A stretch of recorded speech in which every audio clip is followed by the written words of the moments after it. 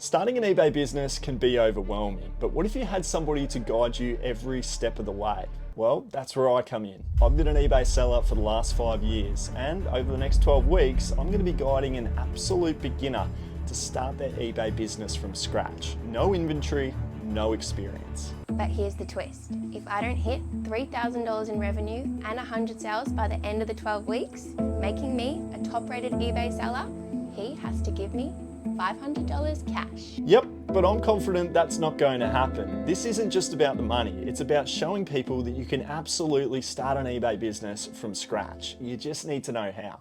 I'll be sourcing, listing, and shipping my way to that $3,000 goal. Will I succeed or will I fail and walk away with that $500 participation prize? The challenge is on. Let's make it happen. What we need, guys, for $3,000 in 84 days, 12 weeks, 84 days, we're going to reverse engineer the goals, right? So what it means is we're going to need $35 in sales per day. We're also going to need to sell 1.2 items per day. So how do we get 1.2 sales and $35 a day in revenue?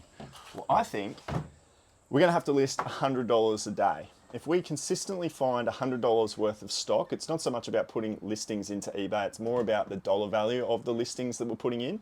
So we want to make it really efficient for ourselves, and we want to have a $50 average sale price. So that technically means we're only listing up maximum of 2 listings every single day. We just have to go out and find $700 in value so she's got enough stock for the entire week. If we can do $100 a day in value for 84 days straight, I think over time we'll start to see the sales pick up and we'll kind of average that 1.2 sales per day. Now that the game plan was set in place, we needed to set Kate up with her eBay business. So the first step was to go ahead and register her for an eBay account. This was completely free to do and it took just a couple of seconds. You now have your very own eBay account. Love it. There were a few other things that we needed to do. I've set her up with an Australia Post My Post business account. This actually integrates to her eBay store, so it allows for easy postage, which is really convenient. And then I've got ahead and I've created an account on Flipped It for her as well. This is a financial management dashboard. It tracks all of Kate's business numbers in the one place. It's not yet available, but there is a waitlist if you did want to join it. I highly recommend it. I'm going to chat GPT the best items to sell on eBay. Levi's, Adidas, 90s era streetwear. Collectible toys, action figures, Lego sets, Beanie Babies or vintage dolls. Beanie Babies? Beanie Babies, they're like Beanie Bears. I had those as kids. I don't think they sell well though. Coins and stamps, so rare or limited edition coins. Okay. Stamp collections, sports memorabilia, autographed items, jerseys and trading cards. A few of those are, I think, pretty good ideas. Mm? Yep. Okay. If we were to find any of that in this first store, we'd be well on our way. Full of good stock. We are full. Brilliant.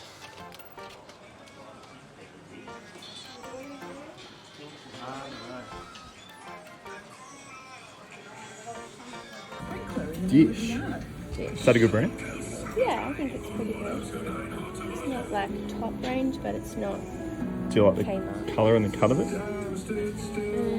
So Kate's jumped straight into sourcing and finding some good items, but before she did, I armed her with 2 apps. One is the first one you're looking at right here, eBay. Gives you a great indication around how much your item's going to sell for. The next one is the eProfit calculator.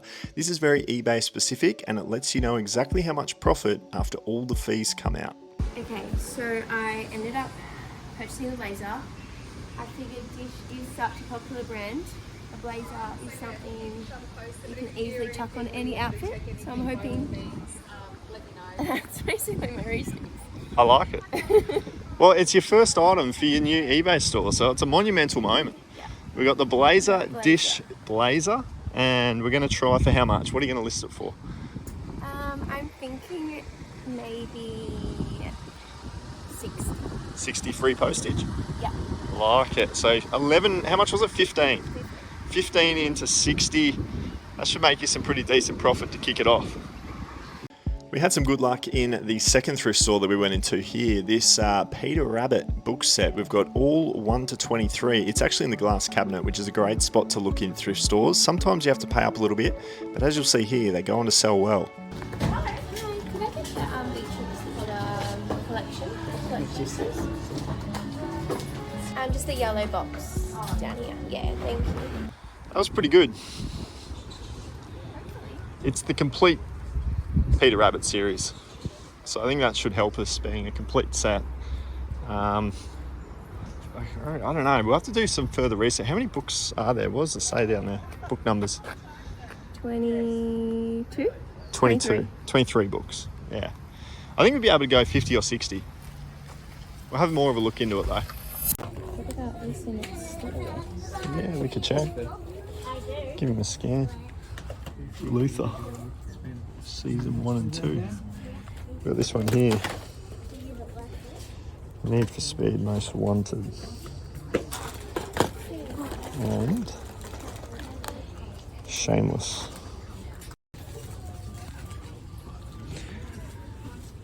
Looks like you need a few more seasons. 1 to 5, yeah.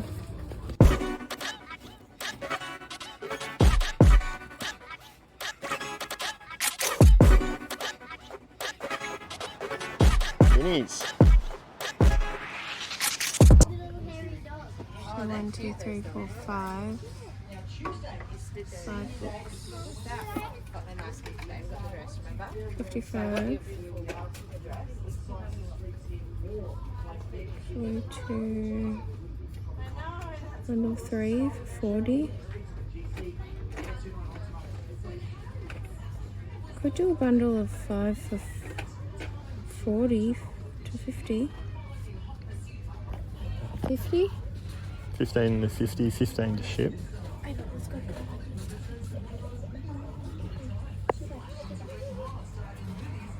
So it might make 15.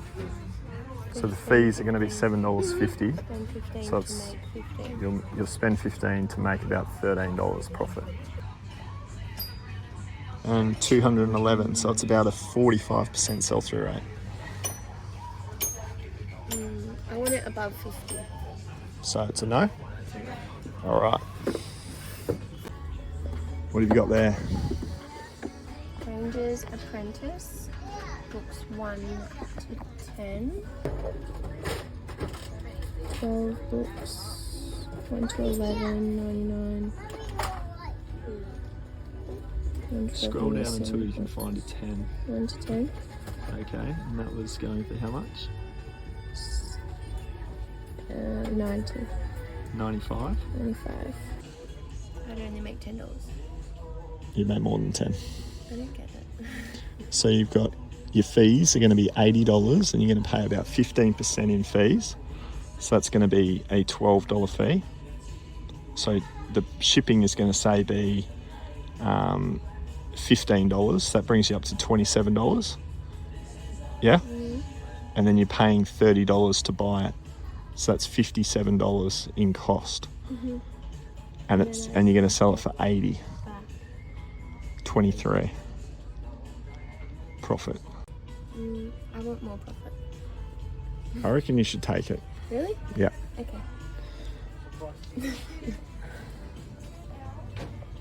I'm taking it. You're gonna take it. Yep. Okay, so because they are classified as a teenage book, they weren't $3 each and they were $2 each. Nice. So 20 for the whole lot. 20 bucks. 20 bucks. And we were doing our numbers on $30. So that means we've just made an extra $10. Yeah. So I'm definitely glad I went ahead and made that decision. So what that means is we've spent $20 on the books, but we're expecting to make $33 profit after fees, postage, and cost of goods. So this is where I asked Kate in the first store, I said, grab the e-profit calculator. And she goes, oh, I haven't got that yet. So when I start selling on eBay with anybody, it's always download the eBay app so you can do all of your comp research in store. And then there's so many numbers associated to eBay, right? And Kate's sitting there confused going, the eBay calculator is eProfit, and that's an app that you can download, type in the numbers of the item that you're looking to purchase, and without any stress, it'll tell you exactly how much profit you're expected to make. So fortunately, Is it free? what's that? The Yeah, app. totally free. Totally free app to download. Kate just doesn't know her password for her Apple account. I'll download it tonight. Yeah, so we're going to get it tonight. It'll make thrifting tomorrow a whole lot easier. All right, guys, so that is the first round of us going out sourcing for our week. We've only got about 3 days worth of value here. There's about $300, but you found something else here at the home, haven't you? I did. I had this that I bought like maybe 2 years ago when I was trying to be a volleyball star.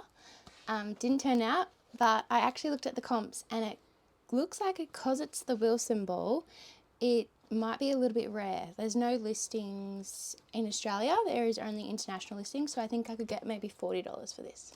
And that's really what I wanted to talk about in this little segment here. It's all about pricing. If you guys aren't pricing your items up correctly to begin with, you're kind of shooting yourself in the foot and not going to get a quick sale or the actual sale of what your item is worth.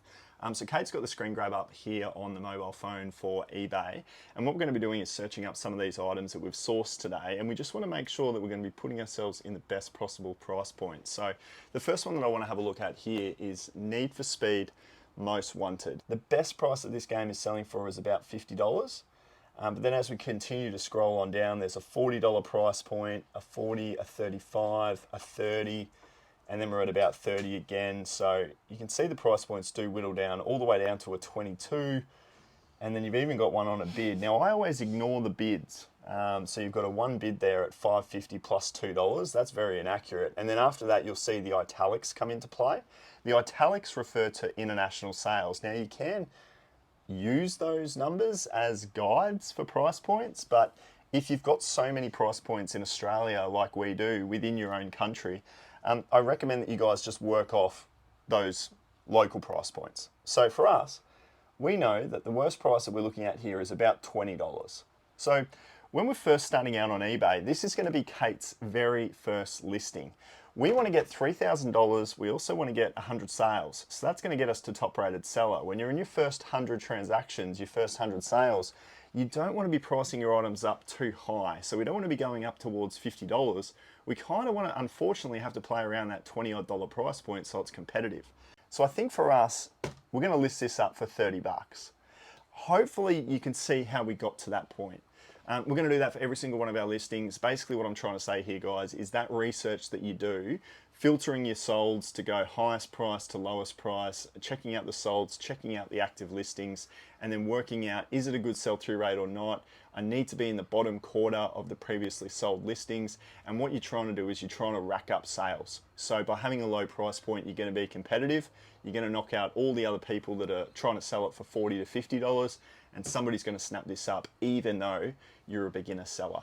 Now, we're only halfway towards our goal of $700 for the week, so we've jumped into a cash converters to try and find some more items, and well, we had some really good luck. I've actually found this one right here for $49. It's a DVD recorder. As you can see there, DMR EH50. When I pumped it into eBay and had a look at the numbers, overseas there was some significant comps going for around about the $200 price point, and the store had priced up the Australian comp, which was worth about $80. That's why the price in store was only $50. So we're pretty excited about that because we still think we can get the $200 for it here in Australia, and that will allow us to make $100 in profit. So this was a really big grab. I can't believe something like that would sell for $200. I know. Crazy. And it will sell fairly quick too. So 50 into 200, you should be able to make $100 like we saw off that. We need $150 to finish it. We just found this. We've got Monopoly. It's not any specific edition, but it's only $10, and we love brand new and sealed items. So I reckon maybe 45 on that. It's not bad. Okay, some items that I sourced but did not show on camera were at a cash converters actually. These were $3 each. So we got Lord of the Rings and Skate 3.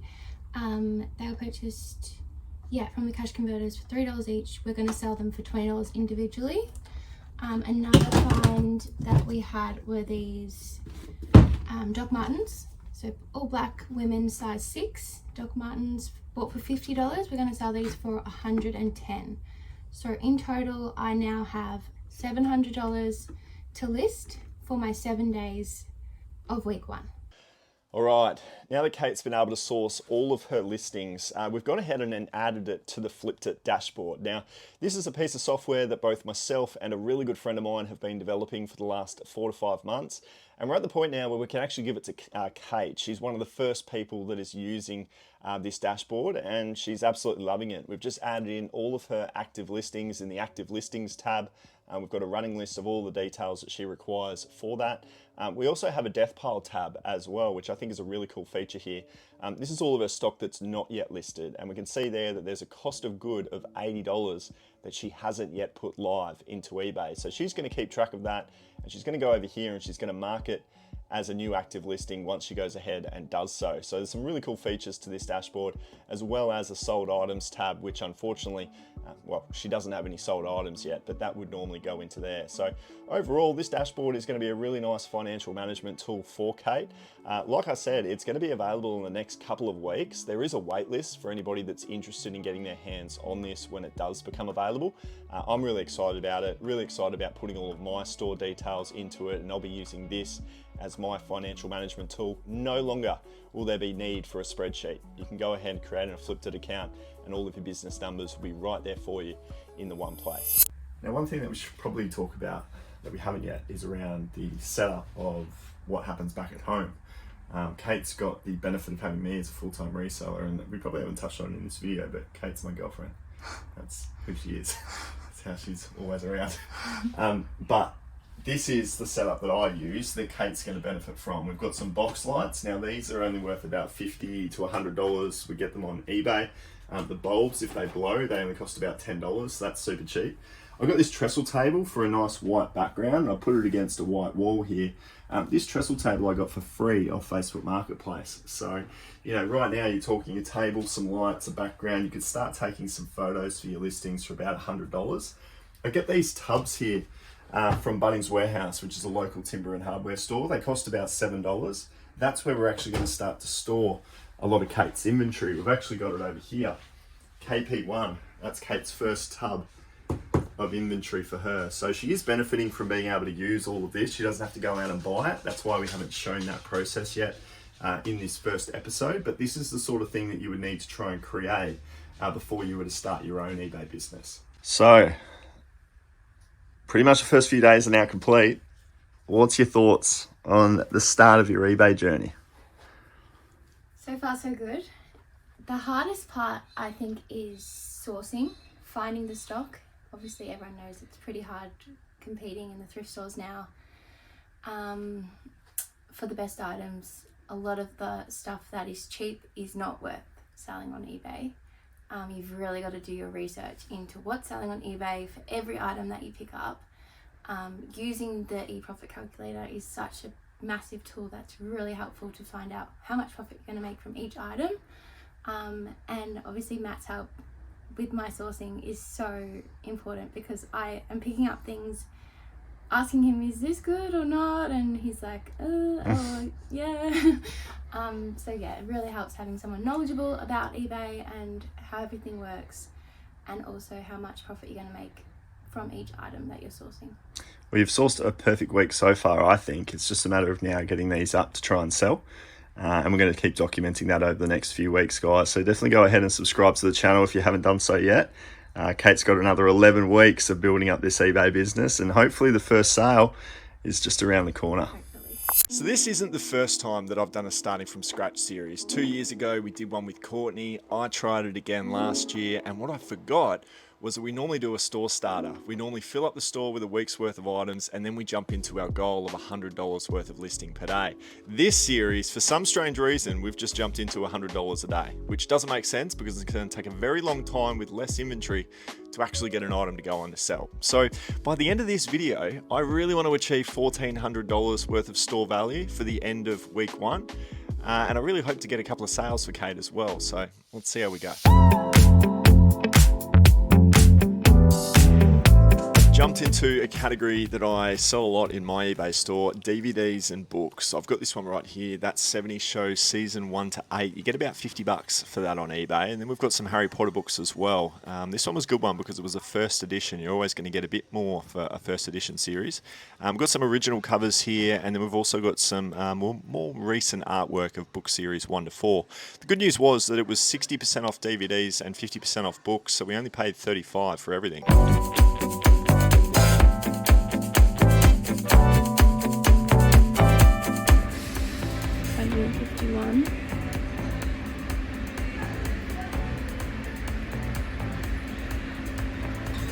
2,000 listings. 2,000 listings and 150 sale. Not a great sell through, so we'll probably just leave it. Is it Kyrie? Kyrie Irving. Kyrie Irving basketball shoes. Nike. They might be a touch small, but this is a very cheap store, so we're going to get them at a low price. There is some wear there. If you see here, see how that's been worn down? I think based on the wear, we'll probably leave these. The other thing as well is I can't see any size guides. Normally there's a size guide here on the tongue, so we actually don't know what size it is. Okay. But not a bad find.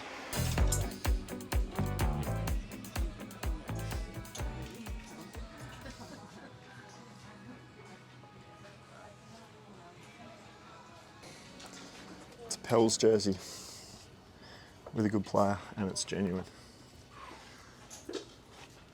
$12. What size is it? It's an extra large, Extra which is large. a really good size. So I think you could definitely get that sort of 35 to 40. So that would be more of a situation that would be worthwhile going ahead with. You know, doubling your money. Make 12, spend 12. Yeah, but it's genuine. It's like new, like from a Who's Williamson? Zion Williamson. He's a current day player, Yeah. and he's pretty good. Number 1 too. It's a cool number. Yeah, I like it, and I think if you went $39.95, it came in on the 13th, so a couple of days ago. So I just think it's NBA's on at the moment. I think go $39.95 and try and double your money. There's this one. This could be good. It's an 8-disc set, Billy Connolly's. 30, 40, 50, $60.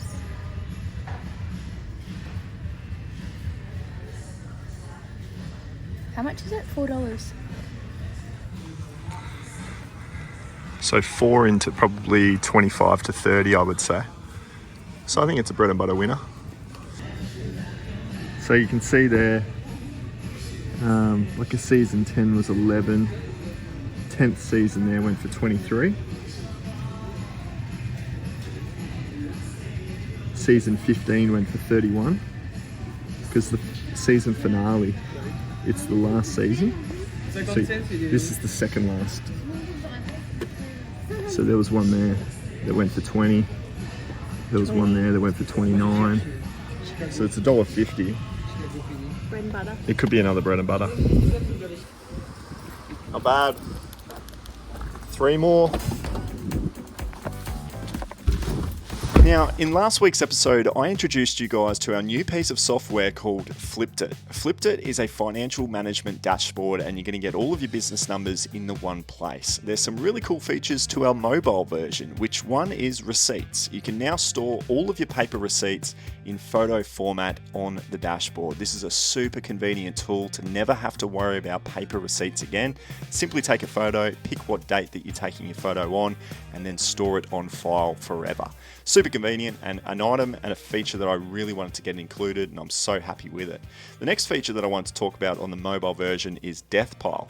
Death Pile means that you can be out thrifting, you can source a bunch of stock and start to input the data of what you've bought, how much you've bought it for, and what you anticipate to sell it for on eBay. So when you get home and you start to list up your stock, you've got all the details that you need right there on hand. So super useful tool, guys. There is a link in the description for Flipped It. Like I said, it's going to be out in a couple of weeks.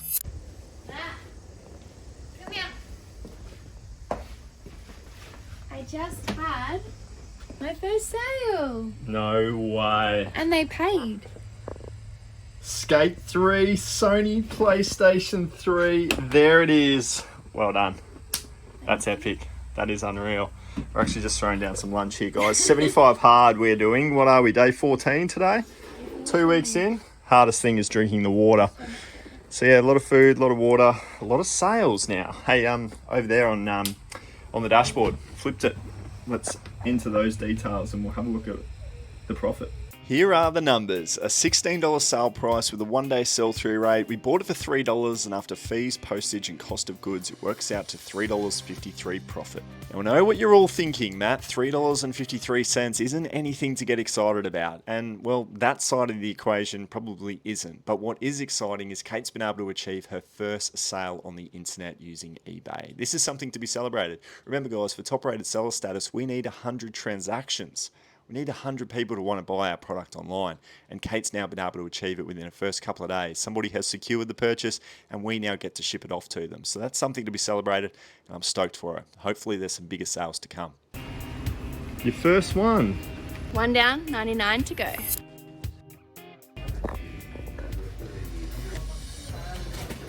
$15. They look new though. Oh, no sales. Bridge City. Are they Adidas? Yeah, they're in pretty good condition. So there's only one being sold for 100. So there's just not a lot of data on this one. But given the condition and the price, I think it could be worth doing. Yeah. But you'd go $49.95. Yeah, it'll go for $8.50. 17, so spend 15 to make 17.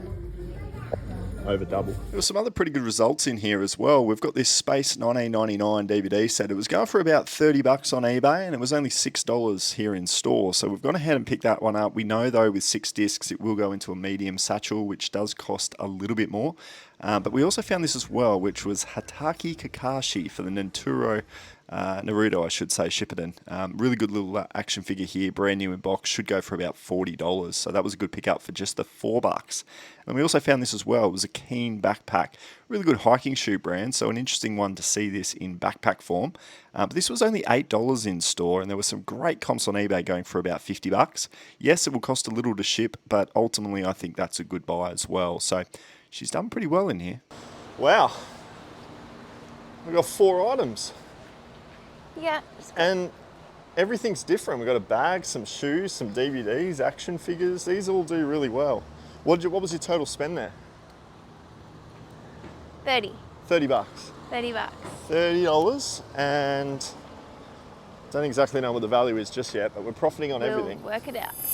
All right, now in every one of these videos, what I want to do is talk about one listing piece of advice.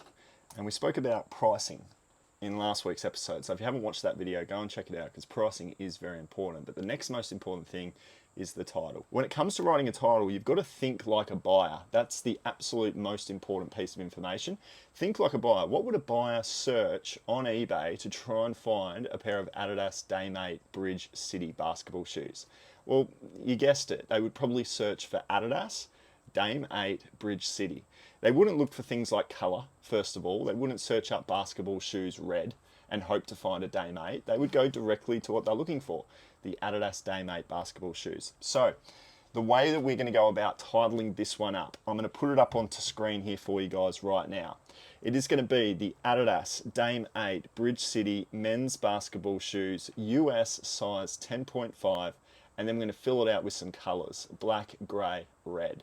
Now, what we've done there is we've actually put it in order of importance, and we've also broken it into certain categories. So the way it was structured, it went brand, model, gender, type, size, and then colour. And that is also ranked in order of importance. We're not doing colour, size, model, and then the brand name last, because that would be inaccurate for the way that somebody would search up for their item. So it's a really, really important piece of information, guys, because SEO, search engine optimization of your titles, especially in the early days when you're just starting out, is fundamentally important to getting your items found, and then hopefully the photos do well and the price points are accurate, and then your item goes on to sell. Nothing else on eBay when it comes to listing up items really matters so much for a buyer.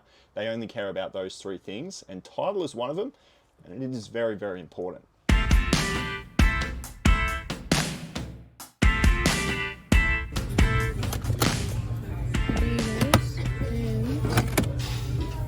the Beatles. $5, $5. That could be good. Let's check this out. An 18 and a 20. But you could bundle it. Yeah, you could. Add vehicle.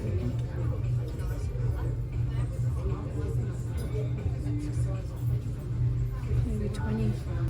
It would probably have to be a bundle, Yeah. and it'd probably have to be maybe $35 as a bundle.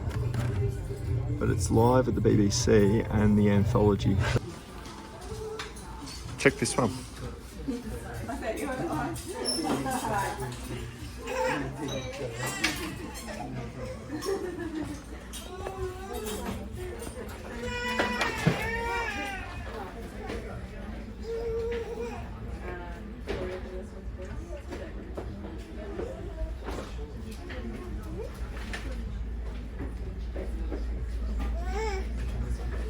Is it $1?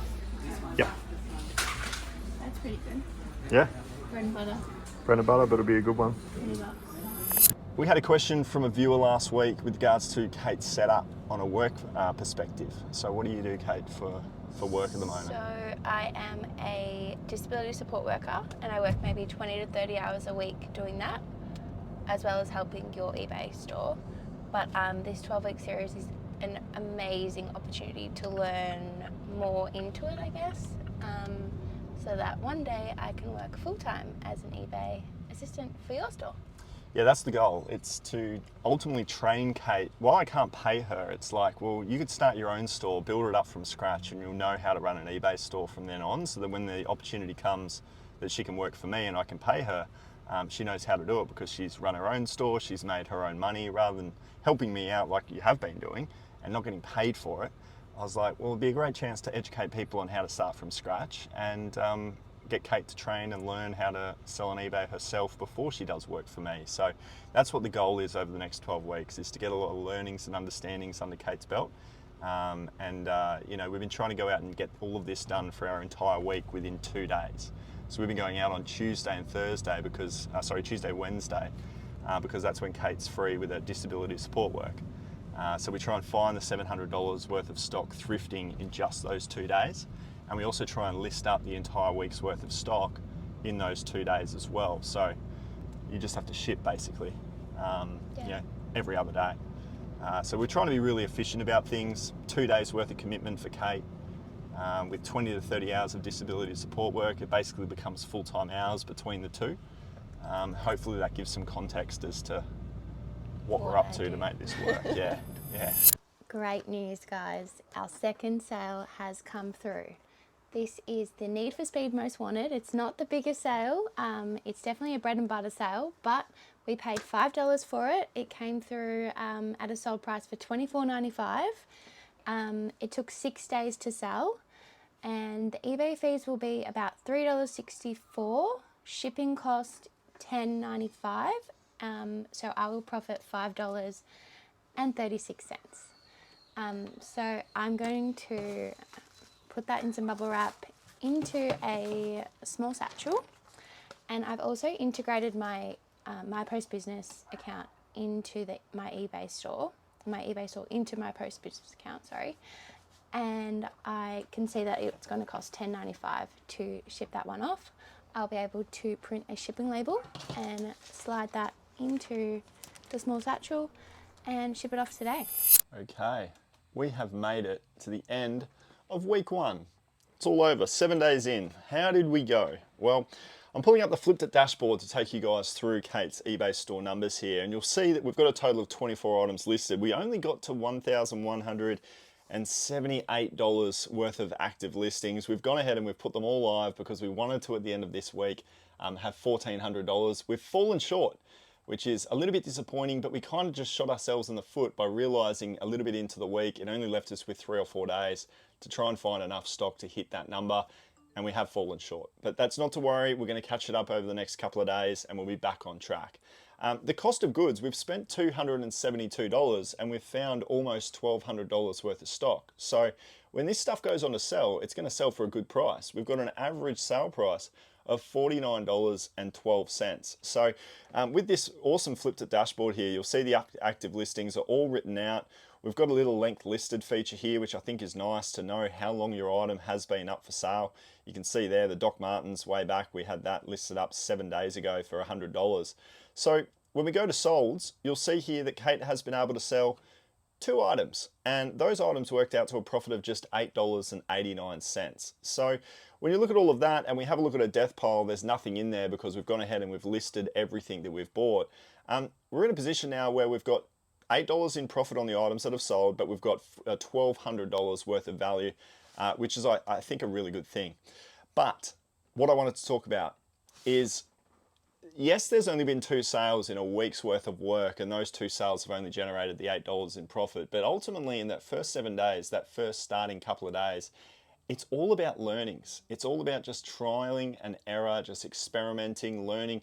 Kate's learning what revenue is, what profit is, what sell-through rate means, how to use the eBay app, what does the eProfit calculator actually do for me, how do I navigate the flipped it dashboard on laptop and on mobile. There is so much that goes into being an eBay seller that can get very, very overwhelming. And the last thing you want to do is stress yourself out by listing up a ton of items, getting a couple of sales, not knowing how to ship it off. I think what we're doing here is we're putting a lot of emphasis on the learning and getting Kate up to speed on all the basics. And any sales that come through in these first early stages is perfect. It's like cream on the crop. Is it cream on the crop or cream on top? I think it's cream on top. Anyway, it's awesome to see that we've had a couple of results come in. It's awesome to see that Kate has been consistent. I let her down by not doing a store starter from day one, but that's okay. We're going to catch up on that. And hopefully in week number 2, which is going to be documented over the next couple of days and then brought out as another YouTube video, we can actually start to see some success of the consistency of listings that we're putting in. My third sale has come through. It is the Wilson ball. That was a personal item that I researched and found that it was worth about $30. Listed it for about $30. It sold for $30. So that is my third item for my eBay journey so far. I'm going to pop that into this box with some bubble wrap, and we're gonna cut it down and measure it and put it into my post business to see how much the shipping costs, to see how much I will profit and what the fees are. So I'll let you know. $14.95. Okay, so a really unique situation has just happened. A buyer has messaged me and asked to buy all 3 items from my store. What do we got? For a discount. We've got the Bridge City Adidas 8. Yep, Day Mates. Day Mates. We've got the Pelicans jersey and the Keen Messenger bag. So he's made an offer of $90. I've counter offered because it's all worth about $140. So I counter offered and said $115, and he accepted, which was awesome. But whilst we have been packing this morning, we're getting everything ready to ship, we've realised that this Pelicans jersey is actually a size XL youth. So it's not an adult size. So that's why it's pretty much my size. And we listed it as an adult. We listed it as an adult, yeah, by mistake. So I've messaged the buyer and let him know if he'd still like to continue this purchase with all 3, or I can refund him the jersey and he can still buy the other 2. So I'll keep you posted what he says. Being my first eBay store, this obviously is our first little hiccup, and I had no idea what to do about it. I asked Matt what I should do. He said, best thing, be upfront, be honest with the buyer, and just let them know straight away. This avoids further complications down the track when they do receive their item and they feel like they've been lied to or got sent the wrong item. It'll also avoid bad feedback in the future. So yeah, always be upfront and honest with your sellers, and communicate is obviously the best tool. Pleasingly, the buyer said to ship out all 3 items, which has meant Kate's ended up with a pretty decent weekend. Obviously, the volleyball selling for $29.95. We got a $9 profit in the end on that one there, and then $41.63 profit on the bundle.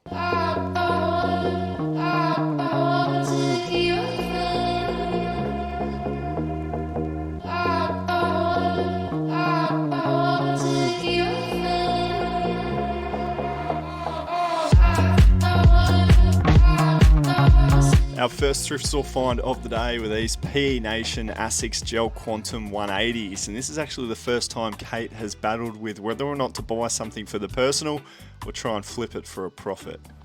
I don't know. What do you think I should do? I'll see what they're worth.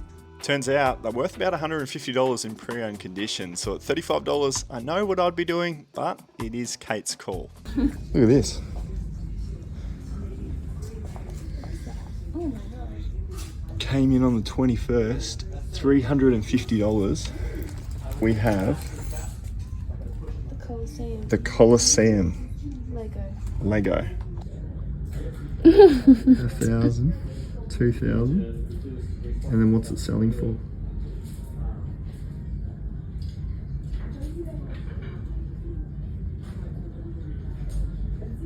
What the hell?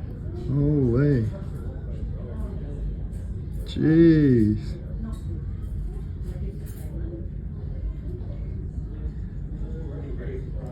What? That's crazy. We should do it. I'm gonna have to try and find out the story. Hello. Okay, we've got Good. an updated story. Yeah, sorry, so it's not unopened. Maisie Maisie found a red bag. So this one had been attempted, and I wasn't sure if all of the pieces were in the box. So for that reason, I was a little bit reluctant to look at $350 worth of a purchase price. I tried to negotiate with the staff, which I don't normally do, and Kate and I have agreed to go ahead and purchase this for $300. All right, well, I'll bring this up and we'll put it on the counter and I'll keep having a look around. Okay. Awesome.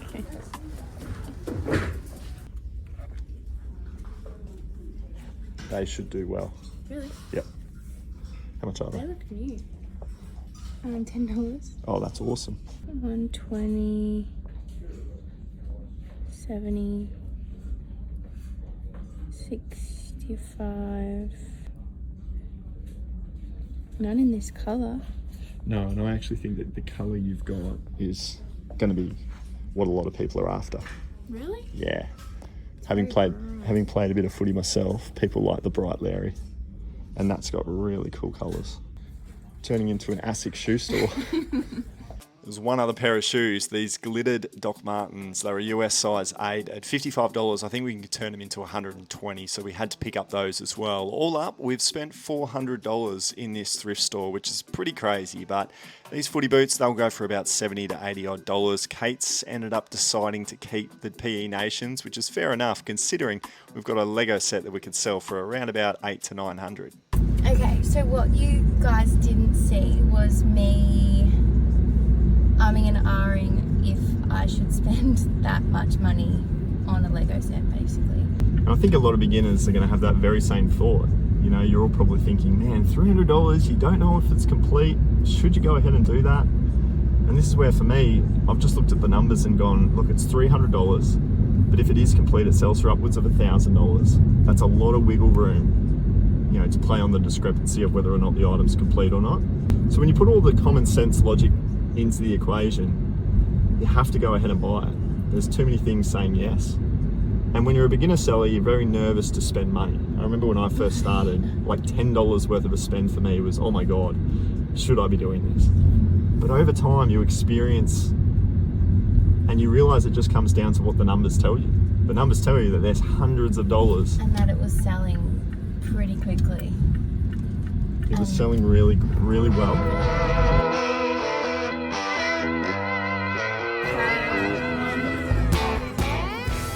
1 to 6. 1 to 6. Yeah. They're $2 each. So 2 times 6 is 12. 27, 28, 29, and a 40 at the top. Is there a 40 at the top? Yeah. Oh, no. So you can very quickly see how that's not a good purchase. Well, sometimes you can walk in and find $1,000. Sometimes you can walk out with nothing. Where's your happy tail? It's too hot. It is so hot. Good boy. Good boy, Perry. How do they fit? Like a glove. Do they? Yeah. They look cool. Do they? They look fast? They do. The Gel Quantum 180 PE Nation editions. Woo! Ooh. Ooh. So Kate decided to keep the shoes, but she found some shoes lying around the house that she thought she could trade into her eBay store to help with the numbers. But I have some old shoes which are still in great quality that I will be selling instead. So I've got these Cyclone, I don't know what the brand is, but we'll look it up and put the comps on the screen. I think I'll sell them for 40, and these Elias May sandals which could sell for maybe $50. So yeah, 2 pairs of shoes. Good compromise. A good compromise because you get rid of some shoes that you're not going to wear, some personals that won't cost you anything. I'll chuck these in the rotation.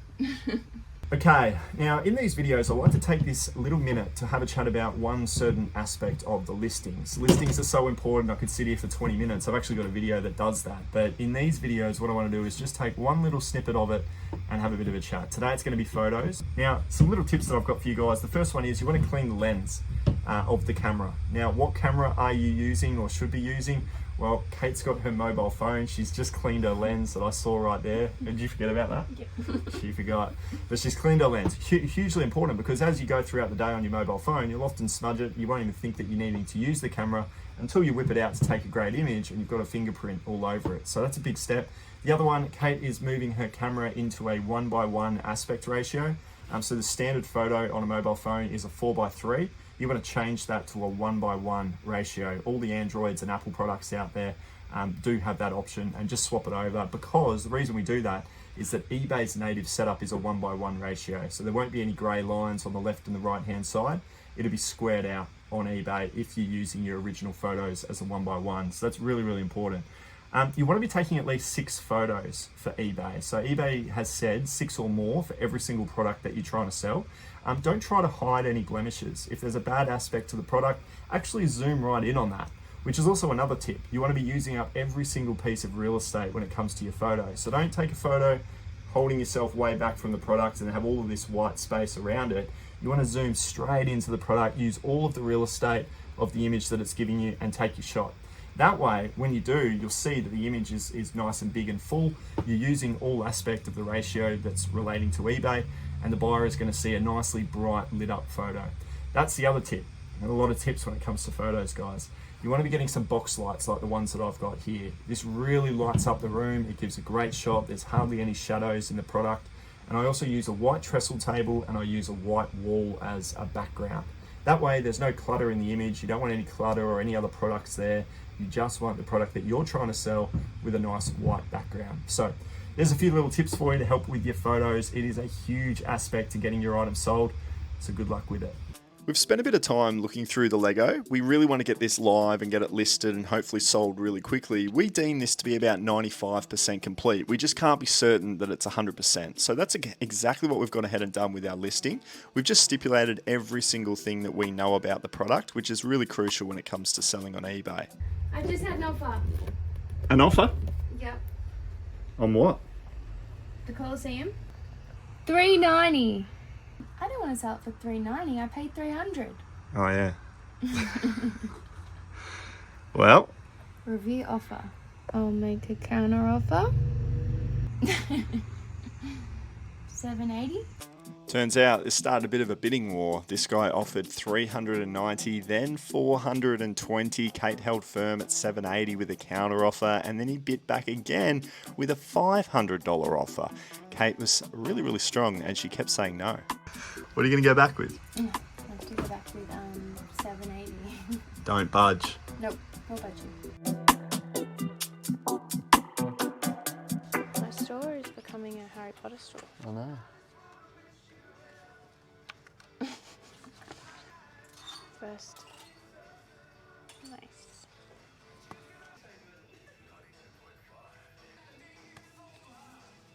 Get those. So you've got 4, 5, 6. There's actually only one more. Oh, one more to the book series. Deathly Hallows. So if we can find the Deathly Hallows today, add it into this, because I think you should grab all those. Yeah. That'd be a big set. It's good that there are only 2.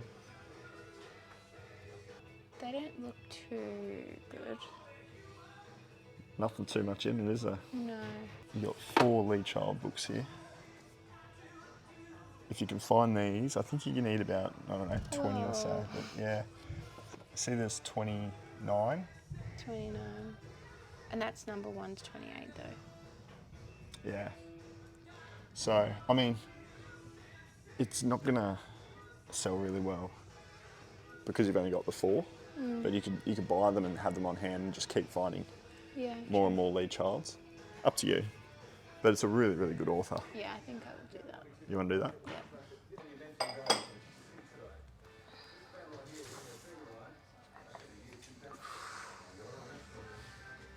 What we've got. Nice. Oh, second edition. That's meant to be better, isn't it? It is. Yeah, much better. How much is it? $8. It's good. It's not bad. Yeah.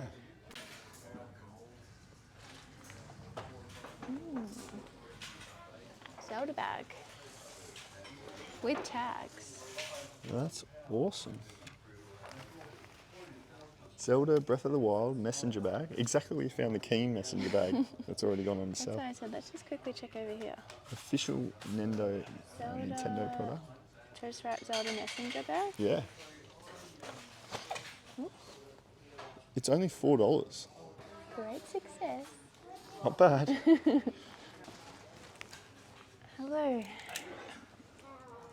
And the Zelda bag. Zelda bag.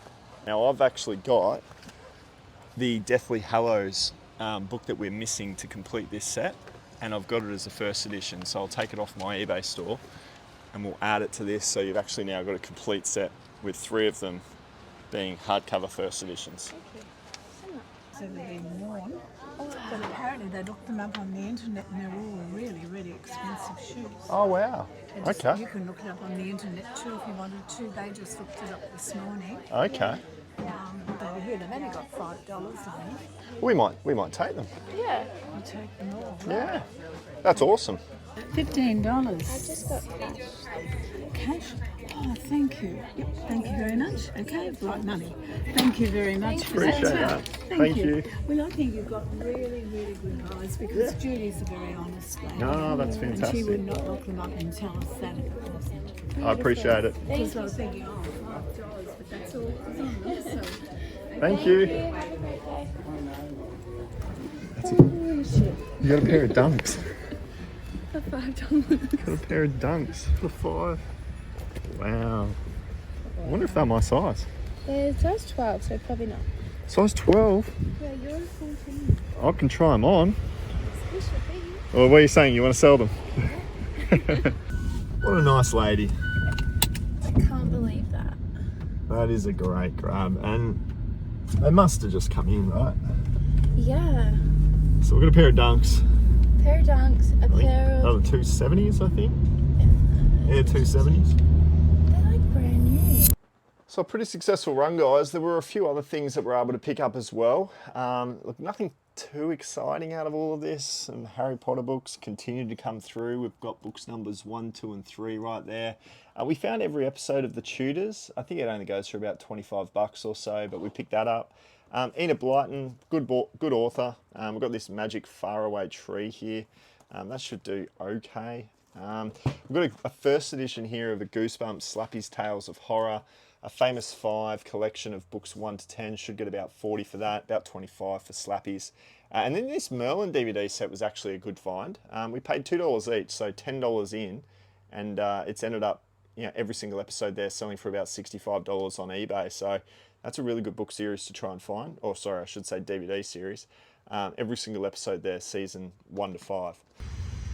Okay guys, I've just hit another milestone. So I've just received my first positive feedback from an order. So it says, awesome, Wilson looks great, will be displayed with my other movie memorabilia, thank you, great packaging, fast delivery, 100% recommend. So I now have 100% positive feedback against my name, which is so helpful because now I'm seen as a trustworthy seller. So people are hopefully going to see my store, see that I've got 100% positive, and buy more of my items. I've also sent a message to my other customers that have received their orders, and now they've received them, I also want 100% feedback of them too, which will then add more confidence to other buyers that will be buying my items. I had an hour to kill today, so I went thrifting in between my participants. I ended up finding Harry Potter and Scrubs seasons 1 to 9. So that's the complete Scrubs series, which I purchased for $5. So they had a bit of a manager special today. I also purchased Harry Potter for $7. So $12 spent, and I think I'll be able to make about $75 if I list each one for $40 to $35 each listing. I'm gonna add these receipts now to the flipped dashboard so I can chuck them out. Bye. So those final couple of DVD sets that Kate was able to find rounded out her week's worth of stock that she needed to source. We're always trying to do $100 a day, $700 a week, and everything that you've seen, including a little bump there with the Lego set, allowed us to find that amount of stock, which was really good. We've had another successful week too. If we have a look at the numbers on the flipped it dashboard, I want to show you guys the way Kate's position of business is looking at the moment. Now, this flipped it software is going to be out in a couple of weeks' time. We're getting a lot of questions, which is great to see. It makes me feel like this is a product that is really going to suit a lot of you guys out there. I'm getting a lot of questions as well around whether or not this can be used internationally, and the short answer is yes. Anybody anywhere around the world can pick their currency when they grab this flipped it dashboard and get underway by putting in their financial information, and you'll be able to get a net profit on your business. That's why we've created this, and I think it's going to be incredibly helpful for literally anybody selling on eBay around the world. If we have a look here at the numbers, Kate has an active listing value of $2,483, so she's done really well with a couple of weeks now of selling on eBay to be sitting at a very high value of $2,100. We did the store starter in week 1 for $700 plus $700 worth of a standard week, so it was a $1,400 start, and she's been able to put in a further $700 to bring it up over $2,100, as you can see there, inflated obviously by the Lego set. Her cost of goods, $663. The average sale price of the store in active listings right now is $75. So a really healthy number, but again, inflated by the by the Lego set. So we've got 33 items listed. If we have a look at the orders tab, Kate has made a total on what has gone on to sell. She's made a total of $53 in profit. So $53, shipping cost of $60, the fees of $29, cost of goods that have gone on to actually sell is $43. So she's had 5 orders, 6 sales for $185 in 2 weeks of selling on eBay. And I think these numbers are pretty standard for a beginner seller. Within a couple of weeks, you should average around that $100 to $200 in your first few weeks, depending on the items and the value that you're trying to sell your items off for. So the fact that she's made $50 in profit doesn't actually mean her net business position is profitable, because we have a look at the dashboard here. She is $643 in the negative. So you've got expenses there of about $830. Obviously the Lego set being a large part of that.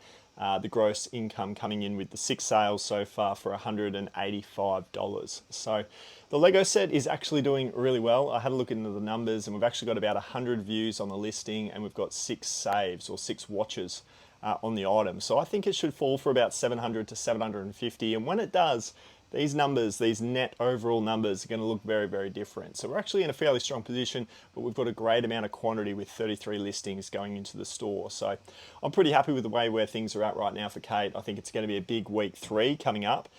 If you guys are interested in this dashboard, like I said, it's going to be available over the next couple of weeks. It will be a subscription-based service, but I really do think as a beginner trying to jump onto eBay and learn and understand the numbers, this is a really well automated dashboard for the beginner to simply just get started and start generating sales and income. So it will be available. We'll let you know, but there is a wait list that you can jump on right now. The link is in the description below for that.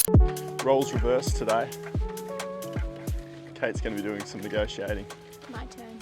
My turn.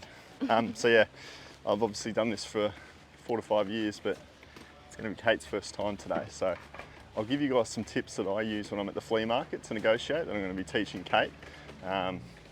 First of all, let's give Kate a go and just see how she goes. You feeling ready? Yeah. So the books are $2 each, or you can do 7 for 10. Okay, no worries. Emily Rhoda. No good ones, you're not reading them anymore. There's some more there. I think there are some doubles. Double ups. Yeah. So it's just whether or not there's 1 to 8. So yeah, Kate ended up saying no because we were 1 short of the series. and it was going to be $10. So we thought 10 into 50 when you're missing a book, it's not really worth it. These are cool. Pegasus 40s are good.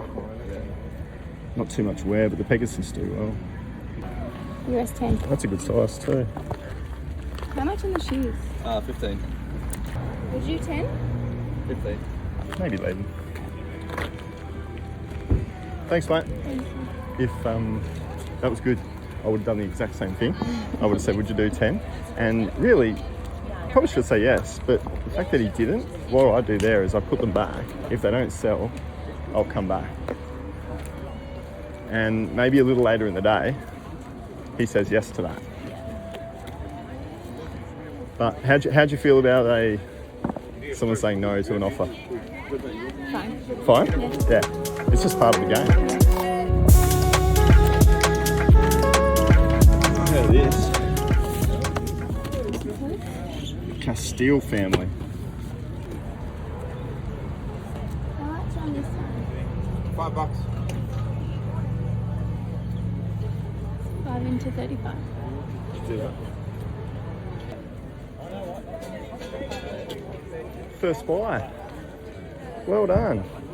So that one had a couple of comps at 30-35, so buying it for 5, because it says there's 5 DVDs there, that's quite good because that'll go into a small satchel. Yeah, true. So you're only paying 10 in shipping there, and buying for 5 means you'll be profitable. So a couple of tips when it comes to negotiating at the Flea. I always like to befriend the vendor straight away. So just say something nice. And you'll often hear in the videos, I'm like, you've got the best flea market booth here. Like all these people around here, it makes them feel good. So it helps when you start to negotiate because they start to like you. Big part. And the other one as well is I always get them to give me the price because it could be lower than what I want. And if it isn't, I'm able to negotiate down or just simply get out of there without even negotiating. So always ask them first for their price point. So that's 2 tips. There'll be a few more throughout the video. Morning, mate. How are you? Special edition. I don't know if that's any good. Yeah. Harry Potter. Harry Potter 2-film collection. Years 5 and 6, 1 and 2. Year 7. 1, 2. 1 and 2 double up. No, that's year 7 parts 1 and 2. Oh, 1, 2, yeah. 3, 4, 5, 6, 7, 1 and 2. Oh, that's All everything. 8, yeah. Okay. 25. 25 on a barcode. So there was that one went for 30 and that one went for 25 down there. And that one went for 35. It's quite good. Just check to see if it's all complete. That looks pretty good. It's got the map, it's got its box. Might do well with that. So I think given it's a bit thicker, this will probably have to go into a small satchel. Yeah. And that would too. So you're going to be about $10 in on postage for both. But that one will go for about 35. So you want to get both, I think. How much do you reckon for a purchase? For both? Yeah. Yeah. So Is that what I want? yeah. Yeah. No more than. So I'd have that in your mind when you're chatting. Hi, good, how are you? How much are these two? $3 for Perfect. Starting from scratch. Is this for your store? It is. It's all her today. All her today. She's doing well though. She's just trying to work out all the numbers. Yeah. Happy days, mate. No, Appreciate Thank you it. so much. Great to see you. Hey, well done. What a deal. Well done. $3. That is going to do well, hey? Yeah, so I think you get 30 and 40 there, so 70. $70 and you paid 3. It's incredible.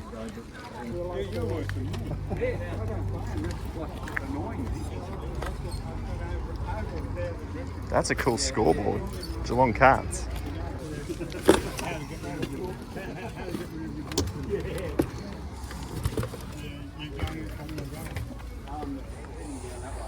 How cool is that? It's really cool. Temperature, day, month, home, away. It's just a clock. Be good for like a man cave.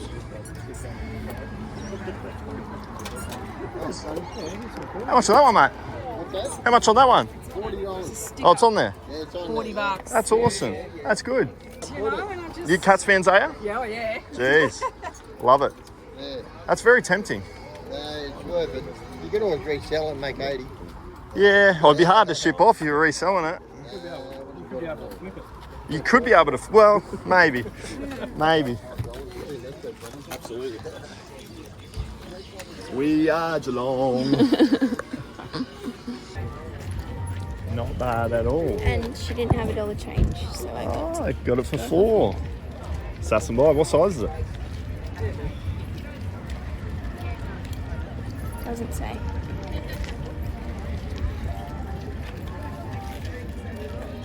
So we might have to do just centimetre measurements.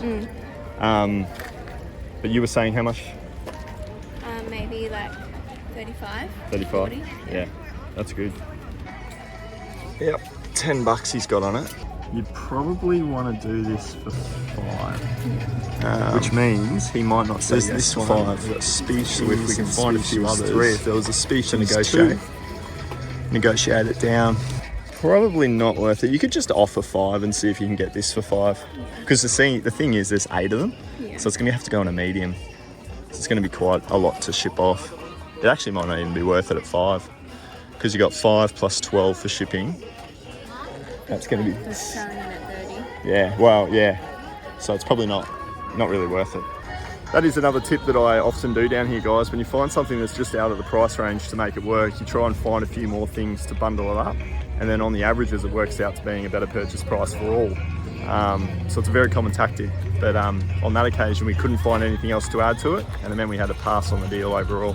Another thing I like to do as well is if I find an item that I want and I can't quite get the purchase price, I often walk away. And we did that with the Nike Pegasus 40s. We offered 10 on a pair of shoes that were worth 15, and they said no. So we just said, no worries, we stepped away, and now we're gonna go back and check it out and see if we can't get them for 10, considering it's a little later in the day. Later in the day, people are packing up, they want to make as much money as they can, and sometimes they get a little bit more negotiable. What would be your best price on these? Red top. All right, on top, yeah. Do that. Yeah, thank you. That's all right. Amazing, thank you so much. That's all right. New approach was, what's your best price? Yeah. Instead of, would you do 10? So we initially at the start of the morning, How much? How He said much? 15. I said, would you take 10? He said no, so I just put them down straight away. I said, thank you. he remembered Came you. back an hour later. Yeah, I'm sure he remembered me. And then I said, what's your best price? Because they were still there. So he obviously wanted to get rid of them. And he said 12, so I was like, You didn't say 10? I'll do it. No. I said no again. Yeah. That was his best price, 12. That's right. And I think that's a good tactic, to go with an offer first up, Yeah. and then to go with the best price second time around. And we ended up saving $3. It might not sound like a lot, but if you did that on a $100 item, you're talking maybe $20 or $30 difference, it all adds up. Yeah. So we did the e-prof calculator on this, and at $12 in, we can sell them for 50, and they're a good size, US size 10. Yeah, US 10. We should be able to get about a $20 profit on these. Tuesday, afternoon actually.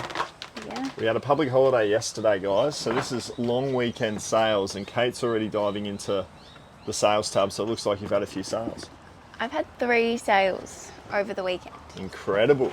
Incredible. First one is a pair of Doc Martens. They were purchased for $50 and they sold for $80 on a best offer. Nice. I said yes to this offer because I need sales. I need 100 sales and I'm on 7? That's your 7th one. 7. So the numbers for this sale on the flipped it dashboard, the Doc Martens, they sold on the 26th. They took 14 days to sell. They cost $50. eBay fees $11.02. Shipping costs $14.95. And I'm profiting $4.03. So profiting $4.03, Yeah, but it's a sale that gets you closer to the 100 that you need. to the 100. So $14.95, guys, that was the medium track post envelope. satchel rate. Sorry, not envelope. It's a satchel that will go into. So we'll look that out in a second, load it up into My Post Business and get that one out the door. What else have we got? Ripping yarns sold. Ripping Yarns, DVD. DVD, yeah. This was bought for, I think, $1. I think. Be at the top. $2. $2. $2. So that sold on the 27th of Jan. eBay fees were $2.97 and $6.50 in a tracked mailer. Perfect. So it'll go into there. That'll be a nice and easy one to do. And that makes me $8.48 profit. Bought it for $2, made $8 profit after fees and posts. That's not too bad. Yeah. $20 sale price. So that'll go in there. And finally, Merlin. Merlin We sold. found this one in a thrift store on the way to Brisbane. Yep, And it's seasons 1 to 5. which is complete. Complete. There you go. So we bought it for $5, so $1 each, pretty good. $9 eBay fees, $10.40 shipping cost in the small satchel. Satchel? Yeah.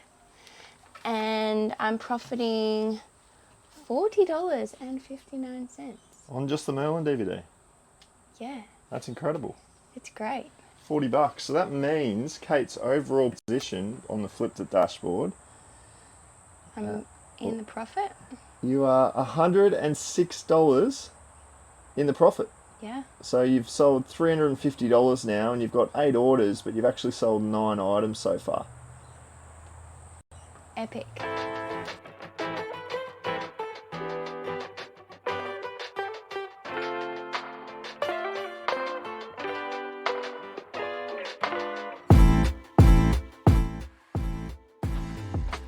Guess what? This guy sold. $640 sale, guys. We waited and it came through last night. What's the breakdown? So fees, 121. Post, 80. We're guessing. We're going to go do that now. The cost of goods was 300. I've profited $138 and it took about 7 days. 'Cause we Last bought week? Yeah, we bought it last Wednesday. Last Wednesday. So there it is there, guys. It took a week to sell. We had a few offers at the 500. Kept saying no. And the best offer we got was 640. Put it into the e-profit calculator, worked out to about $140 odd. I think it will ship off for about 80. We're going to go and get a box today, guys, and we're going to ship this one off and show you guys exactly how much it does go for. It's going to Dubbo in New South Wales. So Oh, okay. Not too far. that might not be too bad. Here's a look at the numbers. She is $245 in the profit now on the items that have gone on to sell, and the net business position is $152 in the negative. So income sitting at $990, expenses at $1,100. But there's good 45 items of stock that we've got now sitting in all these tubs. So technically all of this stock in here has been purchased for $152. Technically. So $350 to find out thrifting today. Let's go. Hey Perry, we'll see you soon. The car says it's 34 degrees. Do you know how much that is in Fahrenheit? Double? It's got to be like 300 degrees Fahrenheit. No. It's not. Hey, I don't know. If I had to guess, we'll put it up on screen. I'm going to guess 100 degrees Fahrenheit. I think it's 80. We'll see now. Matt, editor Matt will know. A few questions in the comments from last week's video about what I'm up to. Yeah, where's your store? What's happening with your store? I just quit. Yeah, I just quit. Yeah, it's all over. 5 years. Yeah, It's all over. that'll do. Now, I've been focusing on private picks, guys, and we're working very heavily on Flipped, as you guys know, our new software. I'm working on another product as well, which I haven't spoken about, but I'm putting time into that. That'll come out in this series in a few more weeks. So I've been very busy doing things that I haven't normally done in past years. So when you add all that workload, trying to run this YouTube channel with just this video series going out every week, Kate's store, I'm obviously putting a lot of time and effort into trying to help Kate along the journey. So there's actually, I've never been busier really right now. So while there's less content, that's why, because there's a lot more being done behind the scenes.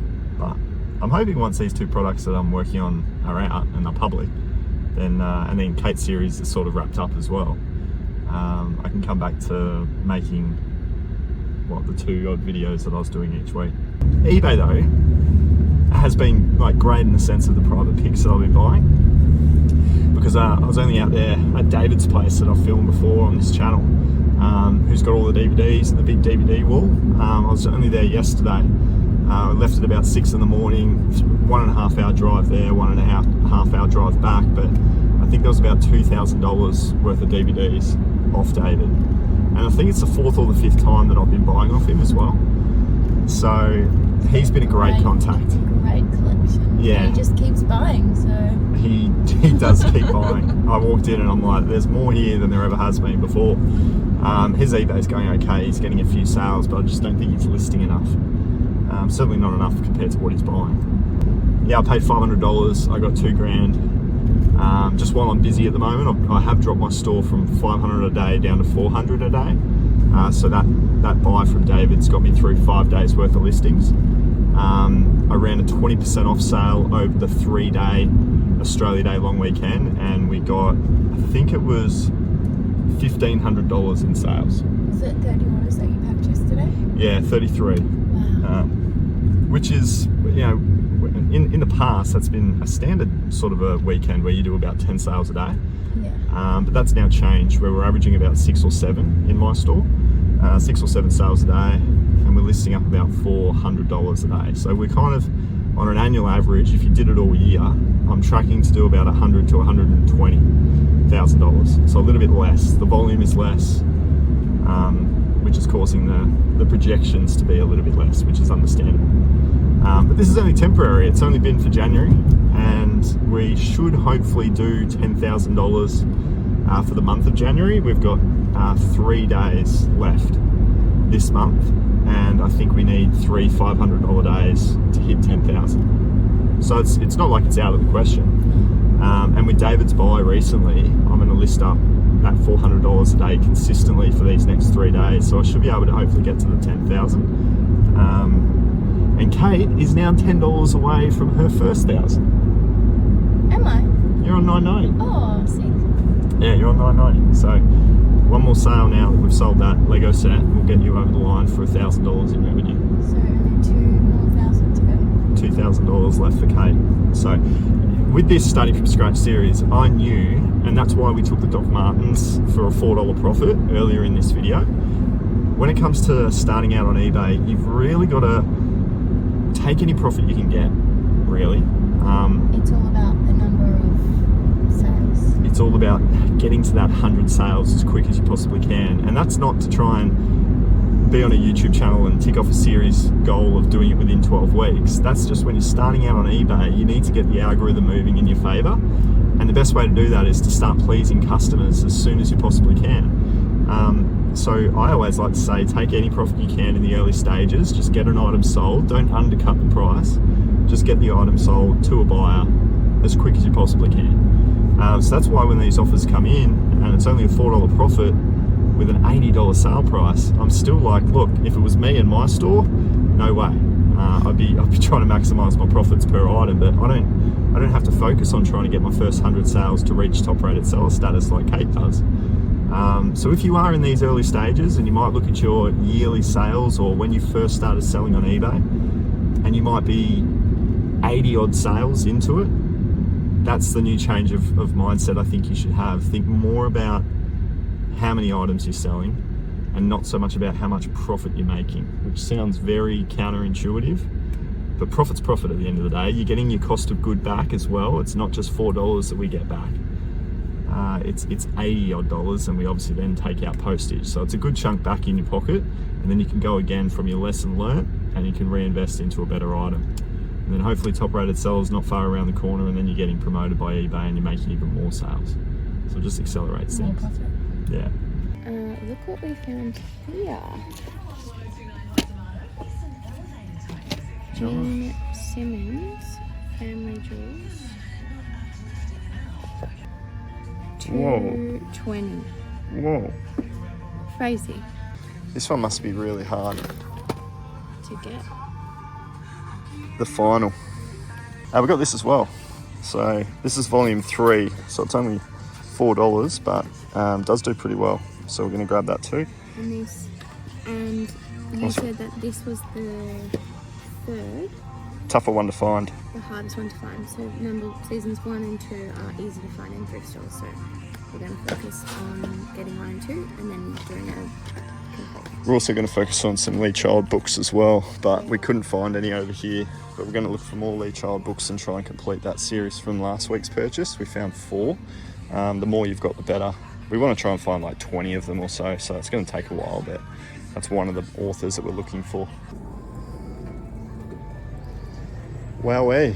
$9. Huh? I spent $9. 9? She did $1 each. $1 each? Really? Oh my goodness. That's even better.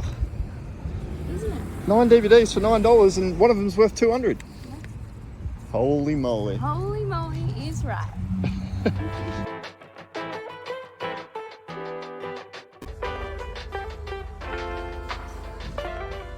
Yeah, looks like 3 more. 3 more. And one of them's actually a hardcover. So I got any of do. these in the small. Oh, I actually think you've got nothing to lose, maybe? I don't think I do. Have a check. So Kate's just building up her collection. She has an active listing right now with 4 books. They're the small ones. So we've actually now obviously got 3 big ones, but we're all going to put it into the same listing. And we can just grow the size of the value of this listing until it sells. Some more added. Some more added that I didn't have. I think we can boost that up to, we've got $40 on it right now. We can probably boost it up to maybe 55. Hopefully we can find a few more though while we're They're out and all about from today. the same Jack Reacher. That's right, yeah. All these books that we're Series. finding are Jack Reacher series, and there's a good 30 of them out there. So there's plenty to find. It's a nice one to just constantly build up, but eventually you might get it to like 10 or so, and then it will end up selling. Do you think? Could be. It's a good size. Yeah. Should we Look at all add these to boxes. You got this one. This one could be good too. I think it's a bit sturdier than that one. I don't know if that one will be big enough. It needs to be the higher. Like this. Yeah. So many options, which is good. Oh, it's in What do we got there? Amulet. Let's have a look. Collection. And a slipcase. We have Amulet. This looks good. What are they pricing it at? $8.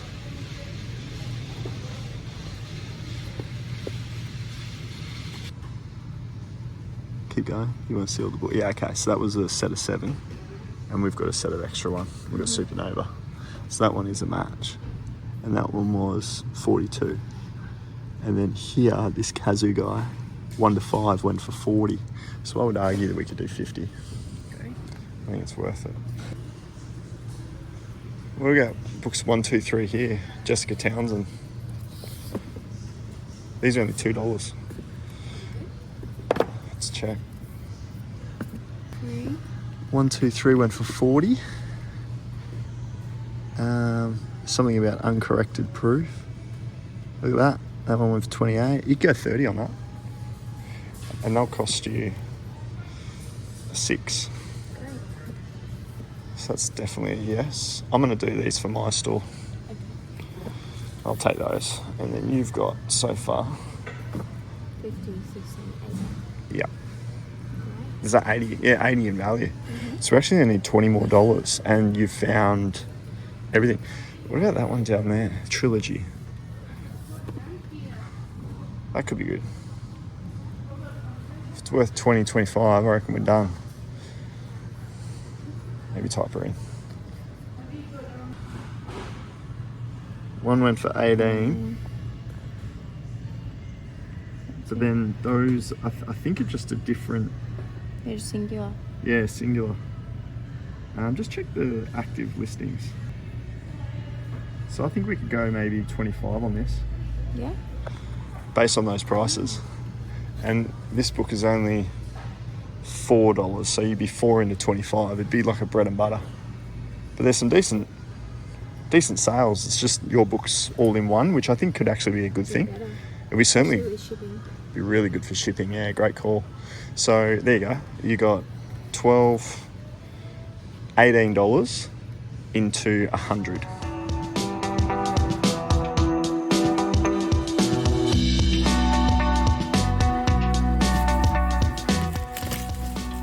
So one of the big things when it comes to putting these things into boxes, guys, is you just don't want any movement. So I'm actually just using a lot of this butcher's paper that I picked up from Bunnings. And I'm basically filling in every single possible gap for this item. So you just got to be really thorough and make sure that it is compact. There will be an additional cost, obviously, every single time you add weight to the box. You're going to ultimately be paying for it.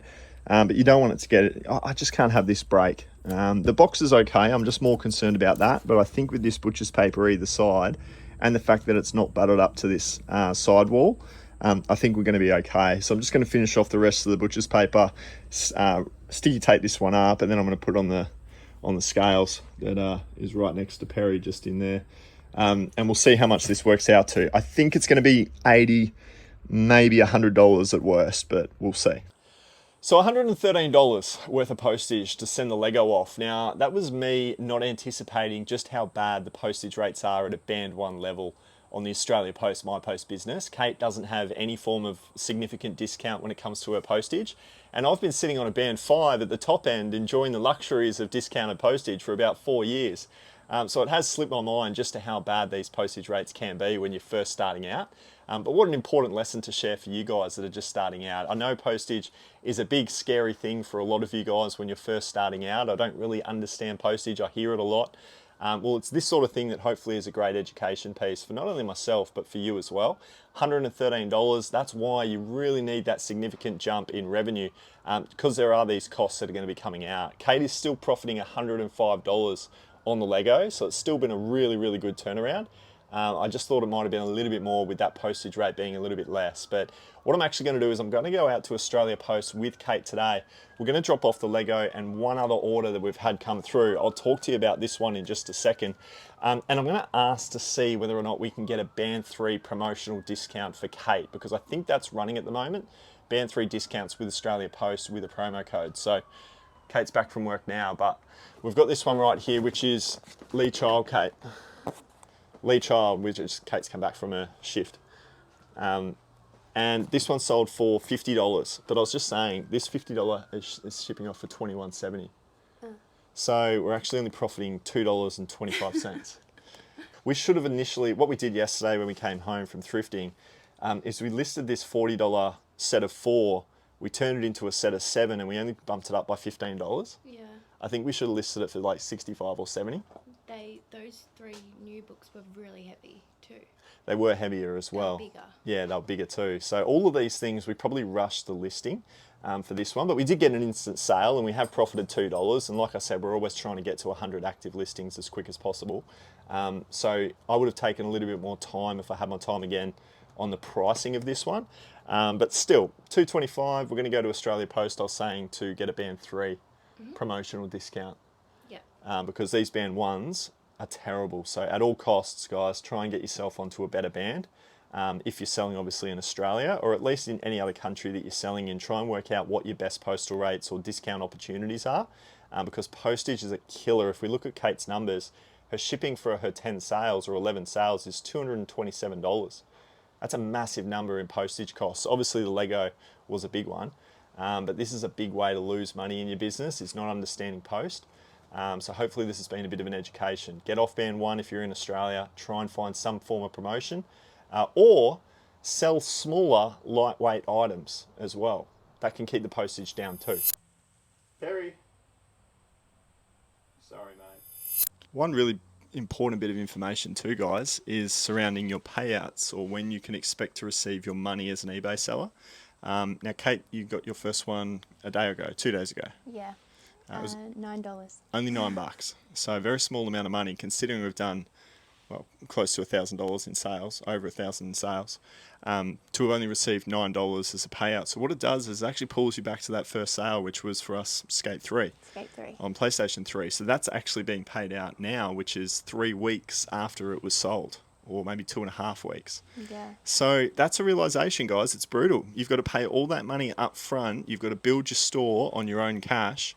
And then you get your slow trickling of your payouts. So that's a really important thing to be aware of if you're first starting out on eBay, to expect that, because that's not just a unique thing for Kate and I. That's unique, well, that's common for any single seller on eBay. The reason why is because eBay needs to make sure that you're sending out your items correctly to your buyers and on time, and they're also happy when the buyer receives the items. So that's the justification from eBay as to why you don't get your money up front. But once you've proven that, which we're now starting to do, the payouts are actually starting to speed up to the point where it will be a next day payout of whatever Kate does in sales. She then gets paid out. So did want to highly stress that you might need to have a few $100s up your sleeve before you get started with your eBay journey if you're wanting to get started. So yeah, hopefully now we can get a few more dollars back into the account, which we've already earned. It's kind of like a little savings plan. Yeah. We know it's there. We just have to wait for it to come to us. Yeah. So we've been at it now for 3 weeks. 3 weeks of selling on eBay, starting from scratch. And we did actually pick up one more sale before the week ended, and that was Lano and Woodley, The Adventures of Lano and Woodley. We picked that one up at a thrift store. I think it was $2 in, and we ended up making a couple of bucks on it. So I ended up selling for $19.95. That's sort of the cheapest price point you'd want to do for a DVD. So that ended up profiting us $7.38.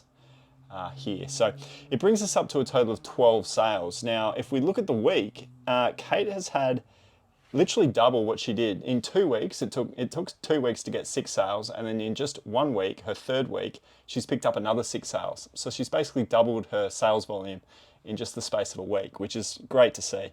The revenue was significant this week. So pleasing to see $874 coming through. The fees there, 17.9%. It's not too bad. About 70% of Kate's sales are coming through via promoted listings. And we are doing them at actually 5% worth of promoted listings. So I think it's just a nice way to bump up the algorithm, get a few more eyes on your listings, hopefully get a few more sales, and then we can pull that back to around about the 3%, which is what my store sits on now that it's sort of been established for a little bit. But she's doing awesome. The flipped it dashboard shows a net profit position, or I shouldn't say a profit, she's down $194. So as you can see there, she has tipped over $1,000 worth of revenue, which is brilliant. We've got $1,060. $1,254 worth of expenses leaves her behind by $194. So it'd be really nice next week to just see a couple of extra sales come through with our usual sourcing spend, but to be in a first cash flow net positive position. That'd be really nice. We are still doing really well in the sense that we've got a death pile that consists of 9. So 9 items in the death pile works out to about $270 worth of listings that Kate can put in. She's doing $100 a day, so she's almost got 3 days ahead of schedule there. And then her active listings, she's sitting on $2,200 worth of value. And she's got 37 items in her store. And ultimately, that's only cost her the net position of $194 to be in this position. So I am very, very excited in the sense that we've finally hit that $1,000. And, 12 sales, we've got another 88 sales still to go. So there's got to be a lot of work to do. So maybe some strings and levers that we can pull over the next few weeks to try and speed up the process. But ultimately, guys, sales will come down to you being consistent with your listings, and then you listing up a set number, a set dollar value every single day. And quality products, right? Like if you try and list up a pen or a dodgy microphone that might not be working, that's not going to do as well as a vintage 1995 Street Shark that's got an insane sell-through rate and it sells for $200, right? So it all comes down to the quality of the product. Do your research before you list up your items, and then be consistent with it. Have a nice steady flow of inventory that you can be listing up on a consistent basis. But that'll do it. Another week done. Week 3 complete. Hello. How are you, my man? You good yourself? Yeah, good. Been a while. Yes. First week down here or what? Yep. Oh, nice. How many you got? 3 up, 5 each. Extreme dinosaurs. Can't go Yeah. wrong. Yeah, they do really well. What'd you get them for? A couple bucks? 5 each. 5 each? Yeah. Nice. Just put them on the table here. Yeah. I don't even know what they were. I think they were like 50 or so. I think. You go 20 each. Oh, maybe. Quick 60. Come back later, man. 140 on the docks. How much on the beanie? Beanie? Yeah. $20. 20? Yeah, mate. That's not bad.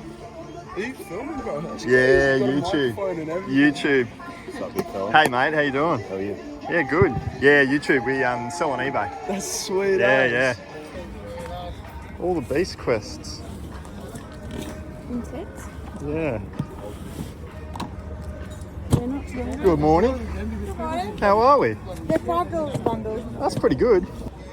5, 10, 15, 20, 25, 30, 35. 223s. I don't know. That's a big shipment Yeah. for all that. Don't know. These New Balances do well.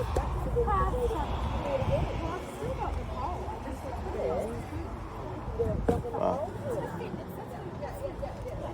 I don't know. That's cool. They do well, they're trendy. What do you mean? A lot of people have been saying, hey, I'll see you in the video. And I'm like, yeah, make sure you like and subscribe, motherfucker. Wait. What have you got? I stole this off Jamie. Oh yeah. The mum just said, just have it. Anaheim Angels. Yeah, I love baseball. I've sold one of them before. They're great. Yeah, I've sold one of them. I usually gift them to a camera buddy. Yeah. Oh, Resident Evil 2. For I $5. comped it up. That's a good The find. guy had an $80 game. Yeah. And I comped it up on 60. And then I comped this up and it was like So I think it's worth quite a bit. 100, 120. Yeah. Yeah, I don't know. That's awesome. I was like, all right, dude. Yeah. All right. All off the I same shouldn't be person. buying hats. I'm out of hats. Yeah. Okay? You wear that for yourself though. I can't stop myself. Yeah. All right, this bag was 150. 150. I don't Were you doing research or just buying blind? blind. Yeah. Don't need to research. Okay. All right, it's the first thing. The handy cam. Kodak black and white film. The battery's in there. Charger. Yeah, cool. I just Looks- took a shot. He said 50-50 if it works or not. I was like, okay. Okay. You ready? Oh. Would you have just blind shot that or what? I probably would have. Yeah. Yeah, I probably would have. These are all like 1980s. And Oh, that's worth a bit. oh shit. So these have got the accessories. Yeah. Motu. accessories. Motu. You know all about these. Yeah. What about that sort of? Oh, great Little grab. comics. Great grab. If somebody off the channel wanted to buy it, where would they go? Flipkart on eBay. You could search it up. Okay. It'll be up soon. Oh, It's nice. like 2005. It's probably not worth anything. More But modern. But you've even got like that alone is worth like 20 or 30. what do you mean? Like the accessory. Really? For the battle cat. Yeah. Yeah, so the I fact, saw the battle cat naked for a bit. yeah, but you've got a battle cat But I that's, figured, like, that's complete.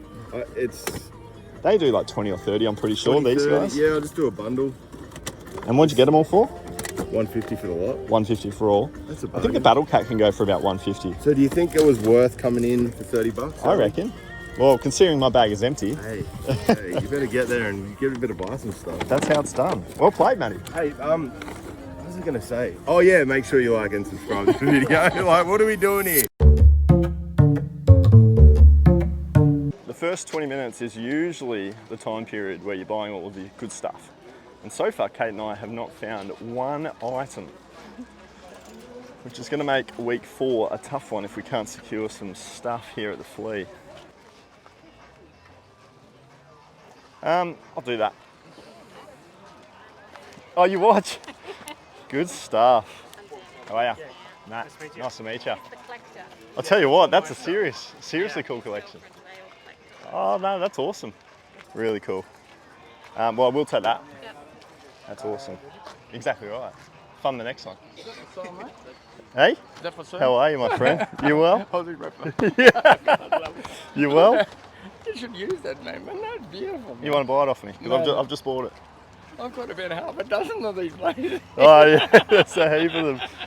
How you going? You finding some stuff or what? Oh yeah, well I've got some, I'm glad the flood came along because it took most of my goods still got paid for. Oh, is that right? Bit of insurance payout. That's the way you sell stuff, is it? Just get the... Put them out in the canal. Unbelievable. Good to see you. Have a good one, my friend. Nice to meet you guys. That's brilliant.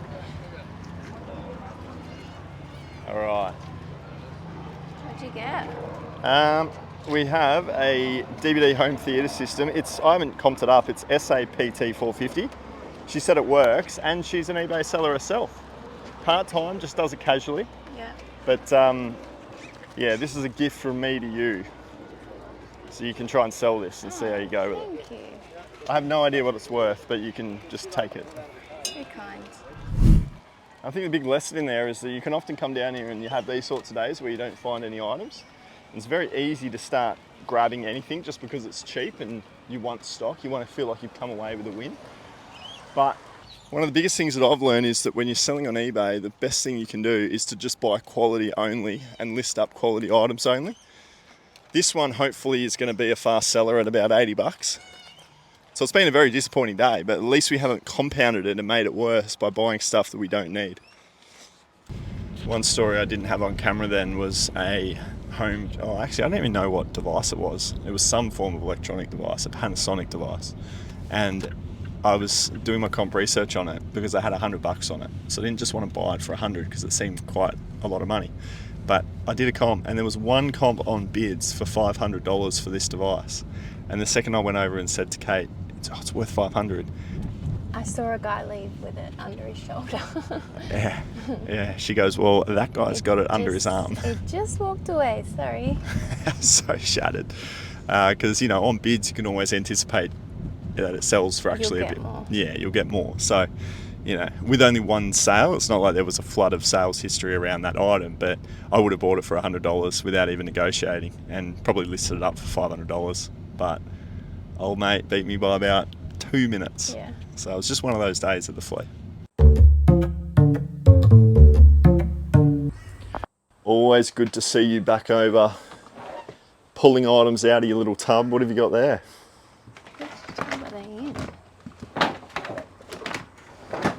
I've had some sales come through. Harry Potter, a Nice. first edition, sold for $25, and Grand Theft Auto Special Edition 5 That was- sold for $25, which was a flea market find. It was like $1.50. Yeah, cheaper than that, I think. Yeah. And this one was a thrift store. At a thrift store, yeah, we picked that up for a couple of hardcover. bucks. Nice one. So I think we've made, we're looking at the numbers, it was about $7 profit each. Yeah. And we're going to put them both into a small satchel to get them out the door, but that's awesome. Nice to see a couple bread and butters, but Some more sales. more sales towards That's our what 100. I want.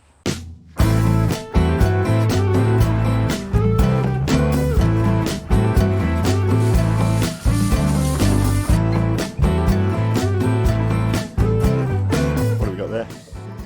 Rumpole of the Bailey. Rumpole of the Bailey.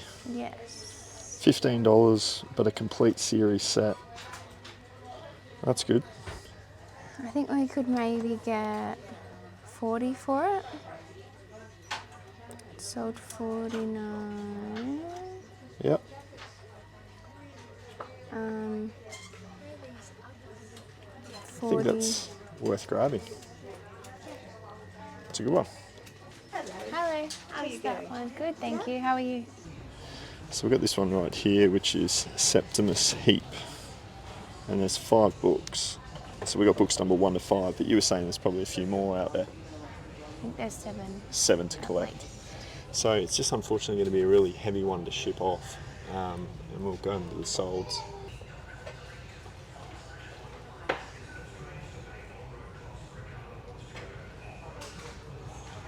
Set of 4 went for 38. So you're probably best get about 50. Yeah. And I think that'll only make about 10 I just think it's going to be really heavy to ship to ship. on my band one. Yeah. Yeah, that's the issue, isn't it? So what do you want to do? You want to leave them? It's only a partial. We're missing two. Amazing. No. No, I think I'll leave them. Okay. Thank you.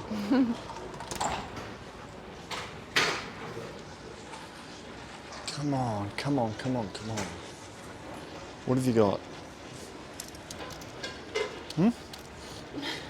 What's this? It's Cook Eye, that's good. It's a size 1, is that?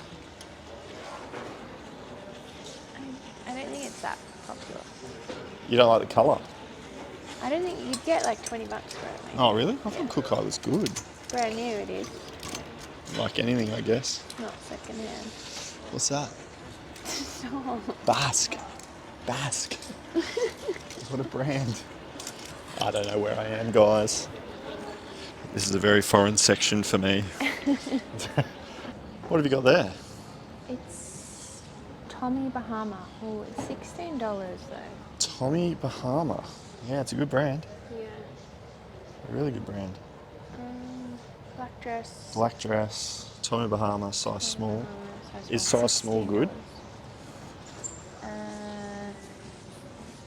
Medium would be better, Would it? I think. I'll just have a look. Looks like the pricing's like 40. Yeah. So for 16 to 40. Going to a small. No. All right, guys, this is a section that we normally do some pretty good work in, the kids' book section. It does well on eBay, but it also does well in thrift stores because of the pricing. It's always fairly cheap in here. And we've just found a Del Toro Quest full first series set of books numbers 1 through to 8. And we almost tried to find this at the flea market last week. Yeah, but there was a few missing. Yeah, a few missing. So we've got a full set there. This set sells really, really well. And it was, I think, $2 a book. So, is that on every book? Yes. Yep. So it's going to be 16, but I think 16 will go into 50. I think something like that. Yeah, cool. I've also got this over here. And they are called Freak Street. Yeah. And if you have a look at the comps, they actually do quite well. And they're all different. I've never seen this series before. But there was a set of How many? 13 that went for 65, but then a set of 8 that went for 50, and we've got 8. So I think for $1 each, Yeah. that is worth going ahead with. I was just looking to see if there were any more, but Let's have a little look. yeah, 2 really, really good sets there, and that'll cost us $24, but it should go into 100. So that's a day's worth of listing for you right there. Yeah, it's epic. Some Holly Webb puppy and kitten books. They're only 50 cents. And we just checked the comps and we could get maybe for all 12, 40, they go for up to 50 bucks. But we'll probably list them at There's another one 40. here. 13, 13. 50 cents. How good. Well done. Thank you. How good? $31. $31. We got 3 listings, so basically $10 a listing there. And you got what, 50, 50, and maybe a 40, so $140 for 30 bucks. Okay, some more sales came through. We've got, oh, it's so heavy. This amulet book collection. Last week's episode. Yeah, we got it for $8 at the thrift store. It sold for $45, and shipping, because it's so heavy, shipping will be about $15, making us about $15 profit. Yeah. It sold really quickly too. Really quickly. From when we actually listed it up out of our death pile. Yeah. That turned over in just a couple of days. Yeah, throwing We've up there. also got this Sass and Bide. This is all you. All you. Yeah, I found it at the flea market. I didn't even know you bought it. You For just came $4. across. Yep. I got it, and it sold for $30. A lot of people in the comments are saying that you should basically ignore my advice around category and just go and find your own thing. Well, I know brands. I know women's brands. So we should be doing this a bit more. I need to look at some more women's clothes, I Yep. think. Yeah, so this sold for $30 and it will ship for about $10 in a small satchel, making us 10 profit. 10 profit, not bad. So another 2 that we can add. I think that's a total of 16 sales now for the series. If we go and have a look at the dashboard here, $259 is Kate's profit. So that's 15 orders up there, but it means 16 sales because she had a multi-quantity order. So 16 sales, and then the net position overall for the business is only $159 behind. You're almost cash flow positive, which would be cool. That would be very cool.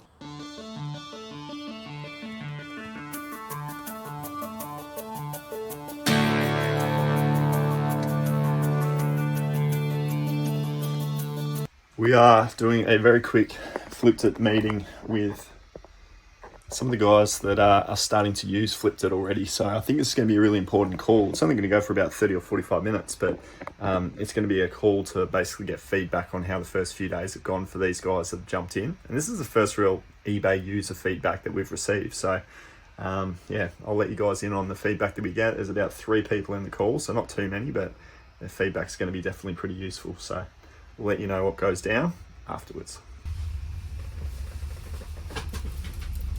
Waiting on. How you doing? Good. That's all right. We've got Ray here as well.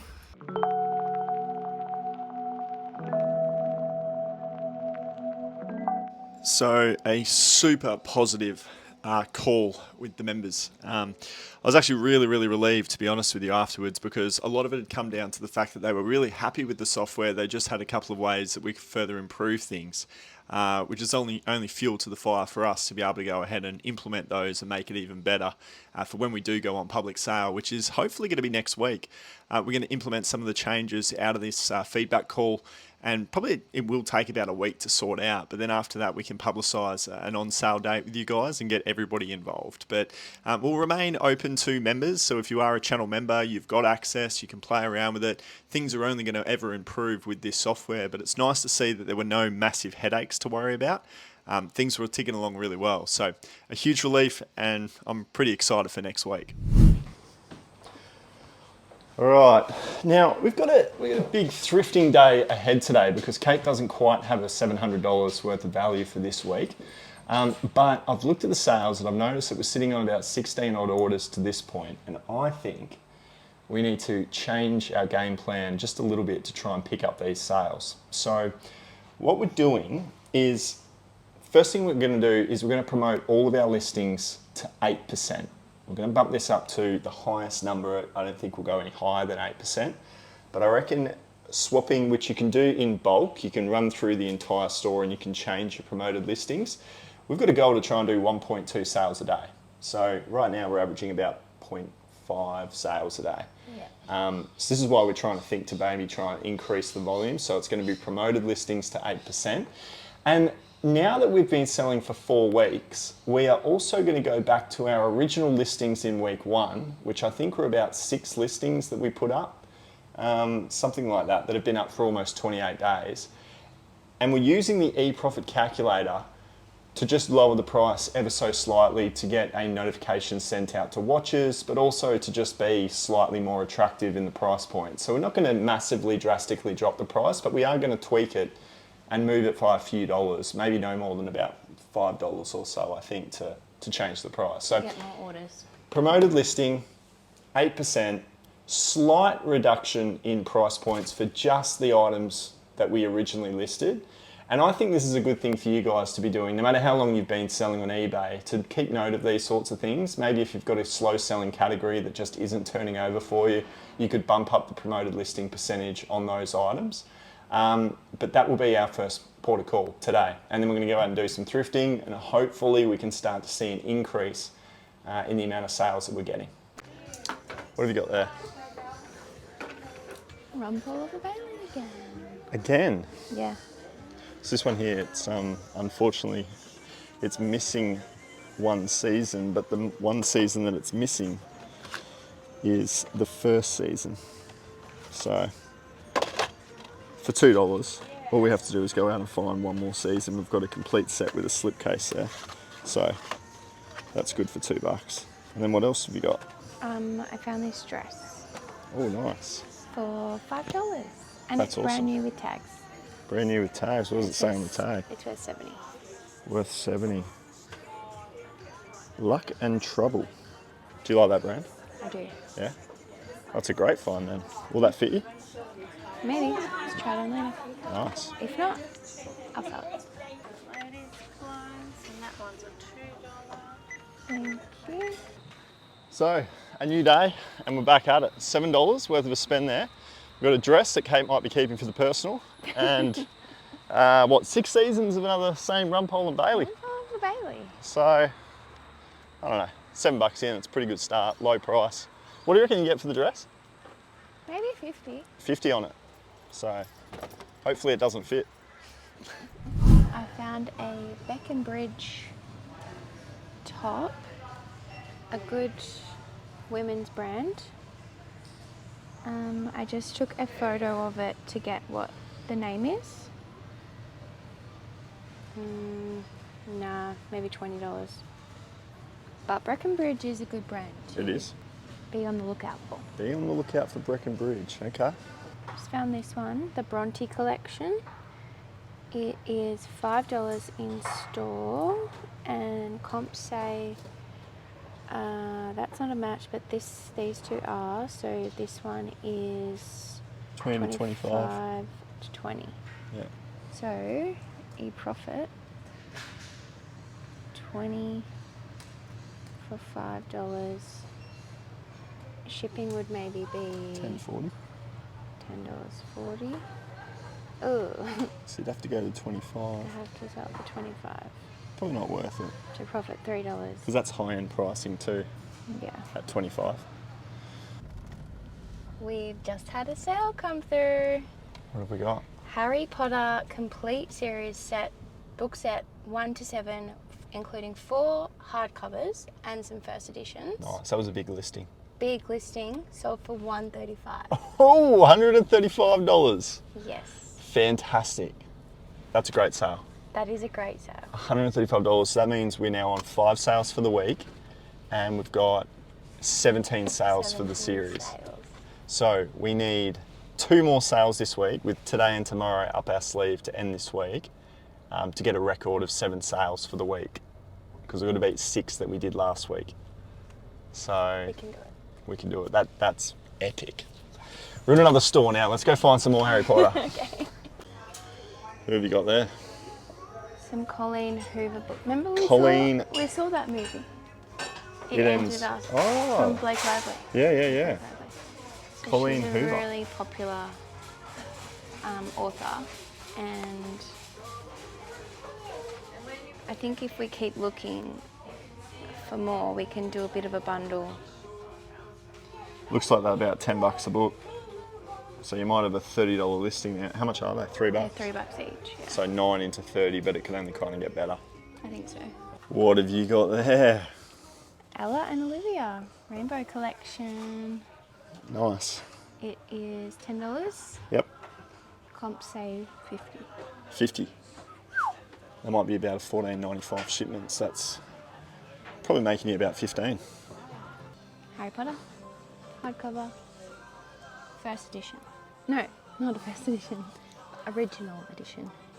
Original artwork. So these ones here, guys, are always going to be better than the modern artworks that you find.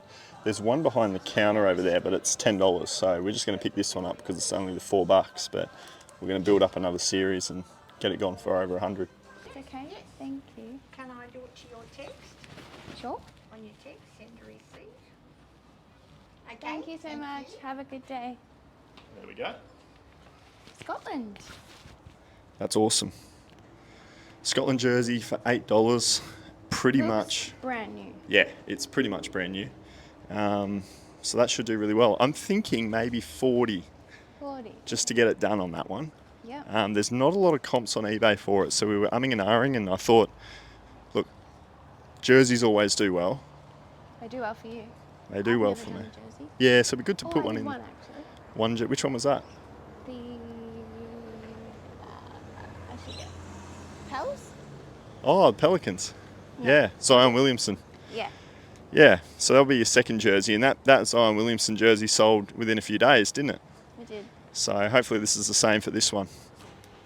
All right, so Harry Potter has come through for, let's have a look, I've just put it in. The fees worked out to $30.27. The shipping worked out to $20.11, which meant that we've profited $66.62 Awesome. on HP. So that's great. You've moved to a band 2 discount. Yeah, I've been making more sales and Ozpost has seen that. Yeah, so every single time you increase your sales volume, there's certain bands that you reach that promotes you to the next level. So Kate's reached now band 2, and there's 5 bands to try and achieve. So I think 5 bands, when you're at band 5, you're doing about 200 sales a month. So about 50 sales every week. So we've got a bit of work to do to get to there. But yeah, that's a fantastic sale. So fingers crossed we can get a few more like that. Kate's sales now have profited her $327. So the net business position for her at the moment, we are sitting on $173 in the negative. And for the month, we are $73 in the negative and about $100 last month. So not too bad. A couple of sales and this will be in the green. Happy Friday. Happy Friday. Happy Friday, Mr. Perry. Perry's happy it's Friday. Hey, Pez. Say hi, everybody. Oh, you're just sleepy. So sleepy. Great news. I've had 3 sales come through since we did, no, 4 sales come through since we increased our promoted listing price percent to 8%. That really is an explosion. Yeah.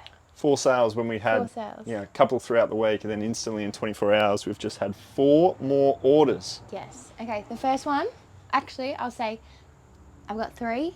One of them is pretty good. Because the first one was Harry Potter, Yeah, which we've sold. spoken about. We posted that yesterday.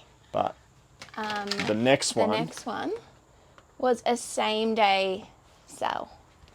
The Del Toro Quest books that we just bought this week, I listed yesterday and they came through, sold yesterday for $40.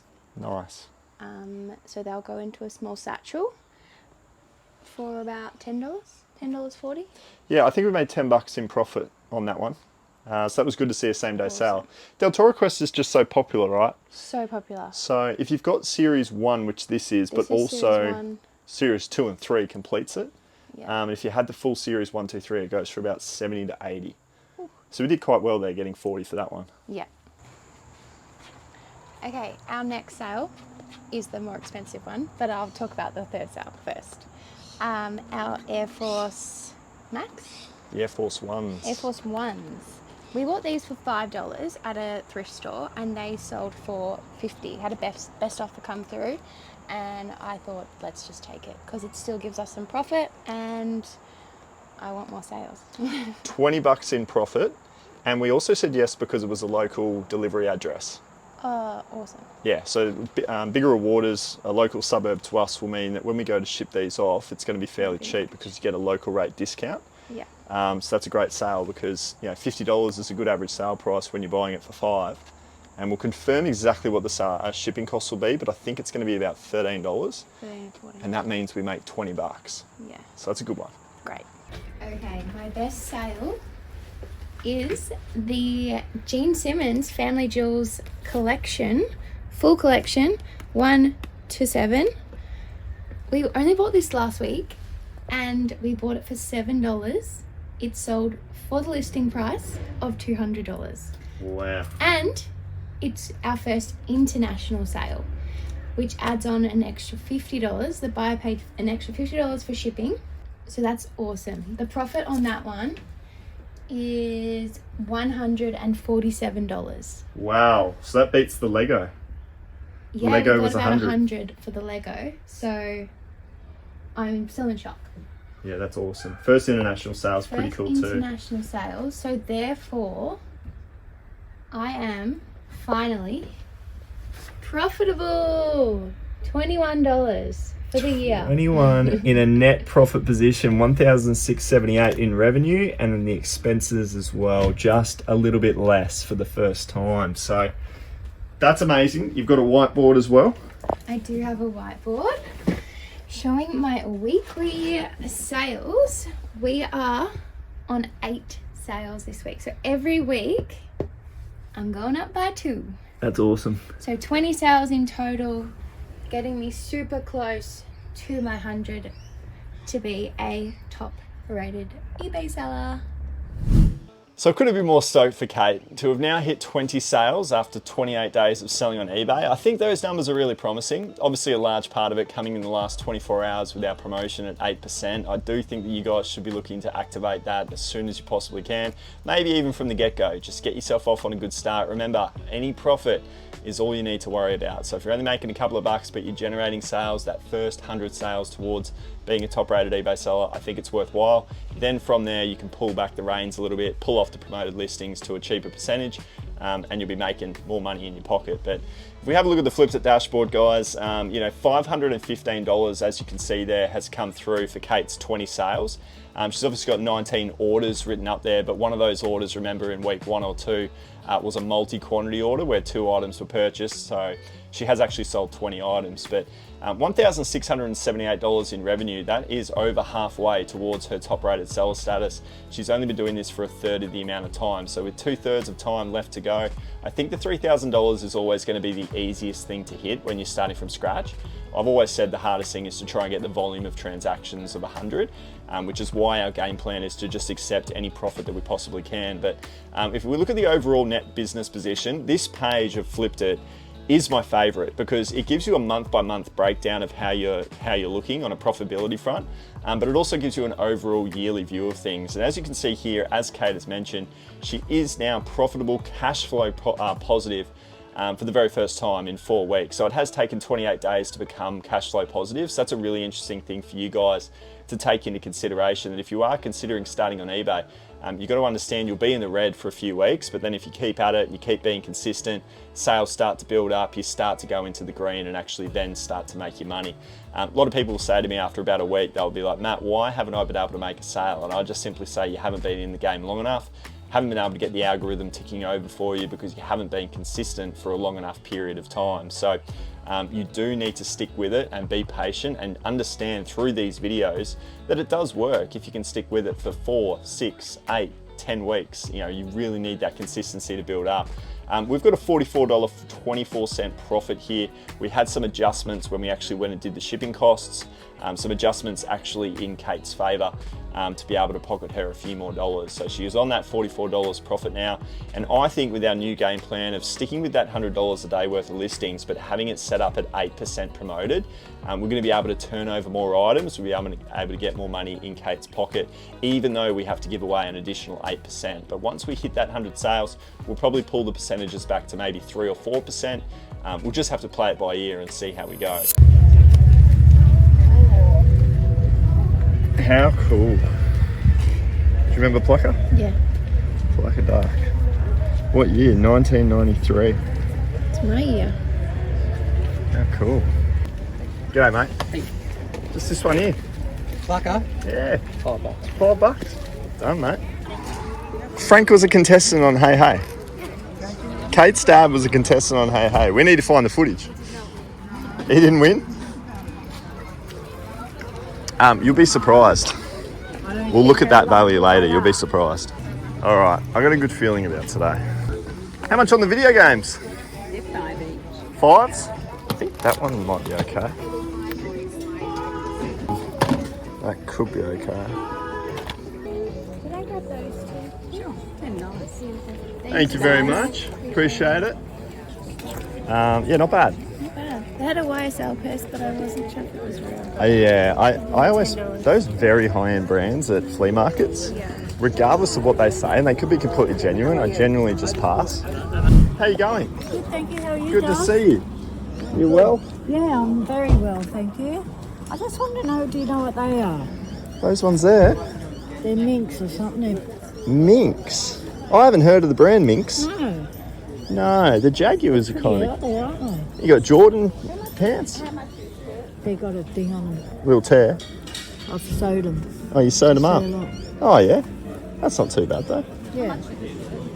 5. Jordan shorts and then the Jaguars as 3 well. for 10.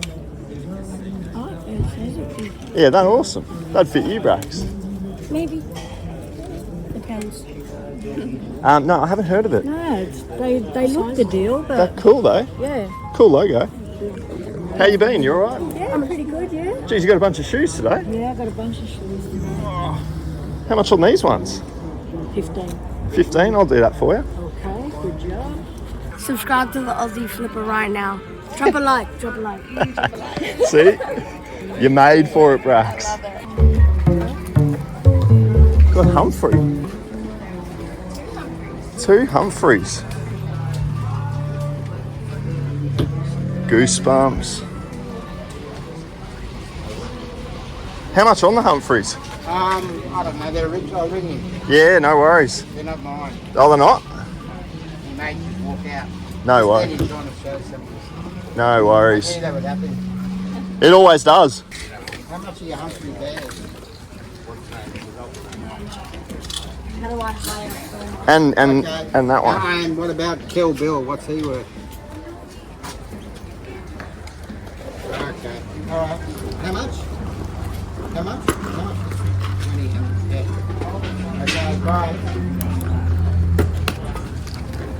Yeah, all right. They originally said 15 each. Yep. Or both for 25. All right, we'll do And that. that's 20 Kill Bill. So. Hey, see those? Oh yeah, they did really well. Yeah, what do you got on those? No, I don't. Could you do 5 to make it a 50? I don't know what he's got on there. I'll have to ring him. Okay. Did you play on Okay, the Gold bye. Coast Suns because you have the same Yeah, bag? $5. Beautiful. Thank you. Pleasure, mate. Thank you. Southern TV, 1960. 1965. Beautiful. Yeah, that's awesome. I had 20 on it. And no one No one's jumped at it. put 5 on it. All right. Am I hurting you with a 50? No. Brilliant. That's awesome, mate. Much appreciated. I'm watching And what was your name? Ado. Ado. Good to meet you, mate. And if you need any tips and tricks with getting Oh, don't started worry. with I was eBay, going to send you a message. yeah, we can. And all the DVDs and all that, but that's all I've got. Yep. No, Getting rid that's of everything. that's awesome. But I've got some VHS and stuff. So. I reckon just look for your highest average sale price type Yeah, items, yeah. and then just give it a go with those. Yeah.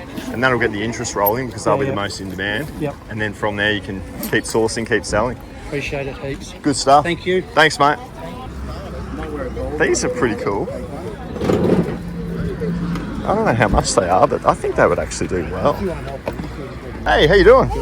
How much are we doing on the bags? Qantas are 100 each. Yeah, they are. Yes, they're vintage airline hostess. They are really Yeah, nice. they don't come out for so much. No, I was going to say This they is are. a rare one too. Is it? Yeah. King's Holidays. Yeah. Yeah, okay. No, that's really cool to see. Yeah, no, they're all 60s, 70s. They 60s, 70s, yep. Geez, it's tempting. But I think it might be just out at 100. Yeah, no, that's what I'd sell them for. 100. Yeah, he's right on the money, isn't he? $100. That's a cool bag.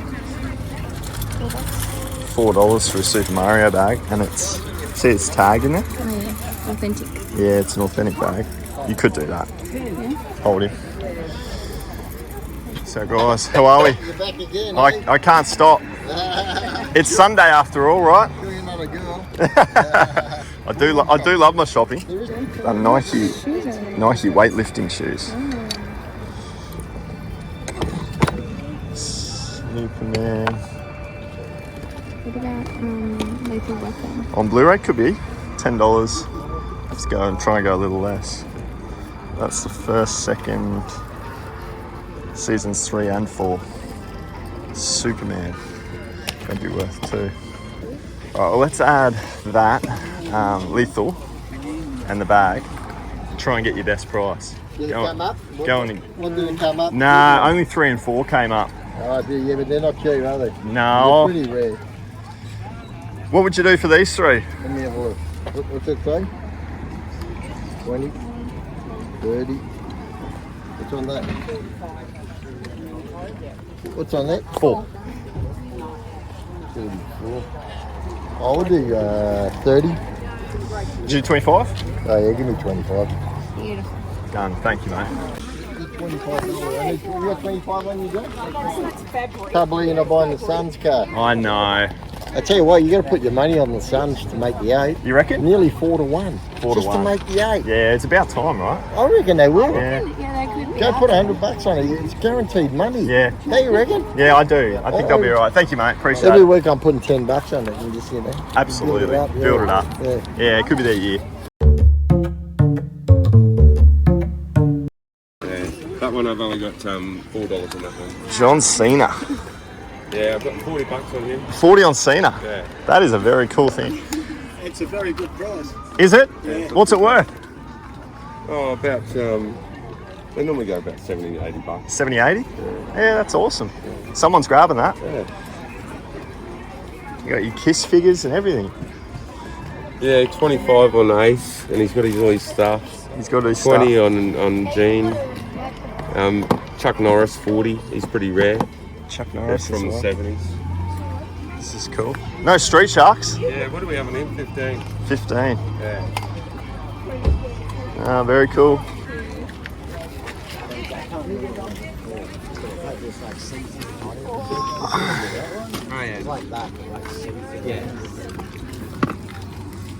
Well, we have all of those diagrams up at school, like the models at school. So Yeah, we'll get all they these. don't go anywhere. How much for the whole tub? Did you do $10 to the tub? No, I'll do. 15? I mean, if I'm selling it, I'll do. You do 35? No, I'll grab a couple out of there. Yeah. That's all good. 20, 21. $20. Yeah. Done. Thank you, mate.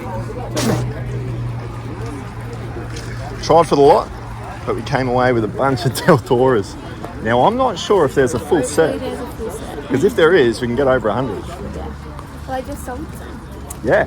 Series 1. Series 1, now we've got series potentially 1, 2, 3. We'll have a look later, because there's too much out here right now. 2, 3, 4, 5, 1. Don't worry. We're good. How much on the DVDs, mate? DVDs are $1. $1. Take 6 on, I'd even charge you $5. Geez, that'd be kind of you if you were to. Now there's a whole pile over there too. Oh, is there? Oh, geez. I didn't even spy those. How much are your books? Go for it. Yeah, Nah, 50 do that. cents That's worth it. each. There's more on the you. I don't know if Fat Tony would be any good. How much for the tub shop? Mate, I got 5 right now, but I'm going to keep having a look. I'll give you I that. don't know, is it any good to you? Sorry? I'll give you. We've got 5 Okay, there. yeah, right. I'll have a look at these though.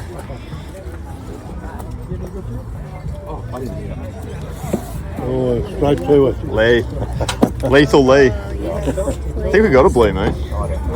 Any more Lee Childs in here? No, Off down the only one, eh? fella before you bought all of those wells there. Oh, you had a ton, did you? Well, we didn't have a ton, but You had a few. we have got a lot back at the shed. We didn't do that. I'll have to get your Oh, hang on, details. details, yeah. Is there some Lee Child over there? That's red one. Ah, beautiful. Thank you. Another one you want to get, Yeah, if you like him, yeah. get Vince Flynn. Vince Flynn. Mitch Rapp. I know Vince That's Flynn. his hero. Yeah, Vince Flynn does I don't really know, well. Yeah. If you got more at home, I'll have to pop over and grab them. Down in our shed. Where's your shed? Down at Moran. Oh yeah. I can get your contact details if you got more stuff to sell. Good. We definitely don't have this one, but we might have that one. Get Yeah. a mini. Yeah, that's a Still get it mini. at 50 cents.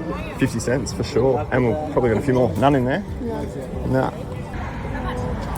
Beautiful, mate. Oh, you got the card. That's even better. Yeah. All right, mate. Well, I'll send you a message. No worries. We'll grab those two for $1, eh? It's $1. Thank you very much. How we doing? You playing footy or no? I am, I just got different boots. Oh, have you? They have studs. I wasn't allowed to wear studs, so No, you're not meant to, are you? How much you got on them? $20, but I've only won them like 2 or 3 times. Did you go 15? You on 20? The best ones. Are they? 2019, yeah. Okay. And what do you got in there? They're all studs. Okay. Them out with me. Sick. All right, we'll do 20. They're really good. Yeah. Tomorrow when the war began's great. And there's Vince Flynn that the guy was talking about. So these are a good set to grab. John Marsden's are good. How many is in the set? You got a few more down here. So you got, yeah. So take all these. Let's put it to the side. Oh. So you got 1, and then you got 3, 4, 5, and 7. We need 2.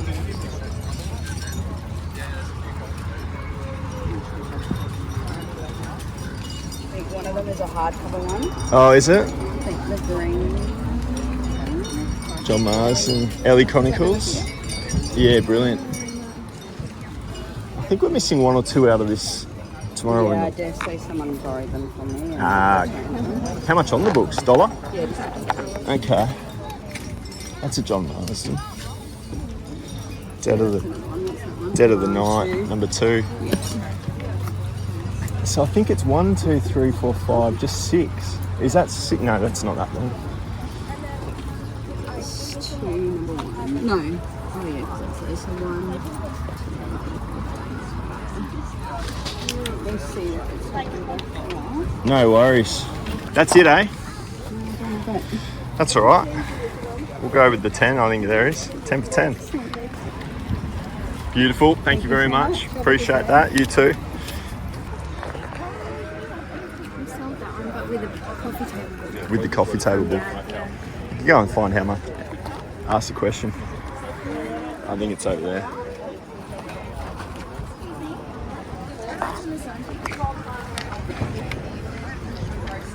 How much? Yeah.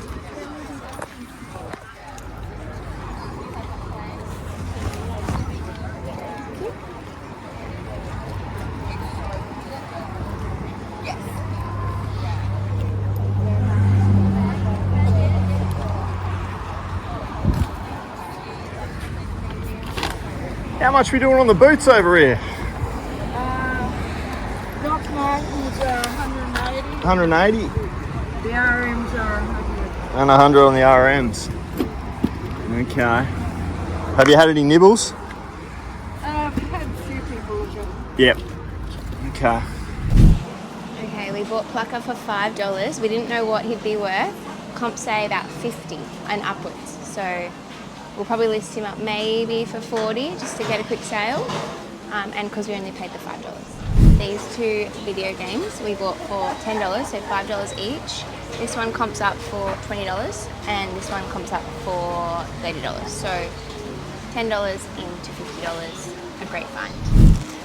These will comp up, they comp up for about $40 each. These little Little Smurfs. Smurf guys, they're about $10 each, so we'll sell those for $40. And this one sells upwards of $100, so 100 to 150 comps are. None in Australia, but a lot of good sales on that. So we'll pump him up for $100. So in total, all of this, $220 worth of value. So that's 2 days of listings for me, plus more. For $50? For $50.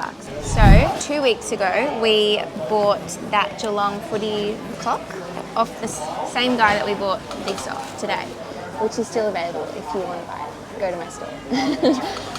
So we paid $25, and this bag alone is worth $25. So Super Mario authentic backpack, $25.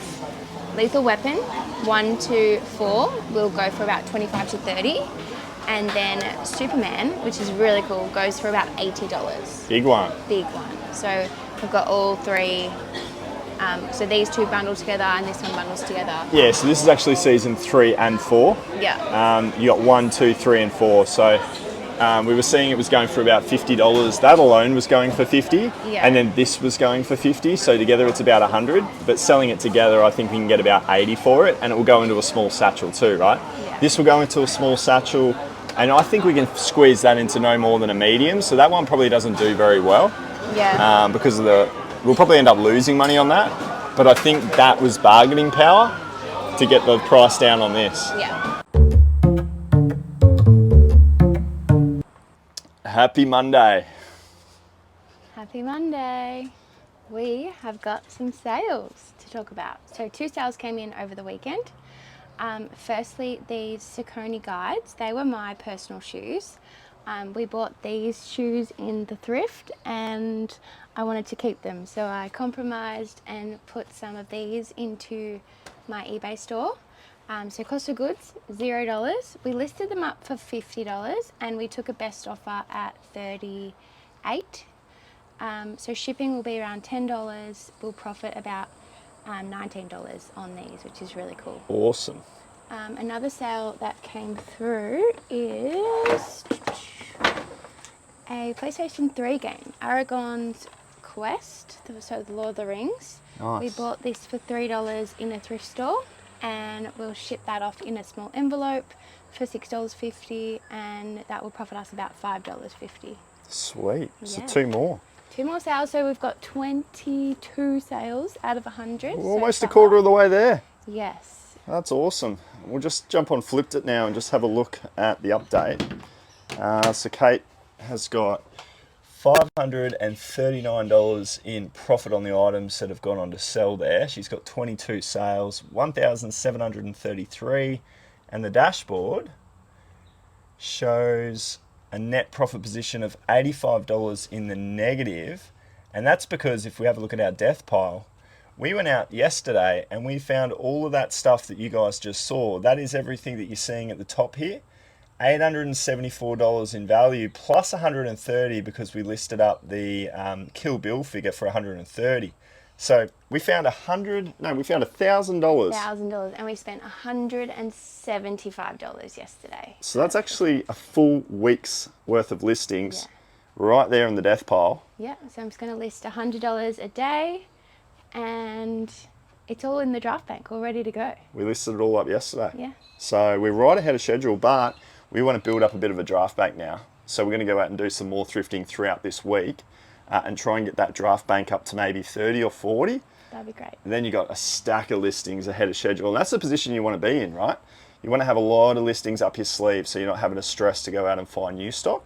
Yeah. So after that Flea haul yesterday, we're in a very, very good position. We are. We've just logged in and there's the 2 to pay, but we've got an offer on the Tiempo Legends that Which we put I out. just listed this morning.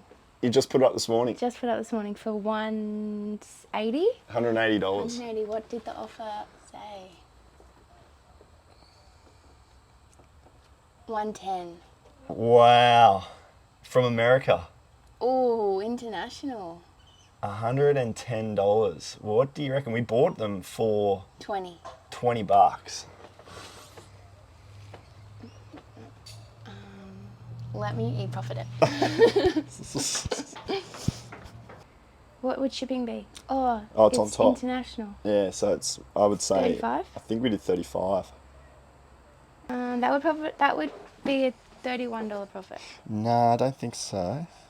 if we sold it for 110. So you got it wrong there because the shipping, so it's 145 because we get it on top. Oh.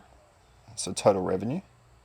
And that stays the same because the shipping cost out of that 145 is 35. Does that make sense? Yeah. So $145 revenue for 35 shipment, 20 buy price at a promotion makes you $58.79. Oh, yeah, I want to do that. Do you want to do it? accept it. Can I? It is cheap for these shoes. Do you think we'll get more? I did just list them. No, take it. Okay. It hurts me to see them go for 110 plus. You do get the shipping, so it is 145. Yep, accept it. Okay. Yep. This is just what you have to do. You have to take these. We need our 23rd sale. I know. So, yeah, it is a good sale. It is a good sale. Here they are. We only spoke about them literally like 2 minutes ago in this video. showing you them being found. And here we are, just sending them off. These are up, how long ago did you list them? Like an hour ago. An hour. Yeah. They've sold in an hour. Now, in these situations, Kate, when you get something come through in an hour for an offer, chances are they're going to sell for full price pretty quickly. Yeah. But you are a beginner and you are making $60 profit. I want to be a top-rated eBay seller. Well, yeah, you're going to be top-rated when you keep selling shoes cheap like that. We have always had success in this store. Let's make it happen again. Sophia of Melbourne. Star Wars bag. Star Wars? Is it leather? Don't know, but it's authentic Star Wars. I don't know. Considering that other bag hasn't sold yet.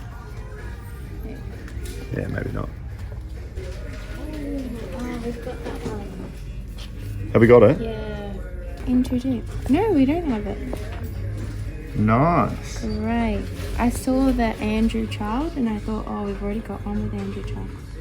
But that's... Another one. We'll add it to the mix. We do have 8 now in that Lee Child series. 7.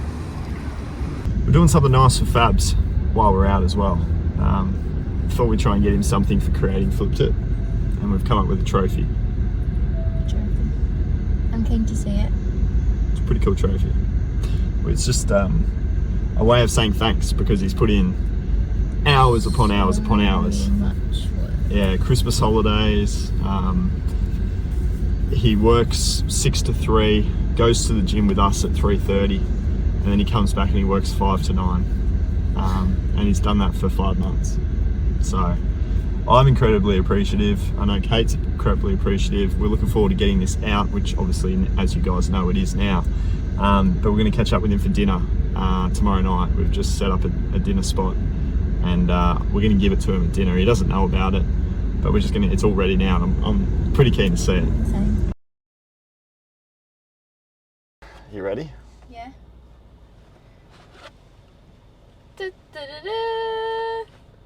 Wow. That looks pretty cool. That looks really cool. There it is there. How cool. Cool logo on His it. last name on it. Oh, it's fine, it's fine, it's fine. That's epic. We'll give it to him tomorrow night at dinner.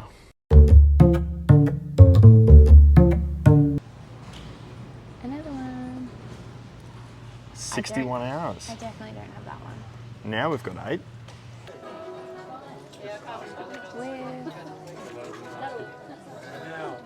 Where are we at with these? The cover on it. American? That's a good one. And then this one is too. That's great. 2 first editions. Yeah. Nothing else? Hold those. I don't think there are any more. I can't remember what we just... No, we didn't buy nothing to lose. Okay. That's a new one. Okay. So that's, I think, number 9. And then we've got the 2 Harry Potters. $1.50. 50 cents each. One little tip that I've got for you guys is to actually get excited when you see really expensive items in a thrift store. Really? Yeah. Yeah, it goes against what you're thinking when you're out thrifting. You want to try and find cheap stuff. But I always get excited if I find an item worth like $30 or $40. Because I'm like, what if it's worth 200? Yeah. And then there's big margin there to make good money. So it's like the op shop's done a bit of the work for you in that regard. Great example is the Lego. Yeah, that's true. We saw a $300 price tag. I instantly got excited, where I think a lot of beginners go, oh, I won't even look at that. That's $300. But when you're first starting out, my encouragement to you would be get inquisitive and actually don't be concerned when the price is high. Still do the research, and you'll be surprised at how much some of this stuff is actually worth when you go to sell it on eBay. It's obviously got to have a strong sell-through rate though too, right? Like you've got to see a lot of sales for it. Yeah. But it's worth checking out those high expensive items. Sometimes they can be all right. What have we just found? Bratz dolls. Bratz dolls. In their boxes. Look at this, guys. In the glass cabinet. They're priced at $90 each. Yeah. And we want them. We want them. Can we have a look at the Bratz dolls, if that's okay? Yeah. Oh.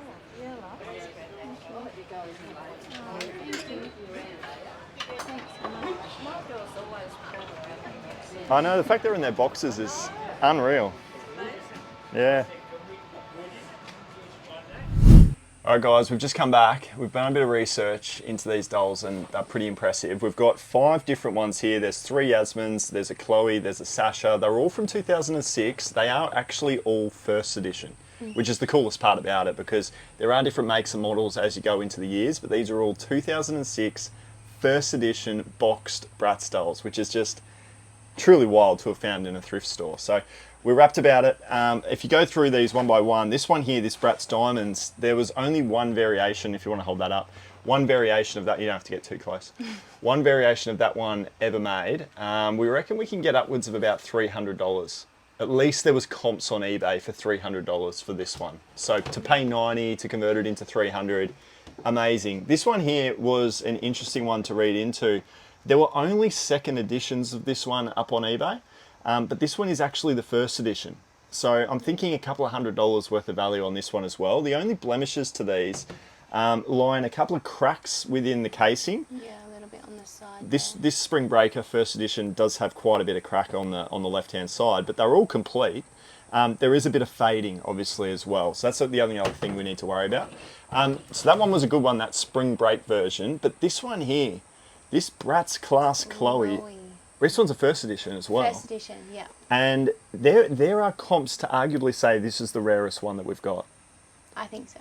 $886 Yeah. there was a sale for this exact one that we have. Yeah.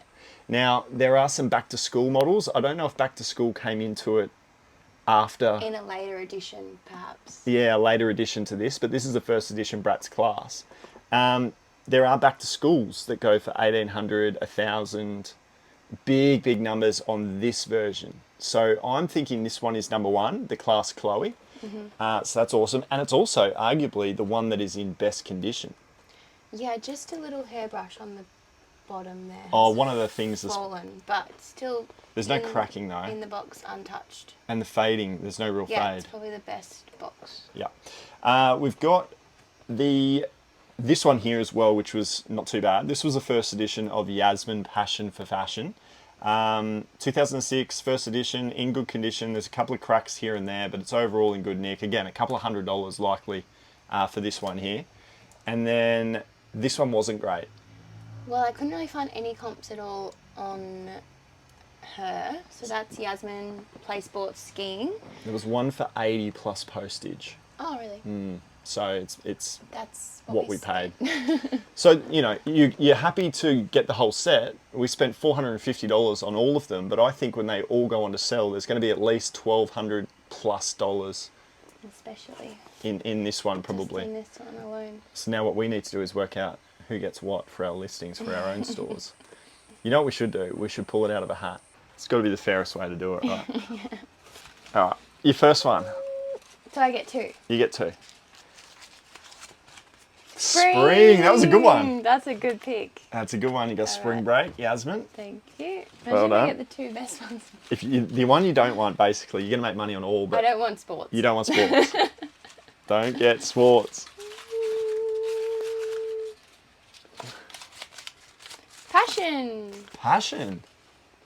This one. Is I got it? 2 Yasmins. 2 Yasmins. So you got the Passion for Fashion and you got the Spring Break. And then I've got Chloe Diamonds and then a shitty place ball. Yeah, cool. Nice. Happy days. I've had my next sale, Harry Potter. We bought this last week for $4 and we got it from the thrift store. This one has sold for $19.95, making us $3 profit, but I don't care because it's our 24th sale and we need more sales. Our next sale is the Smurf figures, 1960s little figures. They're quite vintage. We bought these from the flea market for $5 in this video, actually. You would have seen me buy these. Same day sale. Listed them up for $39.95 and we got a best offer come in for $32. So we said yes and we will still profit $12. $12. Amazing. Yes, So there we go. Shipping and fees. So 25 sales now, guys. Pretty cool. Good to see it on the numbers here. Flip the dashboard, $634 in profit. And then they're sold. We're almost at $2,000 worth of sales. nice. You're only about 1,000 away from the $3,000. That's crazy. So another 2. We're going to ship this off in a small satchel. We're going to ship that off in a small satchel. Nice and easy for $9.64. In any of our expectations from the first plans we had for it to what it is now. But I reckon you'll like this. It's a little gift. That is for yours, my friend. That is hard work. All for you. Why is it so heavy? It's really heavy.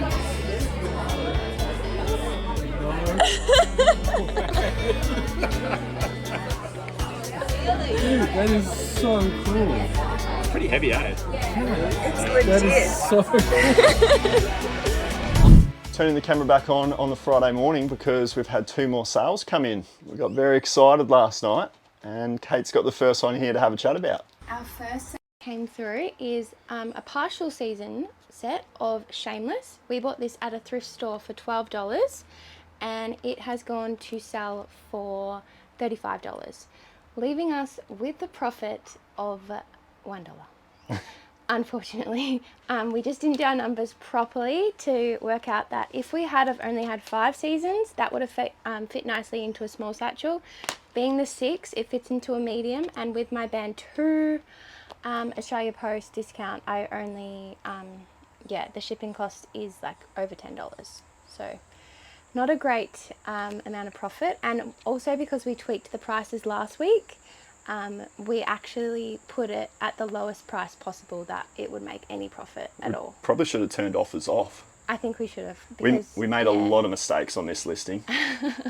But we've learned a lot of lessons. Learned a lot of lessons. We made $1 in profit, and it's another sale, number 26, which is... Sale 26. I mean, I suppose you'll take it, but you've got to learn these lessons along the way. We're not losing money though, which is good. Phew. Our next sale, we purchased this week. Plucker Duck for $5 in the thrift store. No, at the flea market. He sold for $40 and he will ship nicely in this little box for about $9 to $10. An awesome sale, and it only came through in 2 days. So we listed him 2 days ago and it came through for the full asking price of $40. $16 profit. Yes. On that one, which much is better profit than $1. Much better than $1. It kind of evens out, right? So we made $17 overnight. Not too bad. We got a 35 and a 40, so that's $75 to make $16. And we are now up to a total of 27 sales, if you want to hold that one up there. So 27 sales, 7 for the week. This is Friday, so this is the last day of the challenge. Hopefully we get 1 more to equal last week. Yeah, it'd be nice if we could equal last week. 2 more sales would be nice. Yeah, 2 would beat it, wouldn't it? That'd be awesome if we could beat it. But you can see, guys, with consistent listings, we haven't changed our game plan, and yet we're starting to sell more every single week. So, there's some real truth behind if you are consistent on eBay, it will give you the results. All right, week 5 is now complete. We had a bit of a flurry yesterday. I think we actually had our best day in the 5 weeks of the series. We had a total of 4 sales that ended up coming through. So 2 more sales came through yesterday. And I've got them right here all packaged up and ready to go in the Monday post. We actually had Kill Bill. This one right here is Kill Bill. That one was picked up at the flea market earlier in this video. And we ended up being able to sell it for $100. So we actually netted a $48 profit after postage and fees and cost of goods. The other one as well was the Ranger's Apprentice book that we found, I think it was in week 1 or 2. This was one that we continued to price drop and we finally had it come through, which is a slightly larger cost of postage. This is costing $20 to ship off, but that one actually ended up coming through for $60 worth of a sale price. So all in all, we've ended up finishing on 9 sales for the week.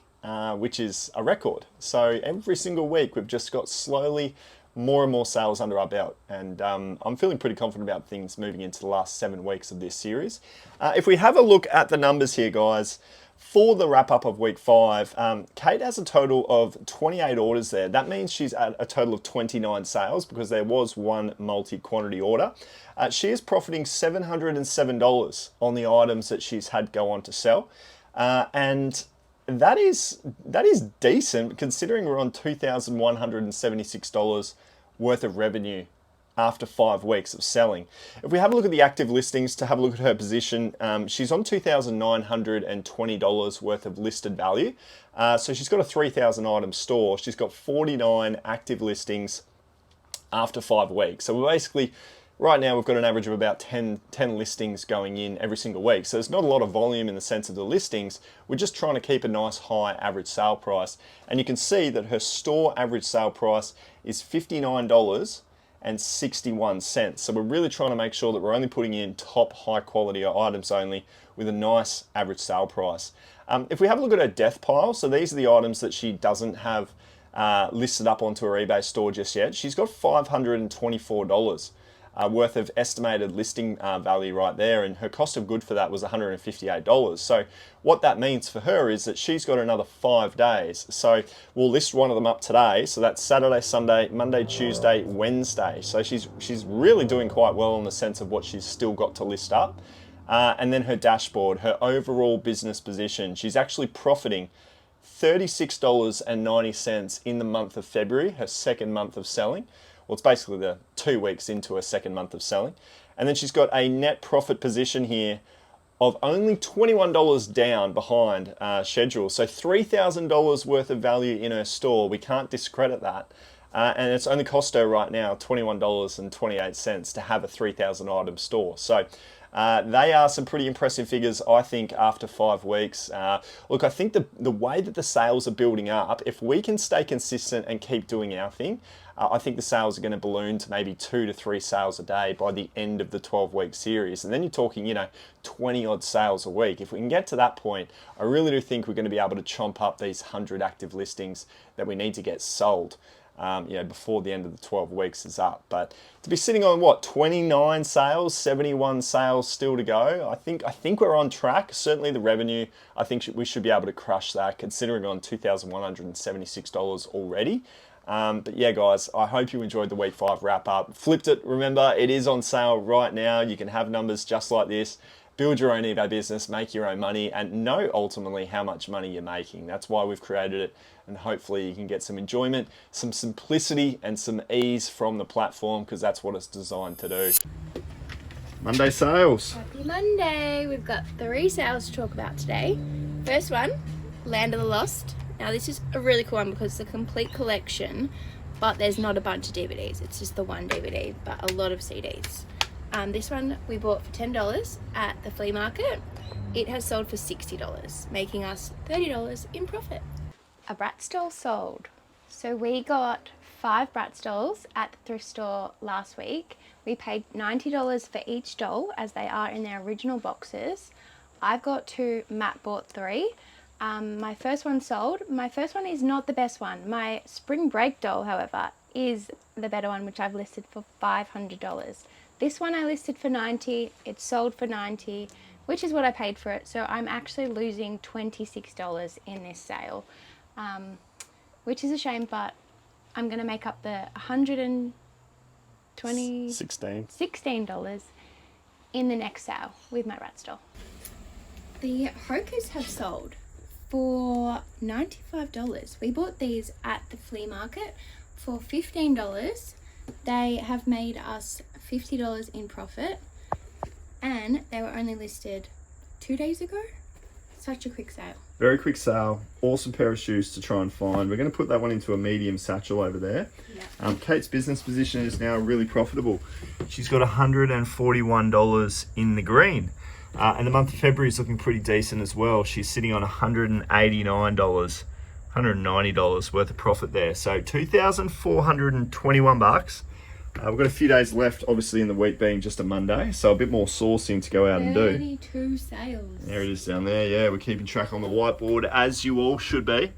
Total orders, 32 out of 100. So let's try and get up to 40 by the end of the week. Just having a look at some Flipped It. Have a look at this code. How do you do what you do, my man? A lot of video watching. A lot of video watching, a lot of chat GPT. Actually, he's pretty useless now that the code's pretty large. So It's looking impressive. I don't know what that means, but that creates flipped it. And yeah, this here is what we're talking about in today's meeting.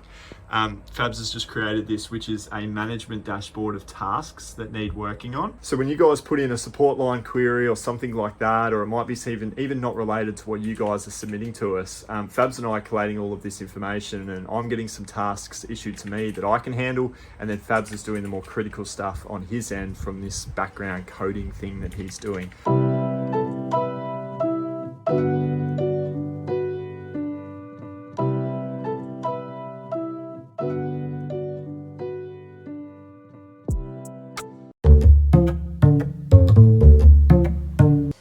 Yeah, same. The wear's not For too bad. $10. There's no inner soles. Why don't they sell them? And 50. Probably get 50. Think do it? Totally your call. I don't like it when you say that. Yeah, I'll do it. Do it. Give it a go. Even though they don't have inner soles. We just have to let them know in the description. Yeah. I spied something. Oh, let me find it. Just there. In the radar. Bang. These are great. Oh, they're heavy. They're really heavy. Okay. You can sell them individually. So they're only $4. Each. So you've got the 3 doors in one, And all in one. Quest 3 And all in one. the full set, all of Del Toro Quest 3. So I think individually Do them. they will be great. Yeah, one of these MA rotors is about 30. Great. They're so popular though. Yeah. So it looks like we're coming away with just the 2 books and the shoes. Under Armour shoes. Well, 2 more sales have come through. nice. The first one was Kissology, which we purchased for $1 at the thrift store when we bought the Gene Simmons DVDs. They have sold for $25, making us $18 profit because it's a local pickup. So cool. So we're gonna meet in Robina somewhere to pass that one off. The second one just came through as an offer while we were purchasing those Del Toro Quest books for the Nike Air 180s. I don't know shoes. Those red shoes. let's just go with that. Nike red shoes, which we purchased from the thrift store for $5. They didn't sell via promoted listings, so we get to have an extra $6 in our profits. We were going to profit $41 from that sale, so we sold them for $70. Epic. Surely there's some Elton fans out there. Your mum. Come on, Kath. What are these? We've got some Lululemons. Ooh, 2 pairs. They are new. Brand new. How much are they? Well, Lulu's a good brand. About $55. Oh, no kidding. Tell them they're dreaming. Dreaming. I don't know if we want this or not. We're looking at it and we're not seeing a lot of data on this. We just looked it out. It does seem to be complete. This is a good one. You could do this. So you got Rebel Girls for $2. Yeah. Another one. Holy moly. And then you can also do this. Rebel Girls 2 as a set. Great. So there's that. And that. And that's only going to be $4. Just because It's so hard. books are really hard because of your shipping. But that would be a good series if you found it for like $1 each. But you got to pay $10, so it's not really worth it. I don't think we'll bother to look into these either, but this could be a good series too. Peter Brett. So yeah, I think we go with those. Not a bad little run in there. But even better, we got another sale in there. Another sale. What did we get? We got a same day sale. I listed this morning. A Humphrey Bee Bear vintage plush toy. It sold via promoted, but it sold for $40. Full asking price. Full asking price. Yep. And a 2-hour sale. 2-hour sell-through rate. Also too, what we should say is that we aren't really working on this every day, are we? No, we thrift maybe 1 to 2 days a week. Yeah, 1 to 2 days max. So flea market and then the day like today, that's pretty much we're getting bulk of the work done in that regard in those 2 sessions. And then we're sitting down and listing the second we get back home. And that's the play. It's not working on it every day. Like today, when we listed up the 2 items, it's literally just clicking list now. So you go into your draft bank, you find your $100 worth of value and you just hit list now. So that, if you don't get a sale for that day, it's literally the only thing you have to do for eBay. Apart from obviously sending off best offers and sending messages when they come through. Yeah. But yeah, very, very limited work throughout the day. This is a 5 to 7 hour job a week. Side hustle.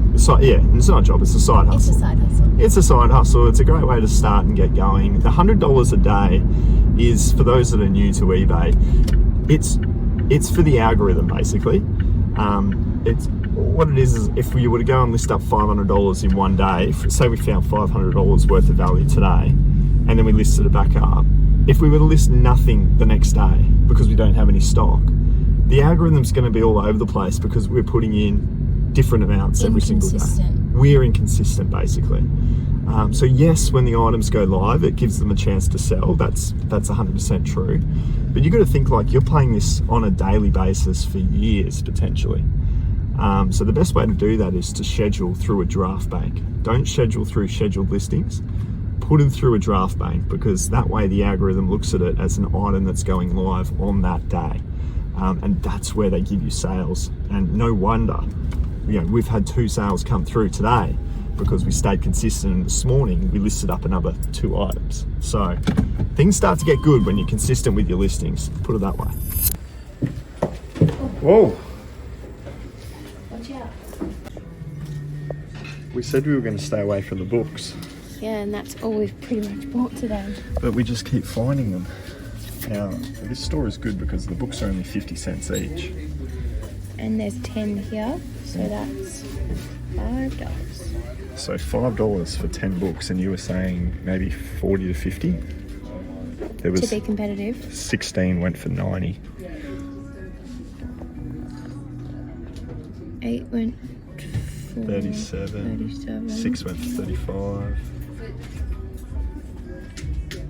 Scroll up to the 10s. Yeah. 9 went for... 7 went for 59. Yeah. So yeah, getting them for 5, and we've got 10 of them. I think we could probably go maybe 70. 70. Okay. Something like that. 5 into 70. 5 into 70, and the shipping will be maybe 20. But they look clean too. They do. They feel brand new. Yeah. Been to Aldi. Add it to the collection. Add it to the collection. We're building up a little bit today. Yeah. It's going well. 10 books for $5. Yeah, that's great. They do well. That could be good. A complete series. So that could be good too. So they have sold for upwards of 60. 50. Yeah. So if we were to do it, we would have to go like 50. Yeah. But it is new. It'd go for $9.64.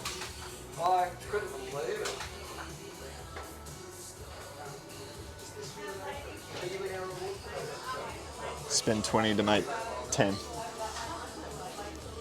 Do you think it would be a quick sell-through? I think it could be a pretty good sell-through. I mean, you can check it by checking the active listings on it. So the number down there. 19. And then you go sold. 13. So it's pretty strong. Okay, I'll do it. About 40. So just type in 12 in e-profit, 12 into 40, and the shipping will be that. No, Really? that's correct. Small satchel. Make 9. Spend 12, make 9. Spend 12, That's make 9. a bit better. Yeah. Almost make your money back. Yep. Okay. Came in 2 days ago, $25.50 on the Harry Potter set. Maybe even 60. 60, yeah. So it's unfortunately not profitable at 25. See that, guys? So $25.50. It's $3 profitable. $3. Not worth it. So you must do your comp research. 5 books for $7.50. Comps for 5 books. Bundle. 49. So that's pretty much the bundle. Chronicles of Ancient Darkness. Is that what this is? Yeah. Yeah, it is. But it looks like there's 6 in the whole thing. Try it.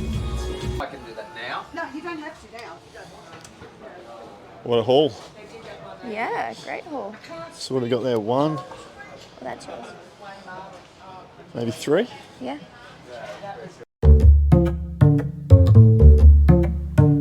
Alright, I found a good series. I want you to try and find it. We're down here. I'll help you out. It's the 3rd row. This one. Have I ever heard of it? Mission Handy. No. Does that do that? No. Hell's Kitchen. Yes. Hell's Kitchen USA. A really, really good show. Season 1, Season 7, Season 5, and Season 3. Surely there's got to be some more. Oh, no. Yep, got one more. 2. What? 1, 2, 3, 4, 5, 6. 1, 2, 3, 4, 5, 6. That's brilliant. Are there any more? Oh, wait, we need 4. We need 4. We've got 1, 2, 3, 5, 6, 7. All right, well, let's find 4. I'm sure it's here. Achoo! Bless you. Thank you. We can't seem to find season 4 or whatever season we're missing, but we've got a $4 purchase price on these. And if you found 10 seasons, all 10 seasons, they sell for $200 or anywhere between $100 to $200. So we've got 6 seasons. So we're going to probably list it up for about $70. Some of the best coffee. Where are we? Barefoot Barista. Barefoot Barista. In Palm Beach. Palm Beach. I've just added everything from that we've purchased so far into the death pile. It's looking like we've got an expected listing price of $464, so about 4 days, 4 and a bit days. And I've spent so far $85. So our goal, guys, is to try and find another $35 in this little thrift haul, because that would get us 5 days worth of listings ahead of schedule, which would be really, really good. But it's pretty handy though, having something like this on the fly when you're out thrifting. We've just built, if you can see down the bottom there, we've just built some features, which is just death pile, receipts, and a settings and a dashboard. So there's actually not as much on the mobile version as there is on the laptop. This is all you need though. Yeah. You're out and about. We just left it with the most important things from a thrifting perspective. So you've got your death pile that Kate's adding in on the run, and then you've got your receipts tab. If you click on that, really, really handy tool while you're out and about thrifting. I love that part of Flipped It. All right, guys. I've been using Flipped It now for 5 weeks, and I have found it so easy to use. As a disability support worker, starting from scratch, not used to using technology, it has been so easy. And I know I'm Matt's girlfriend and I am so proud of him, but I really think that the software he's made is just great for beginners like us, like people who are just starting out, people who have small eBay stores. It's honestly, couldn't recommend it highly enough. we need to have a serious chat about postage, don't we? Yes. Because we have realised something that is going to save us a lot of money moving forward. We've been using these flat rate satchels. I've been using these flat rate satchels for almost 5 years. Now, I thought with the Australia Post My Post business that was the only way to do it, because when you go onto the My Post business website, that's all you see is satchels, and you select which one you want and you go ahead and fulfill your postage that way. What I have come to realise though, through in large part you guys that has been reaching out to us in the comments for a very long time, and I've just been ignoring it, they have been saying that we are able to use these, which are small padded mailers. Now, nowhere on My Post Business does it say that that is a flat rate satchel.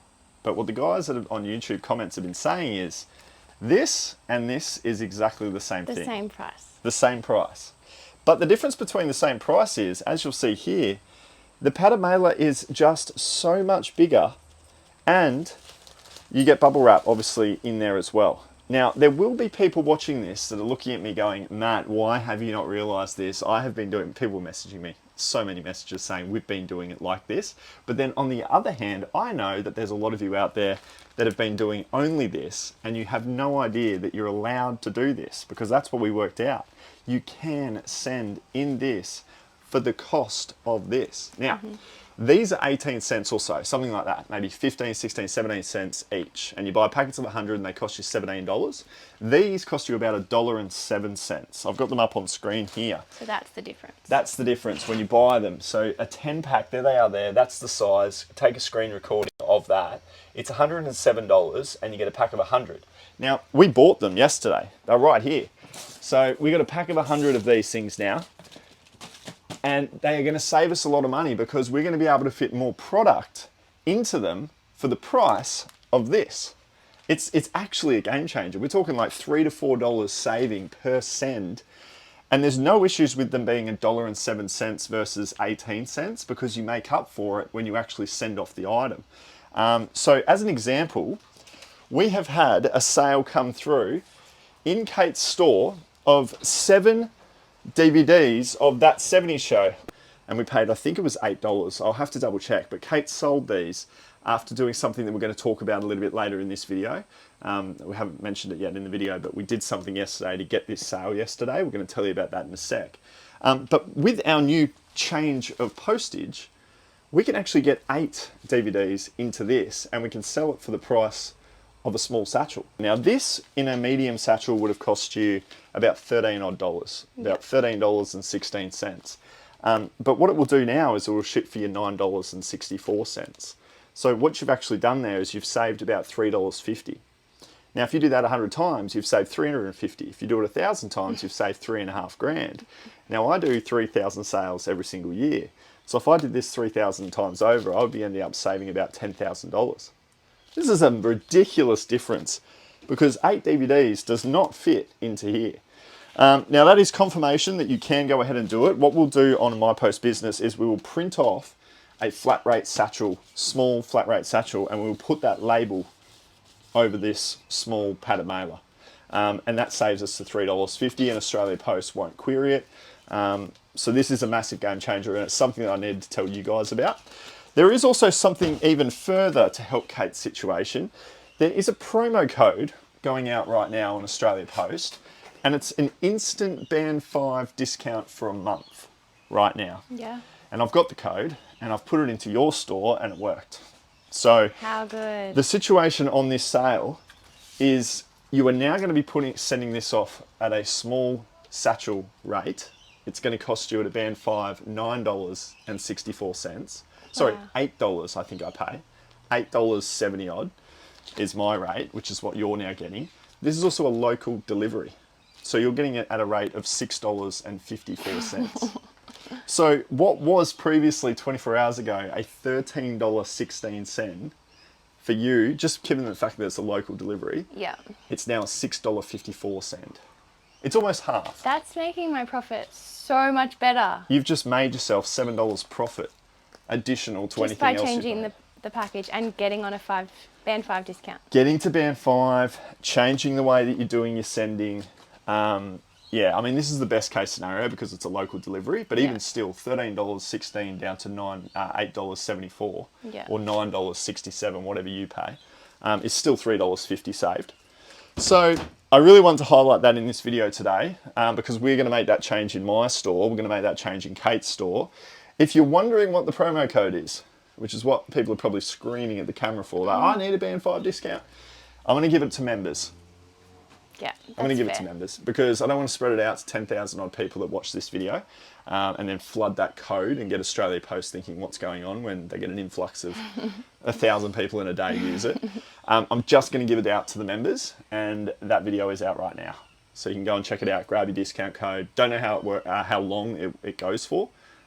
So it might be expired by the time you're watching this. Just give it a try, you may as well. You may as well give it a try. I know that the code works and it's in a members video right now. All right, you've also got a $45 profit on the Geelong Cats clock that we picked up at the flea market a couple of weeks ago. We paid $30 for this. The footy season is only a couple of weeks away, so it's a pretty timely purchase for somebody out there that is clearly a Cats fan. This works completely fine. Great. Plugged it in, turns on, clock works. So you've sold this for $119.95, the full asking price. You paid $30. The fees were $27, and you've profited exactly $45. Whew. Now, how are we going to ship this off? In a box with bubble wrap. Yeah, so and butcher's paper. Come around here. I've got this that I prepared a little bit earlier. Oh, do you now? We've got this box right here. Now, it looks quite big and chunky. Yeah. But if we bubble wrap this clock, that will fit in there perfectly. So get a zoom in there of that from a dimensions perspective. Nice and snug. And what we're going to do is we're going to put butcher's paper around the filling. Yep. And then we're going to cut this box down to about there. Yep. And then it's just going to be the size of the clock with a bit of filling on the outside. Yeah, perfect. So you're operating now on a band 5 discount. So this isn't going to cost you a lot to ship off. No. I would assume that this might be $15 to $18, and I've quoted you right now $18. So if it works out for anything less than that, that $45 is going to go up. Great. So yeah, we'll ship that one off, but that's a second sale. So I think... I'm on... Are we on 8? Yeah, we're on 8. We need 2 more to beat last week. And double digits. Yeah. So I'm going to swap this on the whiteboard to 8. It's the worst 8 I've ever drawn in my life. And I think you're on 37. Nice. I think you're on 37. So if you get 2 more sales, today's Thursday, so you've got until tomorrow midnight. Yep. So you've got a day and a half up your sleeve. And the goal is to try and get 2 more to hit double digits in sales for week 6. Also tomorrow is the halfway point of your series. Woo! Oh, if only I was on 50. Yeah, so 50 would be halfway, and right now, say you didn't make another sale, you're on 37. And I actually don't think that's too bad. Okay. Because you got to think about it, it's going to be like a compound interest calculator where it's all your best sales are going to be in like weeks 10, 11 and 12. Yeah. So I think everything, the work that you've done now to get to 37, you're probably on track to get to 100 sales by maybe week 10 or 11. I think these numbers are really, really healthy. If we have a look at Flipped It, just if you want to zoom in here, Kate, at the dashboard, Kate now with those 37 sales has $2,700 worth of revenue, $251 in profit, and I think we might be able to pick up some more sales today and tomorrow. Going back to the postage side of things as well, we've done something that's going to please a lot of people. Yeah. We've had a Dymo label printer forever, and it's been sitting in the cupboard, unused. And reason why is because I've always thought to myself, the cost of ink and the cost of a label is pretty much the same. Yeah. Well, it's not. No. The labels are so much cheaper. So much cheaper. We worked out you could get some generic labels for the Dymo for $29 on eBay. Yep. I think it was. They were just like plain labels. So $29 for a set of 220 labels. Here it is, the Dymo. So we've got this set up, it's active and it's working. We're going to print out these labels now. You're just going to simply stick it on. I think I might have changed my tune, and I don't know why I was anti-Dymo, because there was a video that I put out. It's almost had 100,000 views, and 90% of the comments are around, I said 40 different things about eBay and why I think, the lessons that you can learn from eBay. And one of the 40 things that I said is you don't need a Dymo label maker. I did say for beginners. Yeah. Like, because if you're only getting one sale a day, you can They're probably pretty just... expensive outright, aren't they? That's why I said it, because they're $350 to buy, and then you know, you got to buy the labels after that as well. So I thought, for the beginner that's only making one sale every day or two, you don't really need it. But then when you start to get daily sales, even where you're at now, you're getting a sale a day. Yeah. So you could start to use a Dymo label printer if you had the expense to, you know, to fit it into your budget. So yeah, I do recommend. It's just going to save us so much time. Yeah. And time is money. Time is money, and we're saving money on postage. We're saving up time by getting the Dymo back up and running. So we've made some big changes, necessary changes to our postage that we should have made a while ago. Yeah. I'm talking years ago from my point of view. All you needed was a little push. Little push. Also listen to these guys because they know what they're doing. They do. So yeah, guys, hopefully that's helped you from a postage standpoint. Go and get yourself a Dymo if you're in a position to, because they do speed up the time. And also too, get these pattern mailers. Big game changer. Now I touched on the fact that we did something to get that 70 show sold. What we did was a bit of store maintenance, and it's something that I recommend all of you guys doing. For no matter how many items you have in your store, you should be making this a weekly task. And Kate and I did this a couple of days ago, and we did get that sale eventuate. And what it related to was the length of time listed on eBay. And we wanted to go back to those old listings that have now been dormant on our store for well over 30 days. And if we have a look at a bit of a list here, currently 39 days plus, we've got 6 items. So these are our most important items to try and get some traction on because they've gone well past that 30-day period, and eBay is just going to slowly work the listing lower and lower in the search bar, in the search rankings, and we're not going to be able to get our item found and sold. So what can we do about that? Well, an immediate one is to just simply change the price. As soon as you change the price by 5%, watchers are going to get an alert to say that there has been a price decrease, and they may potentially jump in and buy the item. Kate's That 70 Show DVD sold for the full asking price of her new price point of $49.95 within 12 hours of making that pricing change. And one of the main issues why people don't actually do this as eBay sellers is eBay doesn't give you a length listed. eBay just automatically renews your listing every 30 days. So when we created Flipped It, one of the big things that I wanted to include for you guys is to have a length listed time frame clearly visible in your active listings tab. So you can see and you can filter it to see the longest actively listed item in your store, and you can do something about it. Change the title, change the price, get some new activity on the listing, bump it up the rankings again, get it in front of a customer's eyes, and get your item sold. So Kate and I have done that with not only these 6 listings here, but we went to the next page as well, and we did all these between 33 and 38, and then there were a couple of them, just only 2 down the bottom here, on the next page. So there was about 10 to 12 listings that we manipulated price on. Next week, this is going to be an updated list that we're going to go back to, and we're going to check to see how many days length listed, reduce those that are obviously 30 days plus. So this is a huge step, guys. A lot of us aren't doing it, especially with larger stores, because we've just got so much volume. It just becomes so much work. And that's why I want to get really efficient and just buy the right items, play with those items to get them sold, and just be more efficient about things. But yeah, really nice to see that that 70 show was able to sell. I believe it was because of this step, and I've seen it work many, many times for my store since I've been more active in my store maintenance approach to eBay. So I don't think it needs to be an everyday thing. It could be if you wanted it to be. I think it's a healthy thing if you were to do it every day. But if you're just starting out like Kate is here, I just think once a week for 10 minutes, it's enough to get some more movement on those old listings, and hopefully it boosts your overall sales results. So it's now been 6 weeks since Kate started from scratch, and I want to break down everything from a numbers perspective to give you guys a bit of an idea about how she's tracking towards this 12-week challenge of $3,000, 100 sales. That's what we're trying to get to. Well, this is the midway point. So yesterday, Friday, she had 2 sales come through, which is exactly what we needed. We were able to sell a video game, PlayStation 2, SmackDown, WWF. That sold for $19.95, just a bread and butter. That ended up making her $3.46. No, it made her $4.61. She made the $3.46 on the next one, which was H2O, Just Add Water, DVD, season number 3 for $13. We bought that one to add season 1 and 2 when we found it. It's quite common to find season 1 and 2. It's difficult to find season number 3. So we just threw it up for $15, and then an offer came in pretty quickly. Sell-through rate on this one was 9 days. So it wasn't too long. And we just accepted it for $13. So what that has done is it's brought Kate up to a total of 39 sales now for 6 weeks. So 42 days in, 39 sales total. I don't think that's too bad. She's almost at a sale a day.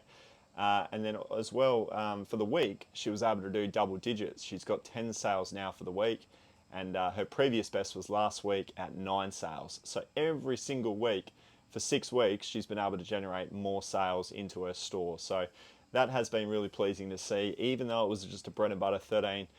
When you're in this first early stage trying to fight for your first 100 sales, you've really got to celebrate every single sale you get, even the little $13 sales that don't make you too much, because you get to fulfill a buyer's journey, customer experience, get some positive review, and then go again. So never be disheartened with any amount that you sell, but like I always say, try and list a higher average sale price if you possibly can. So if we have a look at some of the data here for Kate, that was her orders tab there, 39 orders. There is a 39th order, which means 40 sale items.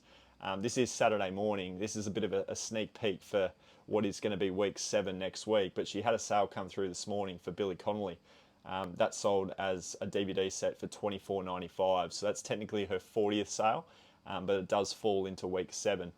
So she's off to a good start already for this week. But active listings, this is the way her position looks right now. She's got an average listing price of $52.13. I really like that. I've always thought $50 worth of an average sale price in your store is quite healthy. It shows that the products are obviously quite decent when you're sitting at that amount. She's got 56 items in her store, so it's a 56 item store, but she's had 40 sales get generated. So there's some really good sell-through rate there, some really good turnover. And that's through the rules of consistent listing, and it's also through the rules of checking every single item that you're choosing to put into your store. Stop listing junk, guys. $600 was the cost of good. It's turned into a listed value price of $3,000. So she's got a $3,000 store, $2,971 worth of listed value. And if we have a look at her death pile, this table here is done on the run. She does it on her mobile phone when she's out and about. She adds to the death pile. But it's such an important table to check out here. She's got an average cost of good there, or total amount of cost of good of $41.50. But she's anticipating $185 worth of value from that $41 worth of purchase. So she's purchasing at an average of $10.38. What this number here means, she now knows how much she's got ahead of time. So she's got almost 2 days worth of listings for Sunday and Monday. So we're going to go out to the flea market tomorrow, and we're going to try and add to this number to just push her further into the week. You really want to have this estimated listing price super large worth of a death pile, because it just shows how many days of listings you've got as safety ahead of you, because you want to be listing every single day. So her 4 items are listed right there. She will go ahead and put them live onto eBay. She will move them into this active listings tab once they go live onto eBay. But her overall position of the business now is slowly starting to look better and better. She's obviously got that 3,000 item store, $3,000 store, I should say. But her revenue is now sitting at $2,777. She's only $223 away from hitting her first goal of $3,000, and we're only halfway through the challenge. So focusing on a higher average sale price has led to this number getting closer to $3,000 a lot quicker than I thought it would. So that's really cool to see. Her net profit is $266. So she's got the $3,000 store, and she's also now got $266 in her pocket. So for just 6 weeks worth of work, to have set up a really good store and to have also made a few dollars out of it, I think it's a really strong and healthy position to be in. I think the 40 sales that she's now had, obviously only halfway through the series, is going to leap her over 100 sales by about weeks 10 or 11, as I touched on. So it's the acceptance of these small sales that aren't generating too much profit that has allowed her to get into this position. And you might be thinking, well, what does top-rated seller even mean? Like, why should we be shooting for a top-rated seller? And for me, I think it's the fact that you're going to obviously save a little bit on fees, but the big one is you're going to get promoted more by eBay, because you're going to be looked in the eyes of eBay as a reputable seller. They're going to see you as one of the better sellers on the platform, and they are going to bump your listings up more often than not. So you're just going to get more exposure, less fees, And people on eBay are going to see you as a good seller, whether they're a customer or whether it's eBay themselves. So that's why we always try to get to top rated seller as soon as we can. And I think Kate's on track to do that within the next 4 to 5 weeks, which will be really exciting to document with you guys and hopefully have you guys start your own eBay business and achieve the same results, potentially even quicker than what we're seeing here from Kate. It's week 7. It's week 7 starting from scratch. How do you feel? I feel ready to get some deals. Ready to get some deals. We're at the flea market. We missed last week, didn't we? Yeah, went away for Valentine's Day, but we are back. The gates have just opened. So let's see what we can find. Tekken 4, I'm sure. No. No? That's like $7. Oh. Okay. Blu-rays are 2. 9 discs. How much on this one, guys? Oh, 10. 10? No worries. Alright, we've got Murphy's Law. Season 1 to 5 for $10. It's our first one of the day. Is this your booth, is it? Yeah. Have a look in the boot. In the boot? I've got all these. Oh, yeah. Just you tell me what you want. Oh, you got them all? There will be something. Like, it's just... You haven't tested anything? Too many. I bought all of them from the same spot. Right. And I just kept the VCRs basically, besides one. Yeah, right. I haven't tested anything. Haven't tested anything. I'd probably end up selling it for parts. Oh, what about spooks there, mate? Why haven't you sold that? Which ones are missing? Oh, it's like a middle season. I'll take that though. Okay. Whatever you want on it. I think I paid 5. I'll give you 10. Oh, you got the shoes too. Yeah. The hokers are good. Yeah. Those there, you probably don't want them because of that. Yeah. They're good though. I listed up 2 of them and they're the ones I'm just leaving in. Yep. What do you want to do on the shoes? 2 hokers. 15? Sure. Yeah, is that enough? Yeah, that's fine. So what if we do 40 for those 3? You cool with that? Yeah. And then I'll come back for these later. Come back. Yeah, we'll talk about those later. Want to know about that deal? Yeah, what was that? So it's US military Yeah. and Pretty heavy duty. $25 for 2. Yeah. And it's got The inside one too. is it branded? US military, made in the US. Oh, is it? Yeah. Yeah, nice. And then it's got some other little Black Hawk parts in it. Nice. And I was like, I can't lose. Military gear does pretty well, hey? Yeah. And he's always got such good stuff. Yeah. He's got more too. Heaps of service in the military. Yeah. So can't lose with that. No, that's pretty damn good. Yeah. I know, it's so nice, isn't it? All Cassius go out of the way. Oh, a Saints man. An ex-Saints, man. Ex-Saints? An ex-Saints, 77 to 80. You can't give up on your team. No, I can't give up on them, mate, but we're no good. Yeah, well, We're going to change the name of the club. to what? St. Novak. St. Novak. Yeah, because the coach, his surname's good. Then they'll be Novak and good. $30, 30, go 20? yeah, 20. Yeah. Take money. Good to see you, mate. See you, mate. Take See you care. later. Get in with Clyde, son. Thanks for the boots. You're welcome. How you going? Hey, mate, how are you? Oh, good. What have we got? A bit of everything. Bit of everything. Bit of everything. You sweep a deal? $2-3 each. That's a win. That's all right. Yeah. That's a win Pretty when you get happy some with good titles. Yeah, That's awesome. just anything really, just anything I haven't got. So That's great. Yeah. Unreal. It's nice good to meet you, meeting you. mate. Yeah. Absolutely. good luck. Nice to See you meet you. later. Look at that. So I started selling in January, so this is a 2-month total. It's February now. It's a 2-month total, and he has had only 279 sales to get that. So it's like all like $400 items, no? It has to be. Most of it. Yeah, that's. If we go in here, you can see I still sell things for $13. Why? Because say it's free money. It's sell-through rate. But then I also have if I go to highest price, You got $1,000 items. 800, 800. 900, Yeah. 700, Big boppers. 750. And what's the categories? Watches and higher end video games. Yeah. Yeah. It's impressive, man. It's really impressive to see how much it's grown in just 2 Yeah. months. It's starting back up. Yeah, it's a new store, so it's started back up again. But It's incredible. Yeah. Unreal, brother. We'll keep hunting. We'll find some stuff. yeah, We'll catch up soon. easy. All right, mate. Games. I've got those there. I've got these ones here. That's about it.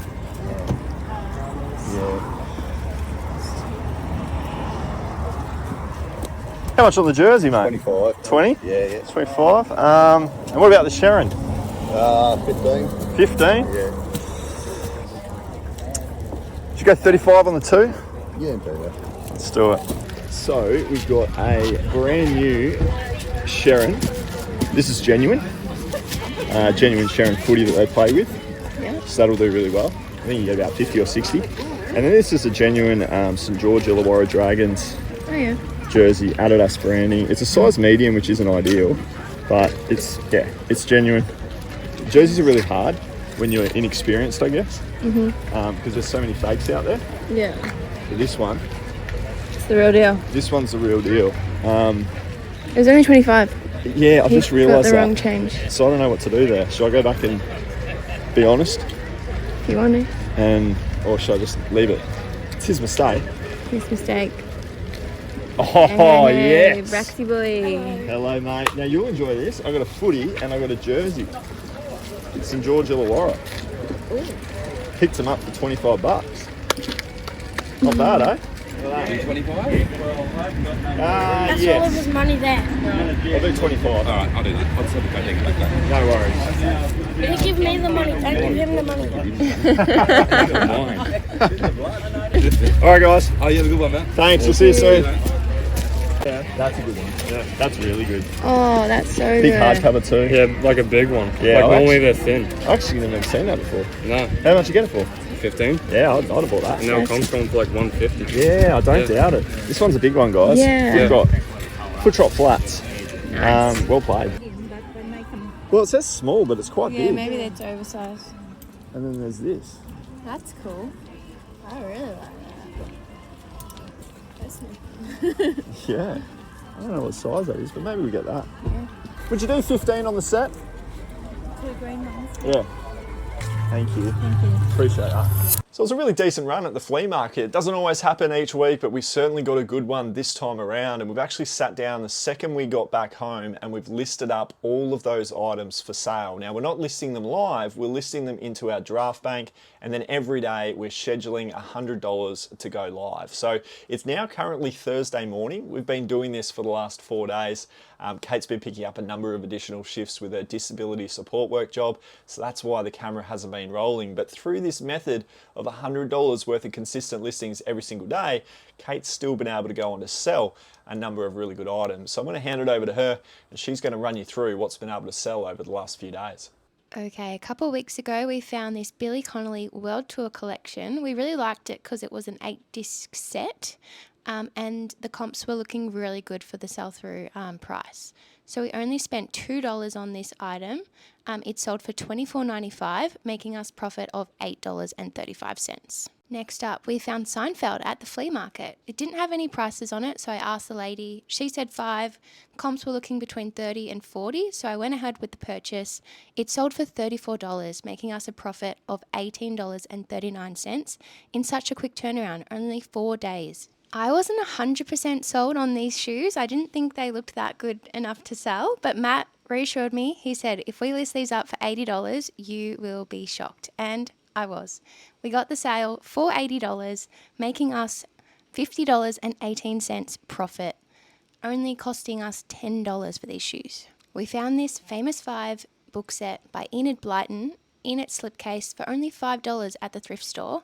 It has gone to sale for $39.95, making us a profit of $7.75. This is because postage really hurt us here, $18. We found Hell's Kitchen at the thrift store. Now we looked and looked for the whole series set, which was 10 seasons, which can sell for up to $200. Now unfortunately we just found 6. We listed it for $70 and it sold for $70, making us $35.36 in profit. This episode, we just found this Sharon footy for $10 at the flea market and it has already sold. It was an instant sale, which actually isn't the best thing because it means we could have priced it up a lot higher than what we did. So it was a $59.95 sale. It profits us $29.66. So a total of 6 sales brings us up to 45 sales towards our attack for 100 sales over a 12-week period. So we're getting very, very close to that magical 50 sold items milestone. So we're motivated basically. We're going to go out today. We're going to do a bunch more thrifting. What we want to do is we want to get ourselves into next week worth of a draft bank. So hopefully we can find a few more items today.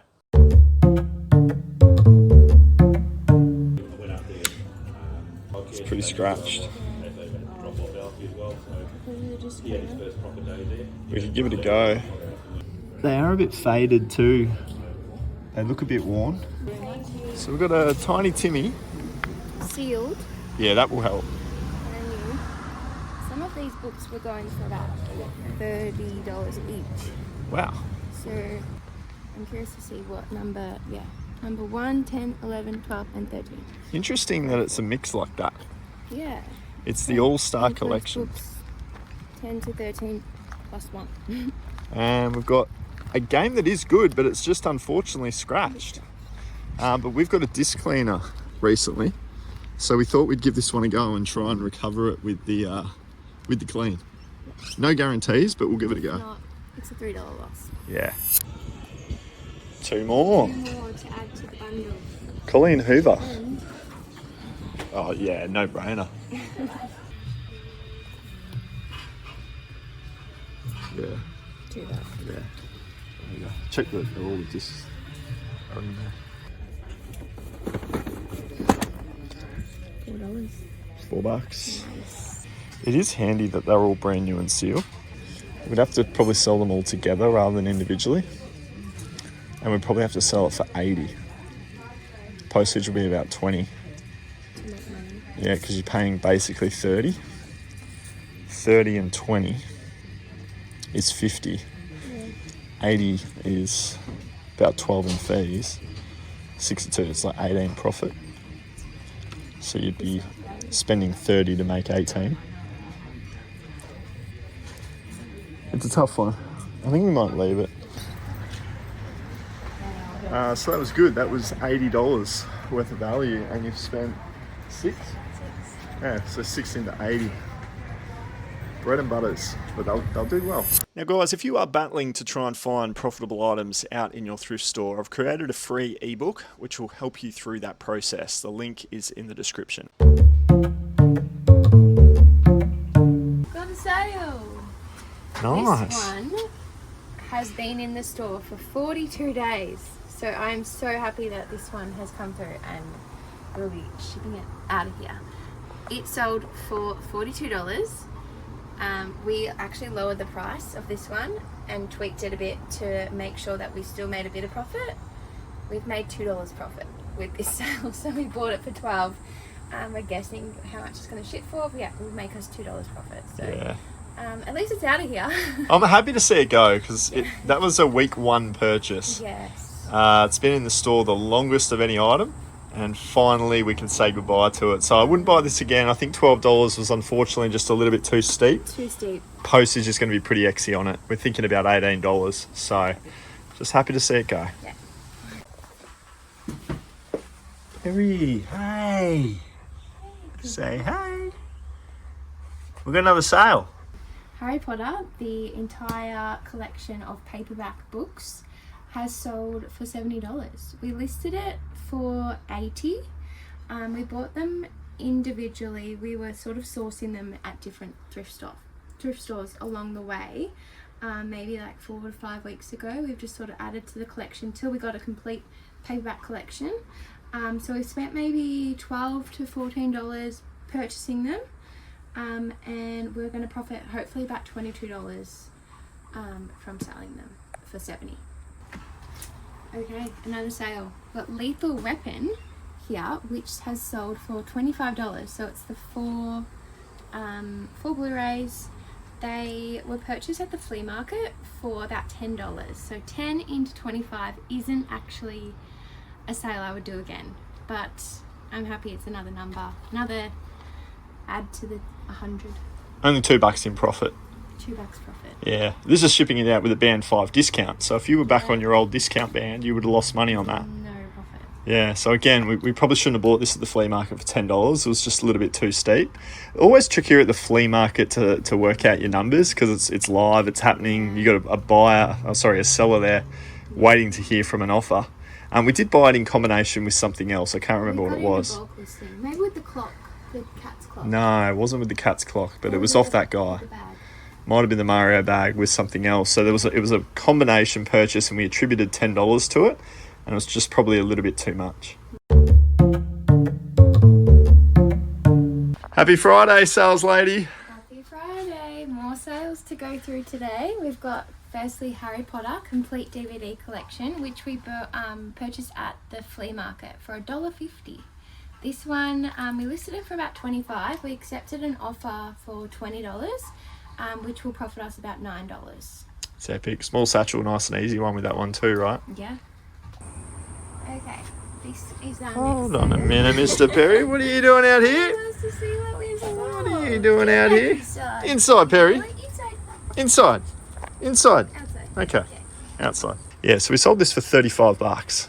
$35 sale, and we've got 3 left over. So $0 in now on that, and a $5 profit with all the cost of good sitting on those. So that's actually a good sale. If you get these messages, guys, for people wanting to split up your allocation of group listings, if the numbers work out, it's worth doing. And we obviously need 100 sales, so that goes a long way to it.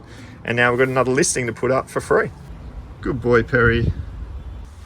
Okay, a book bundle, another book bundle. This one we purchased about 3 weeks ago. We bought a bunch of kids' books at the thrift store. We purchased this Holly Webb collection for $10. It's just like a bunch of kittens and puppies. We listed it for about $45, but we've since reduced the price and we got a sale for $42, which will profit us $9. $9? Yeah, we'll put it in a medium satchel for this one just because it's quite big. Yeah, unfortunately it doesn't fit our new medium, padded mailer. These padded mailers are basically our medium satchels moving forward, but unfortunately that wasn't fitting into it. They were just too thick. Yeah, too thick, so we've just got ahead and looked it out over there. We're going to be putting them into a medium satchel, and it has burnt us a little bit. It actually cost us $14.20 to ship it off, which is why the profit fell down to around that $8, $9 mark. But show the whiteboard off. Yes. Friday, last day of week 7, and there we are there. We've got 12 sales, our best sales week since we started, and we have a total of 51 sales out of 100 down there as well. So that's absolutely epic.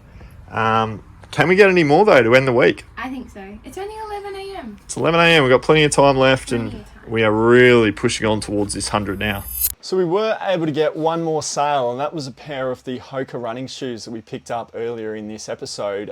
These were the Clifton 8s that Kate picked up for $15. We ended up selling them on a best offer for $50, and that's netted us a profit of $15. So we basically doubled our money. It's meant that we've ended up finishing week 7 with 13 sales, and now we're sitting on 52 sales towards the 100 that we need. So 48 to go, and we've got 5 weeks to go. So I think now we're definitely on track, and this has only been 49 days of activity. So in 49 days, we're now surpassing an average of 1 sale every single day with 52 under our belt. So I can only see this growing from here. I can see us averaging 1.5 sales a day to 2 sales a day pretty quickly, certainly before the end of this challenge. So we are on track, and really nice to see as well this week. Obviously Kate working a lot more, so we were filming less, but eBay was still kind of running in the background as per usual. The eBay algorithm didn't see any change, even though Kate had to work a lot more and contribute less to her eBay business this week than normal.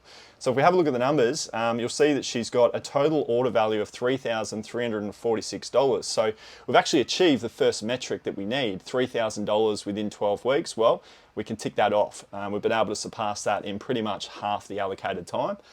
Cost of goods, $861.40. In the end, when you take out all the fees and the postage, Kate's been able to net a profit of $1,078 on the items that she's had go on to sell. Now, obviously we know that that's not the full picture of things. If we look at her active listings, she spent $656 worth of stock that is yet to go on to sell. So her store size is sitting just under $3,000. So a $3,000 store with a $51 average sale price, I think that's remaining really, really healthy. And that's why we're seeing these sales start to generate for her, because they're nice, high, average sale price type items. and she's putting them in consistently every single day, so she's getting consistent sales as a result of it. If we have a look at her death pile, she's got a couple of items sitting in the death pile. There's a total of 5. So she'll list up some items today, being Saturday, and then we're back out tomorrow at the flea market for the start of week 8. She's got $178, so she's got $80 for tomorrow, and she's got $100 for today. So she's going to have to buy some items at the flea market to get tomorrow's listings ticked off, but we are pretty much exactly where we need to be on a drafting front. So that's pretty good. She's got a few there, but hopefully we can buy a few more at the flea market tomorrow. And then that brings the overall business position for her. Well, it's the best it's ever been after 7 weeks. We're now at a $436 profit total. So when you add up all of her active store value and all of her sales, her little bit that she's got in her death pile unlisted, that totals $2,909 worth of expenses. But the revenue over $3,000 at $3,300 means that she has made $436 to this point after 7 weeks of work. Now you're probably thinking, 7 weeks of doing eBay every single day for 49 days and you've only made $400 from it. I mean, inexperienced sellers would look at that and maybe think that, but I need you to look at it from a different light. You need to look at it like Kate's also been able to build up inventory worth $3,000. She could arguably run a sale tomorrow with a 50% markdown, pocket $1,500 out of that $3,000 and call it a day with a $2,000 profit result. So you've got to really remember that. She's actually still got really good active items waiting to be sold in store. It's not cost her anything because she's in a net profit result for her business. So it's much better than just the $436 that you're seeing there in profit.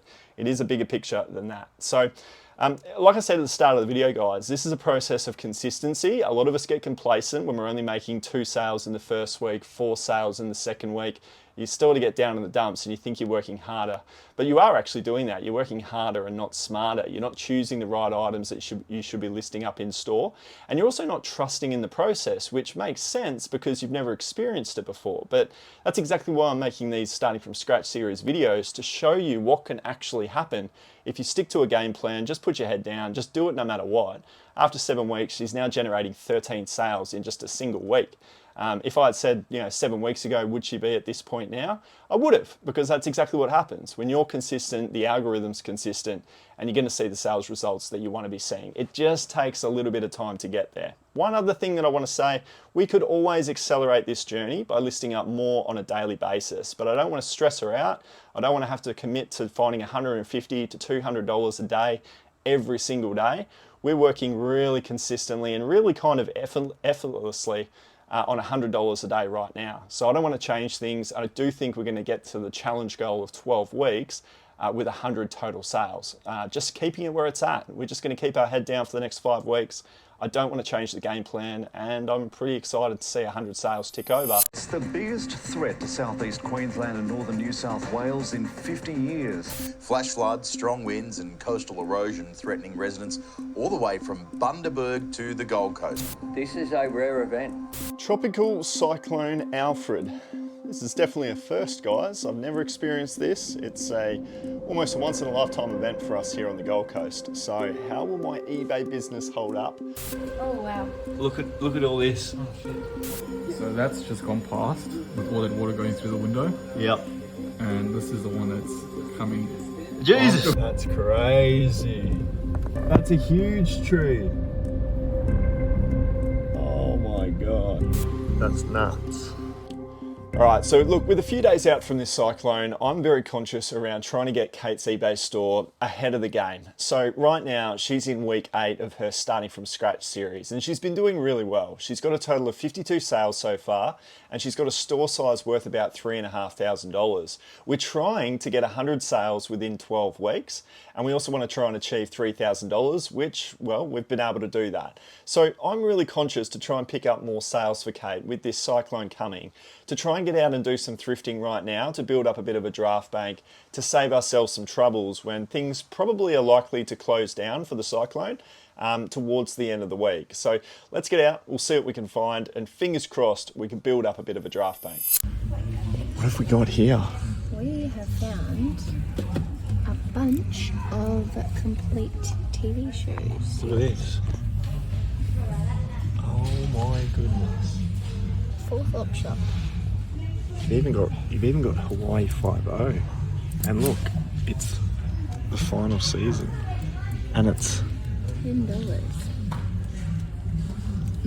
wow. So we're gonna do that. We're gonna do this. You've got 1 to 6, $10. The fringe? Yeah. Castle? Yeah. Arrow. Yeah. What? Yeah, that's awesome. Oh my god. Yes. The final season. This is the Vikings? yes. I don't know if it's complete. Doesn't matter. Yes. $10 for 1 to 13 of NCIS LA. That's crazy. And then that one. And then oh my goodness. Are we just going to do it all? Even Pirates of the Caribbean? Maybe not Pirates. And maybe not X-Men Trilogy. But that's only 5. What about Da Vinci? Yeah, we'll do that one. Yeah. TV show series. So we're going to do 1, 2, 3, 4, 5, 6, 7, 8, 9, 10, 11 complete series box sets. Unheard of. Oh, hold on. There's some more up here. There's quite a lot up here. Oh, the Lego board game is over there. Oh, it is. Wow. Oh my god.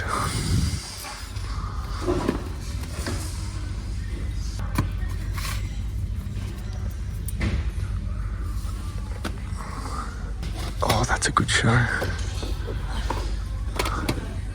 Haven, if we could find more of that. There's so many TV shows in here. Oh my god, oh my god. This is huge.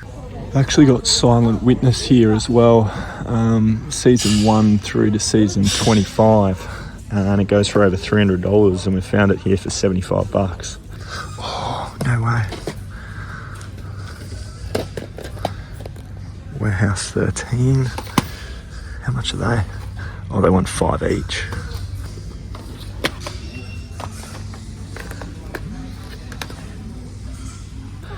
Which is just ridiculous. We're just going through a few of these TV show seasons and saying no. I think we're almost done, but this collection, look at all of this. Complete TV show season box sets. I don't know how much we're going to be paying for all of this, but this is insane. Wow. There it is, guys. We've spent $302 and we've got a ton of great listings. I mean, that Silent Witness is $300 alone. Yeah. So we've got one listing worth exactly what we paid for everything. There's thousands of dollars worth of value here, guys. This doesn't happen every day. Rare day. So happy. Alright, we've just entered all these DVD listings into our Flipped It deck pile. We have spent $347. Wow, that was including a couple of the other ones that I had. So I spent $302 on all of these DVDs. And our estimated listing price is $1,548.95. Wow. So that's 15 days. Yeah, 15. Listings. 2 weeks. Yep. Wow, that is insane. And if you have a look at some of these titles, guys, you can put the video on pause and just have a look at that. But if you want to scroll through, Kate, you'll see the values. Go to the next page on the right there. Like, massive. Look at that one there, Silent Witness. 70 into 300. So it's just massive numbers. And to be able to have a death pile now with 2 weeks worth of listings, $1,500 worth of value. We've only paid $350 to get it. It's the strongest position we've been in for 8 weeks of eBay. Hey Kate, is now a good time to talk about the new 12-week challenge? I don't think so. I think I'm just going to do it anyway.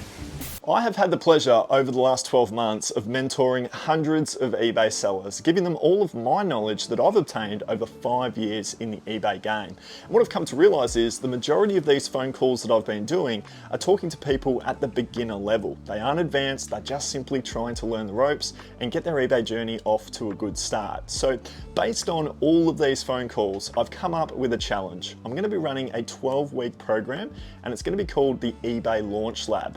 We're going to take people that have never started with their eBay journey, and we're going to take them all the way through to a top-rated eBay seller in just a matter of 12 weeks. So if you've never sold on eBay before, but you've sat on the fence for a really long time and you've thought to yourself, I really do want to give this a go, I'm just so fearful of all the things that could go wrong, well, this is going to be the perfect program for you. I've got everything linked into the description below regarding the details of the program. Applications, they're open for the next 3.5 weeks. I'm going to take anybody on board that's interested and to put you through an application phone call process, and then we will be selecting a limited number of spots for the program. Very, very exciting stuff. Looking forward to getting people into the program and helping them on their journey to top-rated seller status, and you can hopefully achieve results just like Kate has over the last 8 weeks. So applications are open, links in the description. We'll see you in the lab. So as you might be able to see, it's already starting to rain. I think it's only just going to pick up over the next couple of days. It's looking fairly dark and very windy out here. You can see the wind starting to pick up. But what I'm doing is I'm just trying to protect this layer here. I've got some towels just here. I'm going to grab a few more of them, and I'm just going to line them along here. And you'll also see I've started to pull away all of the stock that was sitting along here. I am a little bit worried about the books because they are, I mean, they're so close, you know, so close to there. But whether or not I go ahead and move them, I'm not 100% sure yet. This along here, I probably want to take off everything that sits along there, certainly the disc cleaner, because I just don't know if there's going to be any opportunity for water to get through here. It's a bit of a bomb site in here. Fortunately, I don't have a ton of stock nowadays. It's only a 700 item eBay store from my standpoint. It's just all of Kate's stuff that was stored on that shelf there that I felt like I've had to come away and put into a third bedroom. You can already see the rain is starting to sort of come in on an angle. And that rain really, when the winds pick up and the rain starts to hit, that actually pulls water. You can see here, it's pulled water up to there before. It stains the carpet. So with a cyclone event, I feel like this is the best course of action to try and salvage whatever we can out of this thing. 2 sales came through over the weekend. The first one is Mario Kart. We bought this at the flea market last week and we spent $5. This one will go into a medium tracked envelope, and this will profit us $11.50, which is awesome. Another sale that came through was the Optus little mobile phone there. We paid $20 for this at a op shop, and it has sold for $49.95. So that will profit us $14.20 after shipping. Well, I see it, but I don't believe it. We have just had a sale of Silent Witness, guys. It is sold. We've just spoken about it. We've listed it. And there it is there, gone for $259. We took a best offer in the end. I said, Kate, you've had an offer come in for $259. We listed it for $299. And she said, you know what, for 75 bucks, let's go ahead and grab it. So we've gone ahead, we've transacted, the buyer has paid. The account on Flipsit tells us that with fees, postage, cost of goods, didn't sell via promoted listings, which is really nice. $35 worth of fees, postage, I think will be about $18 to ship that off. Could even be a bit less.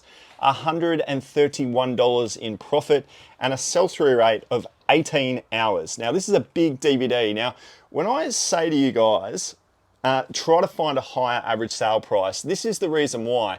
These $100, $200, $300, $400 items generally transact much faster because they're much more in demand.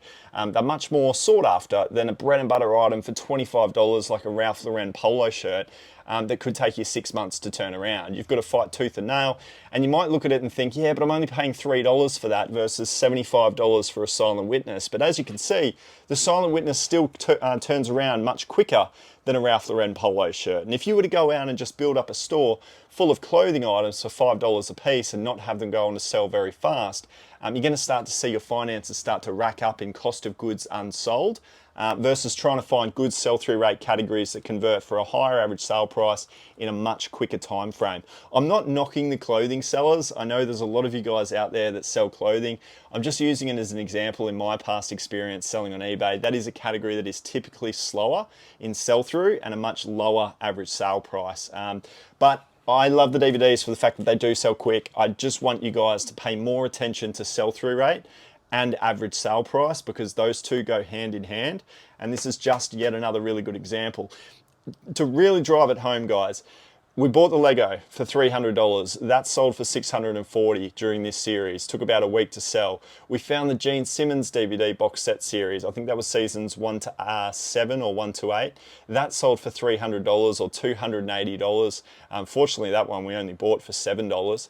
But these big hauls that we've been buying have been going on to sell really quickly. And the reason is because they're desirable. They're in demand. People are chasing them. And the higher average sale price, generally the quicker the turnaround, because people are after it. And as long as you're pricing it up correctly, it will go on to sell. So very easy to say no to these sorts of purchases that might cost you a few more dollars when you're first starting out.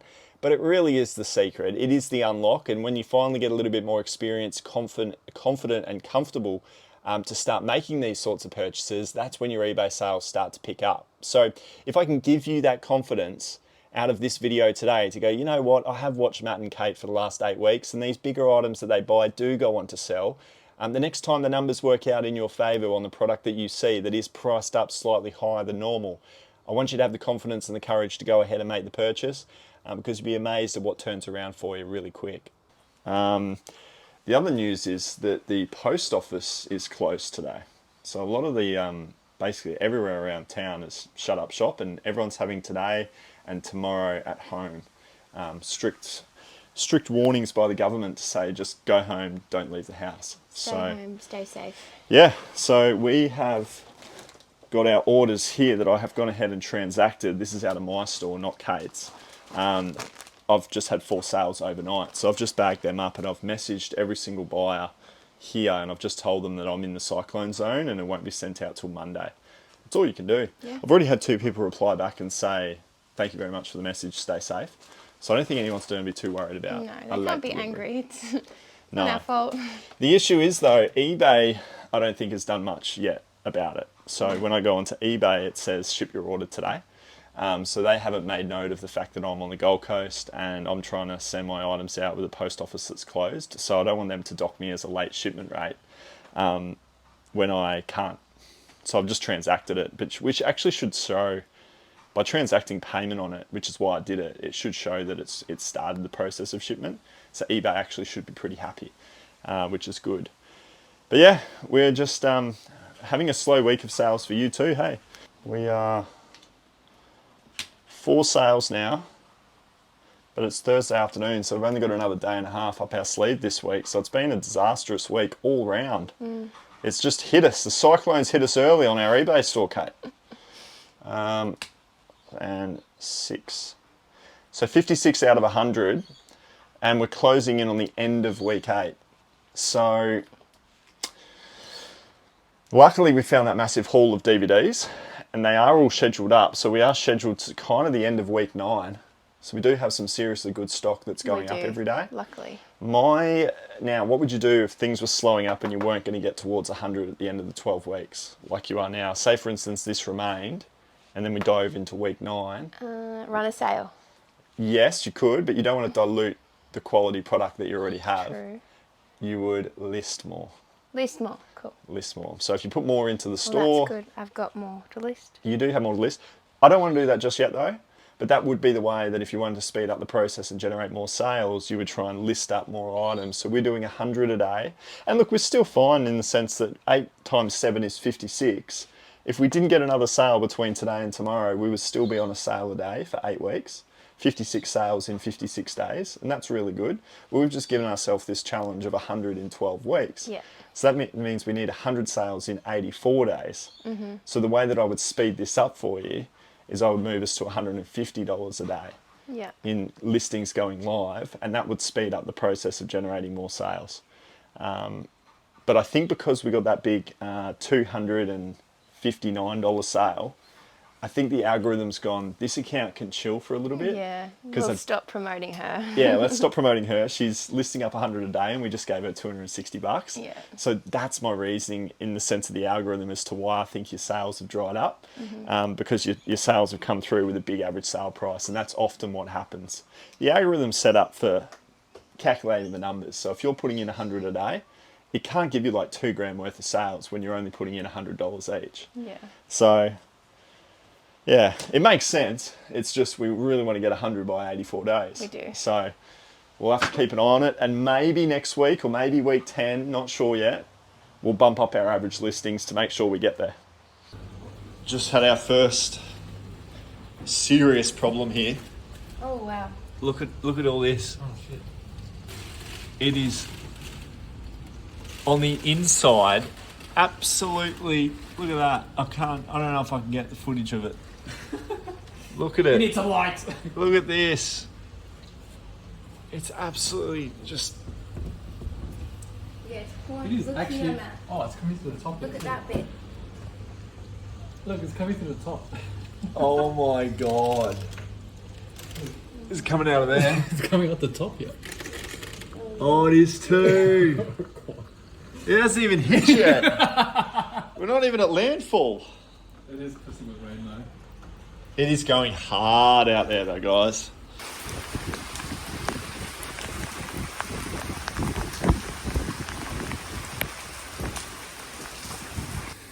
All right, so this is our little makeshift plan. We have some tubs and we've got these that are dripping into the tubs. And then we've gone outside and we've put in this towel. It's a picnic rug. But guys, this is not even hit yet and we've already started to see some troubles. So hopefully those pegs can survive. So that's just gone past with all that water going through the window. Yep. And this is the one that's coming. Jesus! Oh my. And here we are down here. Oh, good luck! Good luck, little dude! See this wave is 8.2 meters. I don't even know what this map says, but it's scary. It's a wave. Last night was pretty crazy, wasn't it? It was very strong winds. Yeah, 170 kilometre winds we had through the Gold Coast, and we woke up this morning and just checked out the news reports just to see the damage around town because we're still not meant to leave home. We've had a look around our house here and we haven't had any major damage, have we? No, we've been so lucky, and we still have our power on. Yeah, so 250,000 homes are without power just on the Gold Coast, and we have survived that. We have full power. Super crazy winds still going on out there. We've been told to stay indoors for today and half of tomorrow, I think, until like Sunday midday. But last night you could just feel just these surges of wind. So powerful. And my sister's place, unfortunately, wasn't as lucky. She's got, I think, 3 trees land on her property. It completely crushed a shed. She's taken some photos this morning that I'm putting up here on screen for you to check out. And then she's had another 2 trees literally fall on top of each other on the same part of the house. So yeah, she's got a big cleanup job and a big repair job, I guess, ahead. There is still the potential of flooding and rain. I think we're getting about 400 mils of rain. But I'm just really fortunate, and obviously the fact that there's no leakage in the roof. There's well, there was leakage on the side window, but it wasn't anything too severe. Crazy winds still going on out there. So we're just gonna remain put, hope that it doesn't flood. We've got a little bit of a flood zone behind our house, but nothing too severe. Hopefully it doesn't encroach onto our place, but I've never seen it like this before. You've got big trees that have just been fallen and toppled over. And fortunately none of them have been affecting on our place. So we've kind of got away with it. Yeah. Very, very lucky. So we've kind of been sneaking out of the house for walks because we're doing 75 hard. Yeah. And yesterday, like a couple of hours before the cyclone hit, we actually saw that the local coffee shop was open. Yes, we snuck and got a coffee. There we go. Do you want one now? Nah. which I thought was crazy that the local coffee shop had bothered to open. Priorities. Oh, I think the sales have come off. No, they were already off. Oh, they pulled them off. They've been off forever. I'm kidding. Oh, have they? Yeah. All the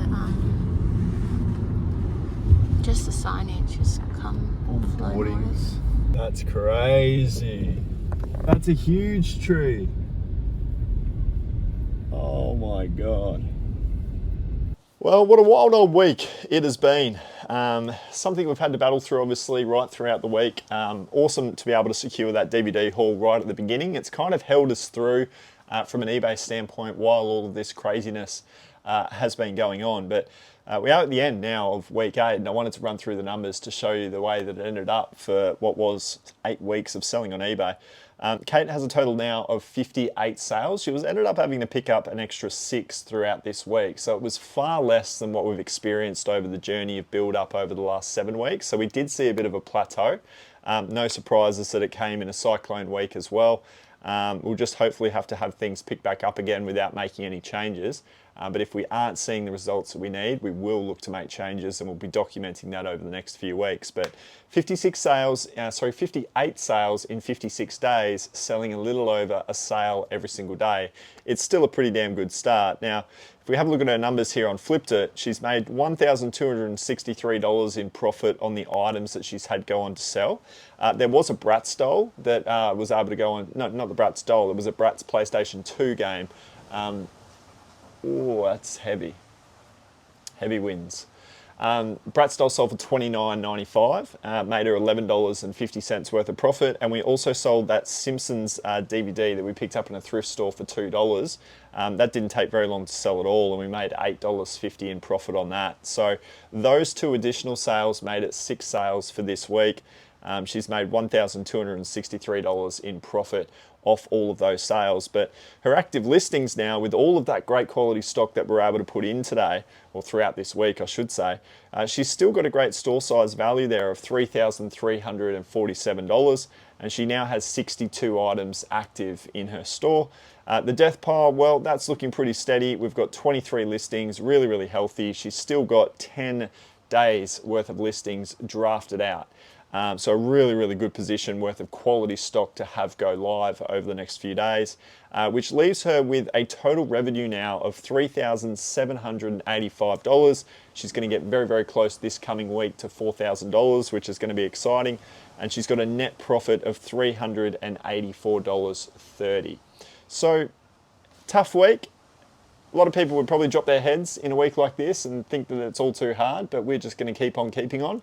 And have things pick back up. There's always ebbs and flows in eBay, and you've just got to remain even keel. That's the trick to it. But we've got this 12-week challenge coming up, guys. If you would be interested in grabbing some eBay figures like this and creating an eBay business for yourself and starting a side hustle to make a few dollars, that link in the description below will get you through to the application call, and then hopefully we can get you on board for that program starting in mid-April. Okay, so I'm not going to walk any further because if I do, it's quite soggy carpet from the cyclone. Yeah, it's pulled all its way up to about halfway, up to about here, you can see. So it's a bit, yeah, kind of sucks, but I mean, really, we've got away unscathed. Our sister's place, my sister's place, did not survive that well at all. I'll run some footage now for you guys. So bad. I feel so bad for them. Oh, is it? I put a photo of your photos, and everyone's like, oh no. Holy hell.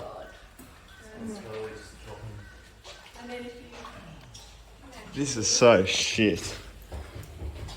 Oh my god. Oh my god. The tree's bigger when it's laying down. That's a massive tree. Three massive trees. Oh, look at the shed. That's a massive tree. How loud was it when it hit? Was it? In there? Oh my god. But back to eBay. Day 3, we've had 3 sales to talk about.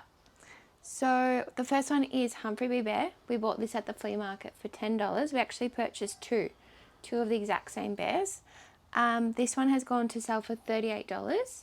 We'll put it into a small padded mailer, and it will make us $8 profit.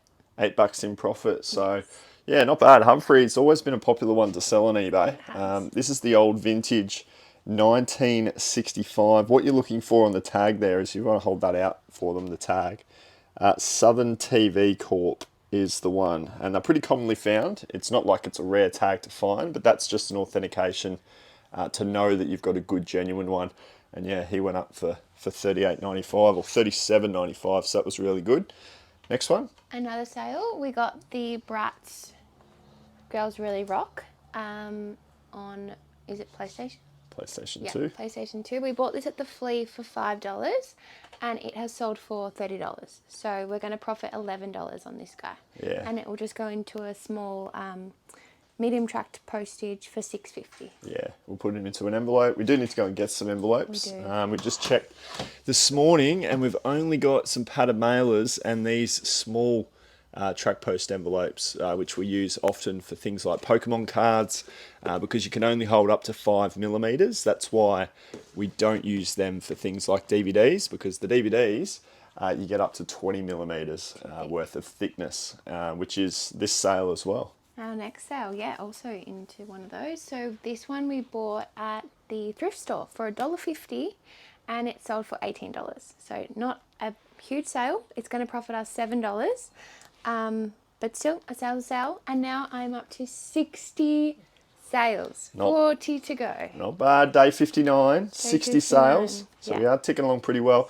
Reason why this one here is sold is because it's the complete 14th season. So not too many seasons in ER. I think there's only 15 for a complete series set. So somebody's trying to complete the collection there. Took 52 days to sell. It was an early purchase. Now, if this starting eBay from scratch thing sounds interesting to you, I have created a 12-week program for you guys to jump into. It's a complete beginner startup program that gets you from zero to top-rated seller in just a matter of 12 weeks. Just like Kate, we're going to run it for you guys as well. So if you are interested, I have details for this program linked in the description below. We're going to walk through it very slowly. There's going to be a lot of education-based learning, and then we're going to actually put things into action and generate some sales and get you guys to being a top-rated seller and kick your eBay business off the right way, because there are so many mistakes that get made along the way, and this program is going to alleviate those and just put you on the right track straight away. So if you're interested, check it out. We'll see you in the lab. Back in the trenches on a Tuesday morning. Good morning. Good morning. We're at a Vinnie's store today and it looks shut. like it's closed. Okay, scratch that. We'll go to another one. All right, let's try that again. It's been the Cyclone affected. A lot of these stores aren't yet opening up. So we've got a Narang Uniting Church op shop here, and this is going to be our first of the day. Now, this is often a good category to play in, toys, and I've just come across something that I'm pretty damn excited about. I don't know if you guys can see it. Maybe even pause the camera on this video and see if you can spy it. Here it is right here. This is an incredible find. We have a vintage street shark. Now I'm just looking around to see if we can find any more of these, but this is huge. How cool. So we'll look into him and see what he's worth, but it's pretty insane. That's crazy. See how the accessory gives you a lot more for it? Yeah. But standard, you might go about 30, 35. So he'll probably only cost us $1. Yeah, sweet. So that's awesome. You got some more Lee Child. Yeah, found 2 more to add to the collection. I've already got 9 at home, so these 2 I didn't have, so that's now 11. 11. Yeah. Awesome. So the street sharks, a little bit extra worth of information on those things. They sell really well internationally. So we're going to put a $25 worldwide international shipment rate on that street shark. And whenever I've had bundles of those before, 80–70% of them sell internationally, generally to the US. So if we can sell it for 30 plus get an extra 20 or so in shipping, that's going to make it an even better result. It's a nice sign. Thrift shop. But is it open? Well, yeah, that's the question. There. We found an Xbox. It is untested though, so they said they'll do it for 20. $20 untested. Untested. Okay. So hopefully it works. There's these Apple Mac monitors. Tested and working. Looks a bit chipped on it. Where? Down the bottom corner. Here? Yeah. No, it's just tape. Oh. That'd come off. Just don't know what the model numbers are.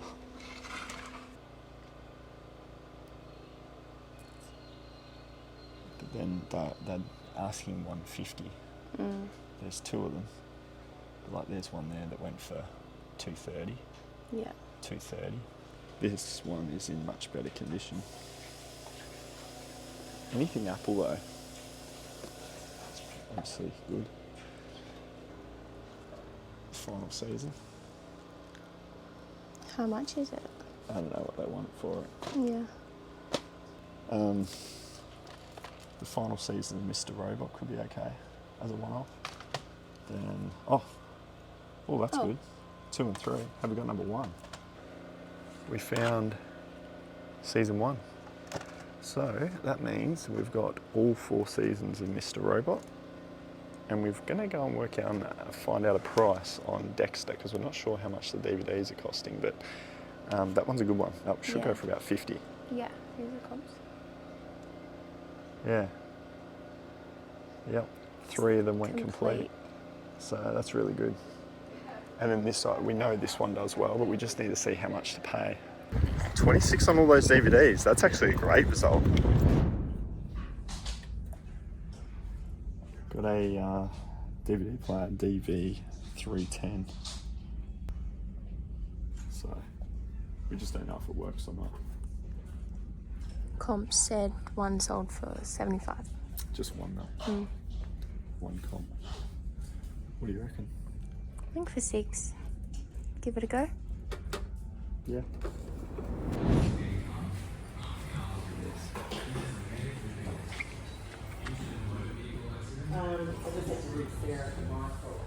All right, yeah.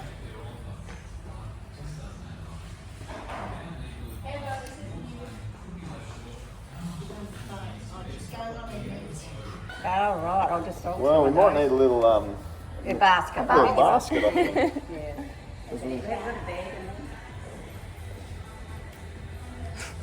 I can't believe it. I cannot believe it. Madman as well? Yeah. And greys. Look at all the greys. We got the Winchesters. So are you taking all of these, are you? We're going to take all of that. Okay, so what we should do... I had some little figurines came in. Oh yeah? Yeah. Yeah. That could be of interest. They're down at the toys here. They, okay. Yeah, they're normally $21 or something. Okay. Yeah. Have you got a shop or something? Yeah. Yeah. Yeah, that's right. You just don't often come across it in a store like this. Oh, okay. So it was a... Well, we don't very often get something. Yeah. That's what I mean. Yeah. It's just cool to see. It's cool to see in store.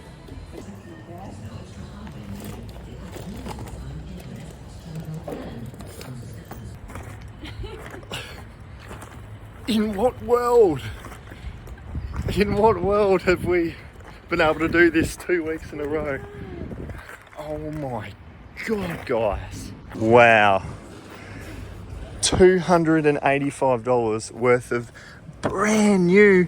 Oh, we're going to break it down back at home again. We're going to do what we did last week. 2 weeks in a row, guys. I am absolutely shocked. What a collection for 2 hours worth of work. I can't believe it. 2 hours we were thrifting today to find all of this. Look, the numbers on this entire haul, we have spent $337 today, and the value of it is $1,820. What? And that's pricing it up on your early store starter sort of numbers. We're not going top end with these figures. No, we are being, we Competitive. want quick, yeah, we want quick sales with this. So we've gone competitively priced, 337 into 1820. Insane. Average purchase price per item here is $10.80. $10. So just for context, your death pile is looking at $2,300 worth of stock unlisted. So that means you've got 3.5 weeks. 3.5 weeks of This will stock. finish my challenge. This will get you to the end of the 12 weeks. Wow. This will be the stock that gets you to 100 sales. Oh, I hope so. Yeah. So $470 spent in your death pile, and you've got $2,300 to draft up here. Some big winners out of the allocation that we're able to find, guys, is ER. This one right here, we've got season 1 to 15. So ER should be able to sell for about $170. We've also got down the bottom here, Grey's Anatomy. We're missing one season. We go all the way up to season 18. 19 in the complete. And what we've listed that for $250. $250. Yeah, so that's probably the biggest. Because it is all sealed brand new. Brand new Grey's Anatomy, season 1 to 18, and the 1 to 19 completes were selling for $260 and $300. Yeah. So we went brand new, missing a season, we went $250, which I think is pretty competitive. The other thing as well, that's the only almost complete listing on eBay for sale right now. Yeah. So we're the only one. Yeah. So that should sell really well. Some sales to go through. Now, the reason why we are so excited about that awesome DVD sale is because the one we got last week, the huge one, we've got 3 sales to talk about from that haul. So there's only going to be more sales to come, I reckon. The first one, Sanctuary. Now this is seasons 2, 3 and 4, so not a complete season series, but it has sold for $39.95. Awesome. Small satchel too. Small satchel, pretty easy. Another sale for $39.95. Only 2 DVDs. Now this one is the complete series collection of Stargate Universe SGU. Never heard of it, but a great sale for $39.95. Another sale came through for Heroes. We bought this for $10 and it has sold for $30. We took a best offer on that one. All selling within a week. All going into small satchels. Yeah, so that's profiting quite well off every single one of these. And with this haul that we've got, like Kate said, I anticipate we're going to get the same sort of a turnaround on a number of the ones that we've found today. Yes. So great selling category. I think that puts us on 64 sales. Yeah, would be. I'll have to double check the whiteboard. I think 64. I think we're on about 64 sales, so things are starting to pick up. Good morning. We have some more sales to talk about. First one is this Fringe DVD, which we actually purchased last week in that big DVD haul. This has gone to sale for $70. Unreal. So that will go nicely into a small satchel. Yep, small satchel. We bought it for $10 in that thrift store, so we've ended up profiting $42 on that one. We'll put it into a small pattern mailer with some bubble wrap because there was, I think, a pretty fat season. Yeah, season 1. Yeah, season 1 looks to be a little bit fat, so that might struggle in a satchel. So we're going to put it into this for the very same price. And Kate's still got a $8.76 postal rate on band 5. So that's still running for Kate, which is great for her postage costs. So we'll go ahead and we'll put that into that. Alright, another sale is the Magic Faraway Tree collection. We wouldn't go ahead with this one again because we sold it for $20 and we purchased it for $3, but we actually lowered the price. So we've only profited about $4 with this one. It's going to go into a small satchel, but yeah, probably wouldn't do that one again. Yeah, just based on the price, right? $20 sale price is never going to net you much in profit. And we also had to wait a really long time to get that one to sell, like Kate just said. So when you're doing your comp research, if it is going to be something that you put into a small satchel and you're not getting it next to nothing, and we still had to pay $3 for that, we shouldn't have really bought that one. So that's a really good case example, but it is one towards our 100. So right now it's okay. But as soon as we cross that 100 sales mark, we wouldn't be buying that sort of an item. Okay, and next sale is the Partridge Family, which we bought at the flea market for $5. This one has gone to sell for $50, which will profit us $30. And it's going to go into a small satchel, really quick turnaround with this one. So I'm happy with this sale. Yep, a lot of DVDs selling, a lot of DVDs being listed into our store. Kate has a total of 9 tubs worth of inventory here. So we brought all this back after the cyclone, rearranged it, made it look pretty.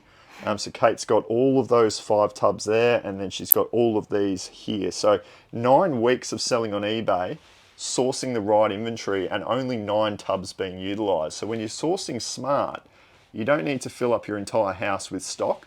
You just need to buy the right items, like this. 11. Much better week this week, hey? And 68.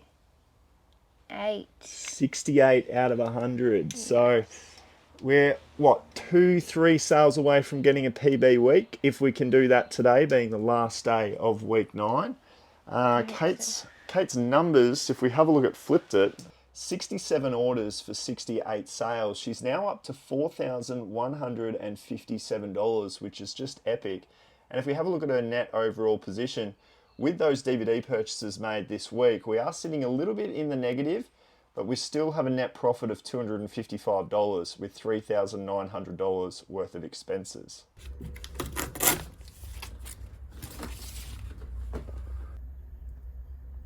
Is that showing your... No. Is that? Is that? Turn the K around. Turn the K. Yay! 40,000! 40k subscribers. Thank you so much, guys. Thank you, everybody. Thank you, Kate, for these wonderful balloons. They're not as good as your 30k balloons, but... No, that's fine. It's the thought that counts, and the thought was definitely there. 40,000 subscribers, guys. This is 5 years on July 8th. Wow. 5 years. So we're going to have to do something for that. But to get to 40,000 subscribers after 640 uploads, if you did the numbers on 5 years, 640 uploads, I've basically published a video every 3 days for 5 years. And I tell you, when you make a video on YouTube, the process of scripting, ideation to come up with the idea, the editing, the filming, and then the publishing, and then the metadata behind the publish, that takes 3 days. I have not stopped for 5 years. So with all of that hard work, effort, and energy, to see 40,000 of you people say, I'm going to subscribe to this guy, I just can't thank you enough. I'm really, really appreciative. And if it wasn't for you guys, I wouldn't be still here making videos in this single car garage talking about flipping items on eBay. So I just wanted to say that to kick off this video. Thank you very much. And if you're yet to subscribe, you know what to do, because we're trying to get to 50. We want 50. Our next sale is this Tiny Timmy book bundle. It's brand new and sealed. We bought this at the thrift store for $8 and it has gone to sale for $40. So that's going to make us $14 in profit if we put that into a small satchel. Doing a lot of books. A lot of books, yeah. Are you enjoying listing up books and sourcing them and shipping them in the whole process? Yeah, I really am. And DVDs. DVDs and books. DVDs and books. Perry keeps looking at this one thinking it's a toy for him. It's not yours, Perry. It's not, no. No, it's not yours. Not yours. Look at him. He loves soft toys. Just wants him. This is the third Humphrey I've sold, actually. We purchased this, purchased two of these at the flea market. So we got this one for $12.50 and he's gone to sell for $40. Yeah, they've all sold for about that $40 price, and they all sell really fast too. Sorry, Perry. Sorry, mate. We'll get you a toy from the shops. Finally, a DVD sale from our huge DVD haul that we got. We purchased this for $10 and the comps were saying, there were so many comps for this with sales selling for $50. So listed it for $49.95. The sale came through in 3 days. So that will profit us $20. $20 in profit on a fast selling. Show the cover of it. It is called Falling Skies. There it is, and we've got a complete series set. Complete 5 series set. So that will go into a small satchel. Easily.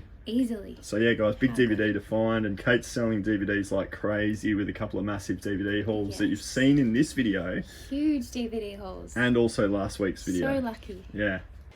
Okay, so my numbers are, my total revenue, guys, is sitting at $4,307. But my total net profit is $357. So that's because of those huge DVD hauls that we were purchasing quite a big amount of money put in, but the amount of money that should come back as profit is going to be huge. In my death pile right now, I have $1,400 worth of listings. So that's 14 days, 2 weeks worth of listings. So therefore, we won't be sourcing this week, will we? Sourcing ban. Sourcing ban. We've got enough stock. We don't need any more. Big lesson for people out there because they would generally go out and source. Just because it's a new week, right? And it's fun. It is fun. But we're not going to do it. But we've got enough stock. We want to see that net profit keep rising, and the only way for that to happen is if we stop spending. So I've got 31 items in my death pile. I've got a cost of goods as $323. And my active listings, I've got $4,000 worth of stock in my store. So that's important. I think we don't attend to that number as much as we should as eBay sellers. Like, you've put in all that work and you've priced your items up accurately, and you've got $4,000 worth of value in the tubs behind you over there. Yeah. So you can't discredit that. Yes, there's only a net profit of $357, but with a sourcing ban, we're now going to see the return out of that $4,000 that we've gone ahead and hard work listed, and that profit number is only going to rise and rise and rise. So everyone's got to take note. What is your store size worth? And if it's priced accurately, that's a large part of the success of what you're doing. So don't get complacent if the profit isn't too high. Yeah. It's all about what your store size is as well. So total sales on the whiteboard. Oh, I'm currently sitting at 72 sales. 72 sales? 72 sales, I'll show you.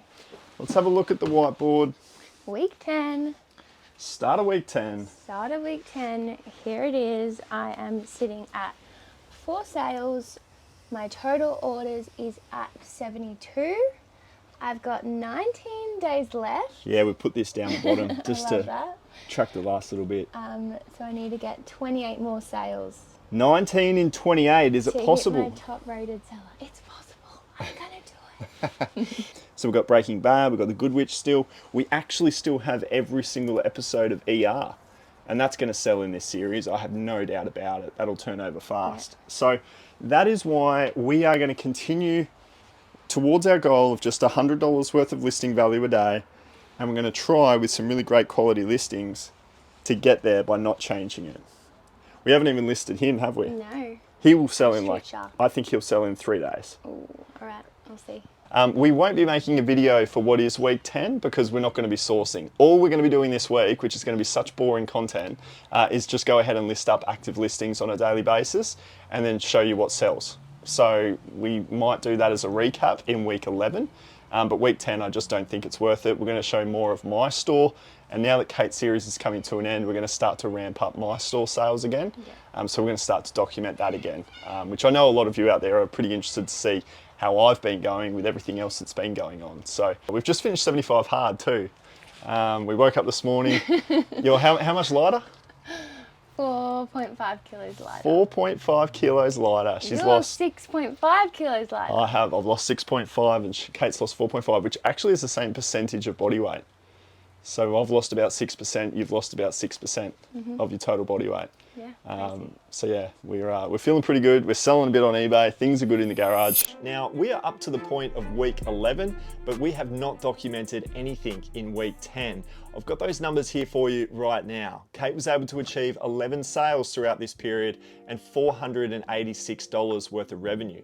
The reason why we didn't film it is it was quite a boring week. We just sat here at the listing table and Kate listed up her $100 worth of product every single day. We had quite a significant draft bank, and it meant that we actually had a sourcing ban for the very first time in the challenge, and it's paid off. She's had some fantastic results come through. So we're now at a point where we have 79 sales. We are 70 days through the challenge. With only 14 days remaining, we need 21 sales to hit our 100 and break the challenge. So welcome to the documentation of week number 11. Geez, that's going fast. Hasn't it? It has. We have got 2 sales to talk through over the weekend. First one is Dawson's Creek. We bought this in the big DVD haul, and I think it cost about $12. We have sold this for $35. Comps were saying 30 to 40, I said for 35, and it sold brand new and sealed, so that's awesome. Nice. Another sale that came through is Warehouse 13. This one we also purchased in the big DVD haul for about $13, and this has gone to sale for $45. So that Nice. will make us about $11 profit for this one. Yep. And it will go nicely into a small satchel. As will this one. Yeah, We should be able to get that one into definitely. a medium or a small pad of mailer. I keep saying medium because they look so big, but they are doing really well for us. So that goes into there. We'll get another one for that. And then the numbers, from a profit standpoint, we are, because we didn't list last week, we're $567 in net profit overall. So $4,724 in the space of 10 weeks. So that brings us over to the whiteboard, which gives us the full look at the way things have gone. We have made 2 sales this week so far. Hoping to get a lot more because I have 19 sales to chase and I've only got 12 days left to do it. Ooh, it's getting really tight. It's getting really, really tight. So we've made the decision after 10 weeks of doing $100 every single day. We've done this for 70 days straight and it's got us to this point that we're pretty happy with. We're now going to change our plan to try and get to 12 weeks worth of 100 sales and we're going to move it up to $150. 150 bucks a day. In order to get more sales in your eBay store, it comes down to methodically just listing up more stock. So we're going to go from 100, we're going to go to $150, and I think that will pick up our sales volume. So we've got the stock. We need to do a lot more sourcing though to be able to get us our volume of sales for next week. So we're going to run out and do a bit of that.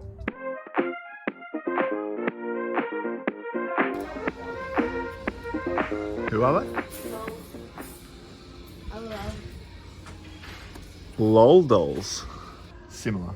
That's very similar, and this one was too. Yeah. Probably leave him for 8 because it'll cost quite a bit to ship off too. We found another Lee Child book, which we do not have in our collection. We're building up. So what's that? Number 12 or 13 or something? Number 12. Number 12. Helps That to. creature. Do $3. you think these Jamie Olivers are going to sell? No. Oh, what about this? 12 discs. This could be good. It's only $5. BBC. Barcode scanning. Oh. How much is it? $5. 5 into 40, maybe? 5 into 40. Just type it in, the Charles Dickens collection. The reason why Kate just did the barcode scan, that gives you a really quick reference. But if the person that listed the item didn't use this to scan that in their original listing, you need to type it in like Kate's doing here, because that will pull up even more results. See that? So you get more view, I guess, of what the pricing is. So there's quite a number of sales. 5 results. 5 sales. Have a look at all the shoes in this little cupboard here. We've got a look at those, I think. $14. They're like new. Just those ones there. Okay. What size? US 10. 10, great, yeah. Let's do it. Nice. Pegasus 38s. The soles are not too bad. The inside too. No wear. No. And then the soles are like new. Comfy Oh, these popped out, did they? yeah. They're awesome. Oh, $50. 50 on the Hokers. That's too much. They're really good. $30 spend into potentially 130. 30 into 130. You got a good couple of listings there.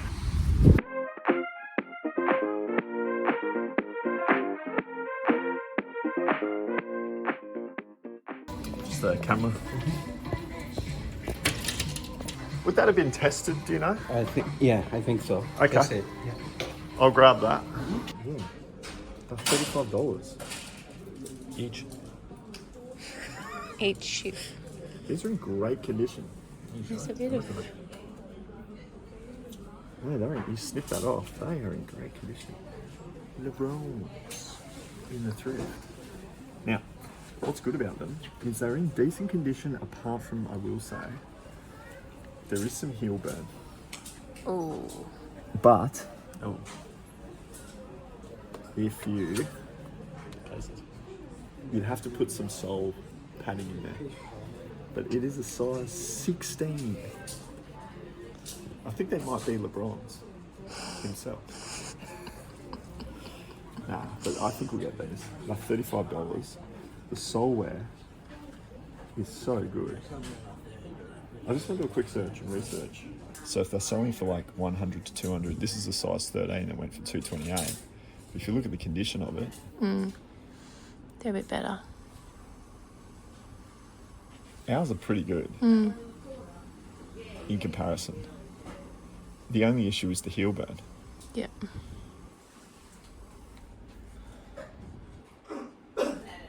And we just have to take photos of that. That's the only blemish. Yeah, I'm gonna go for 150 on them. 150 bucks. And then the camera, I believe, the camera is actually, it's a brand new camera. Totally brand new. So I'm gonna actually search up some brand new price points, which I was only looking at pre-owned. I may be able to list it up for potentially even $300. So that's $450 in 2 purchases, and I've only paid $135. And you bought $30 worth of stuff today, and you've got $130 worth of stuff. So, you know, for a rainy old Saturday morning, we've actually done pretty well. I think the eBay world knows I need sales, because in the last 24 hours, we've had 8 sales. 8? 8 sales. My best day yet. We are now sitting on 10 sales for week 11, and we've only got 10 days left. We need to make 11 more sales, so we're sitting on 89. This one, just one season of ER sold for $19.95. We bought it for $2. We'll put that into a small trapped envelope for $6.50, and that profits us $6.70. Now, the good thing about these sales are you've actually had some big ones come through too. I've had a lot of big ones. Mostly all of them are quite big. This one we got in our huge DVD haul, ER, seasons 1 to 15. We sold this one for $169. Oof. And we bought it for $60. Not bad. So this will go into a box, and it will ship off for $18. And we profit $53. With this one, we were very strategic about our price point. $169 was the cheapest complete series set on eBay at the time. So if anyone wanted it, they had to buy this if they wanted the cheapest price. And I think the sell-through rate was about 3 days. Yeah. So it did not take long because we were strategic about our price point. Okay, our next sale was a same day sale. This is Salem. Complete series 1 to 3, and it's brand new and sealed in its box still. Listed it up for $50, and we took a best offer straight away for $42.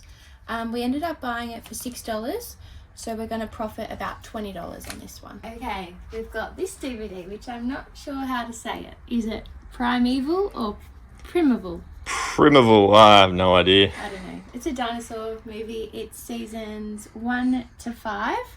And we bought that one for $10 in one of the big hauls, and it's gone to sell for $45. So we'll profit about $15 on this one. Only about 3 to 4 days to sell that too. So these DVDs, guys, if you can find the complete series sets, we've got pretty lucky during this series, but you can see they are turning over really quick for great money.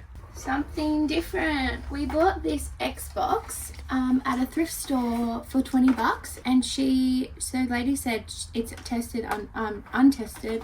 Not sure if it works. She said bring it back if it doesn't. We've just listed it as untested. Not sure if it's working for parts basically.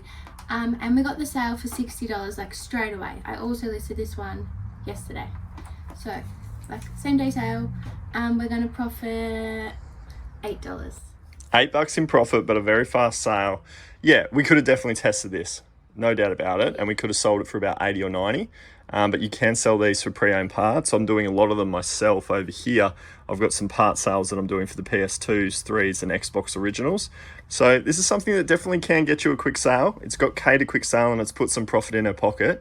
So it's just some awareness there, guys. The for parts untested categories can do pretty well as well. I don't think season 1 to 13 is complete. We've got NCIS. Different crime show. Different crime show. NCIS Los Angeles. We bought this one for $10. in our big DVD haul, and it's going to sell for $80. So we're going to profit, after shipping of about $15, we're going to profit $37. 37 bucks profit. $37. Yeah, that was crazy to find that in a thrift store for 10 bucks. Yeah. Again, really quick sale on these DVDs, guys. We've got one more DVD sale and then another unique item. What have you got there?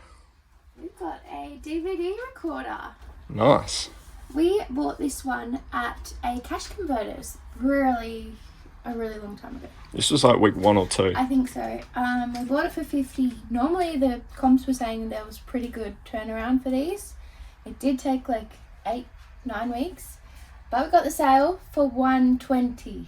Nice, 120 bucks. That's good. 120 bucks. So with shipping of about $20 in a box, we're going to profit about $24. So we paid 50 at a Cash Converters for this, and I'm going to show you guys a little bit later how we go about shipping this sort of an item off, because for the beginners out there, it's a very scary process to ship that off correctly and not have it get damaged. So we're going to document that in this episode today as well. So stick around for that. Is that another DVD? It's more DVDs. More DVDs. Who would have guessed? The Librarian, seasons 1 to 4. We purchased for $16. Not sure why we spent so much on that, but in the big haul, doesn't really matter.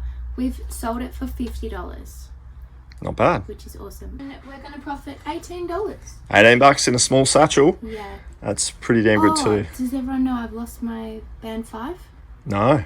Yeah, I'm back to band 3. So shipping is costing a little bit more, so my profit isn't as high, but that's okay. Okay, my total revenue is sitting at... Oh, you broke the 5,000. 5,300, baby. And that's because, guys, we have put a freeze on listing. Sorry, not on listing, on sourcing. Sourcing ban. Sourcing ban has worked. Yeah. Because you've been listing up all this stock that you've had in the house. Yep. Strange, isn't it? When you list it, you actually get some sales. And what that does is it changes your business position to pretty damn profitable. It's so good. Look at that on a monthly basis too. Every month since you started, you've been profitable. I've been in the green. So that's great. You're almost at $1,000. That's probably the way you're going to come in today. So there we go, guys. She's doing really well with 8 overnight sales to bring her week up to 10, as we discussed. And with 10 days to go, the 11 sale situation is looking pretty likely. We have got everything we need to pack this Xbox 360. I've found a box that fits. So we source our boxes from our local hardware store, Bunnings, and we just found a box that we thought would fit. So it is going to go in there with some bubble wrap around it. And then we're going to also stuff the box with some butcher's paper to keep it sturdy so it just doesn't move in the box. I always like to try and get it in line with the product. So it's kind of like, it's just one big line so that when you squash the boxes down, it doesn't like fall down too hard. But that sitting like that is probably fine. So that's a kind of a representation of what we'll always do. You'll see when I fold it, see this line on this side? Basically has a nice even line that sits there because this is going to overlap 4 times. So I'll do the same over here. And what you can see there is we're using the entire, it's flat on the item. It's not going to damage the item, but we're not using any extra space. And then I fold with all of this extra weight off the smaller bit. I then do the longer bit by pulling it over this, which is now a sturdier piece. And that should just, you don't need your finger there. You literally just pull it down and that's down. And then all of this extra padding is going to protect the product. And then we've got the bubble wrap and the butcher's paper underneath here. And then this one here, I just close it over. And that right there is then what we go ahead and we just simply tape up and measure and weigh. And that's how we decompress a box to make it fit the product perfectly with butcher's paper and bubble wrap. So there it is there. We're shipping it off, own packaging through Australia Post, My Post Business, and it's costing us $19.19. Now guys, it's Thursday.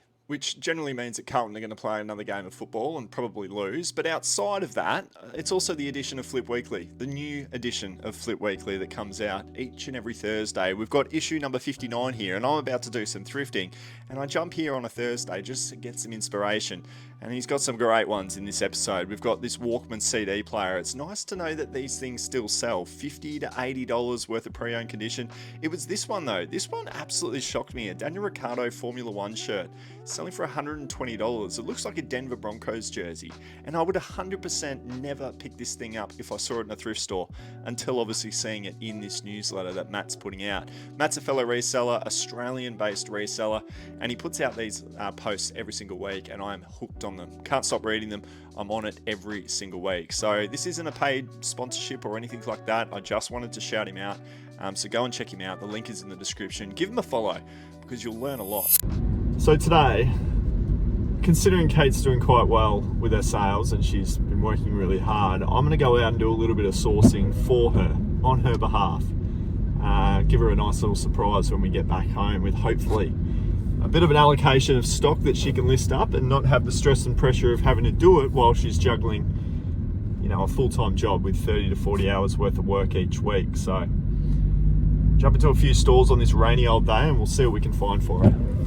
Jumped into the DVD section, guys. Thomas and Friends on DVD does really well. This should sell for about $65 as a partial set. I've also got another partial set here of Allo Allo.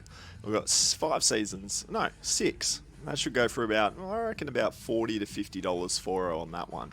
Found another DVD set, which is, again, another partial Heartland Season 1 to 5. We'll get about $50 for that. It's quite a rare title. So, just the 3 finds there.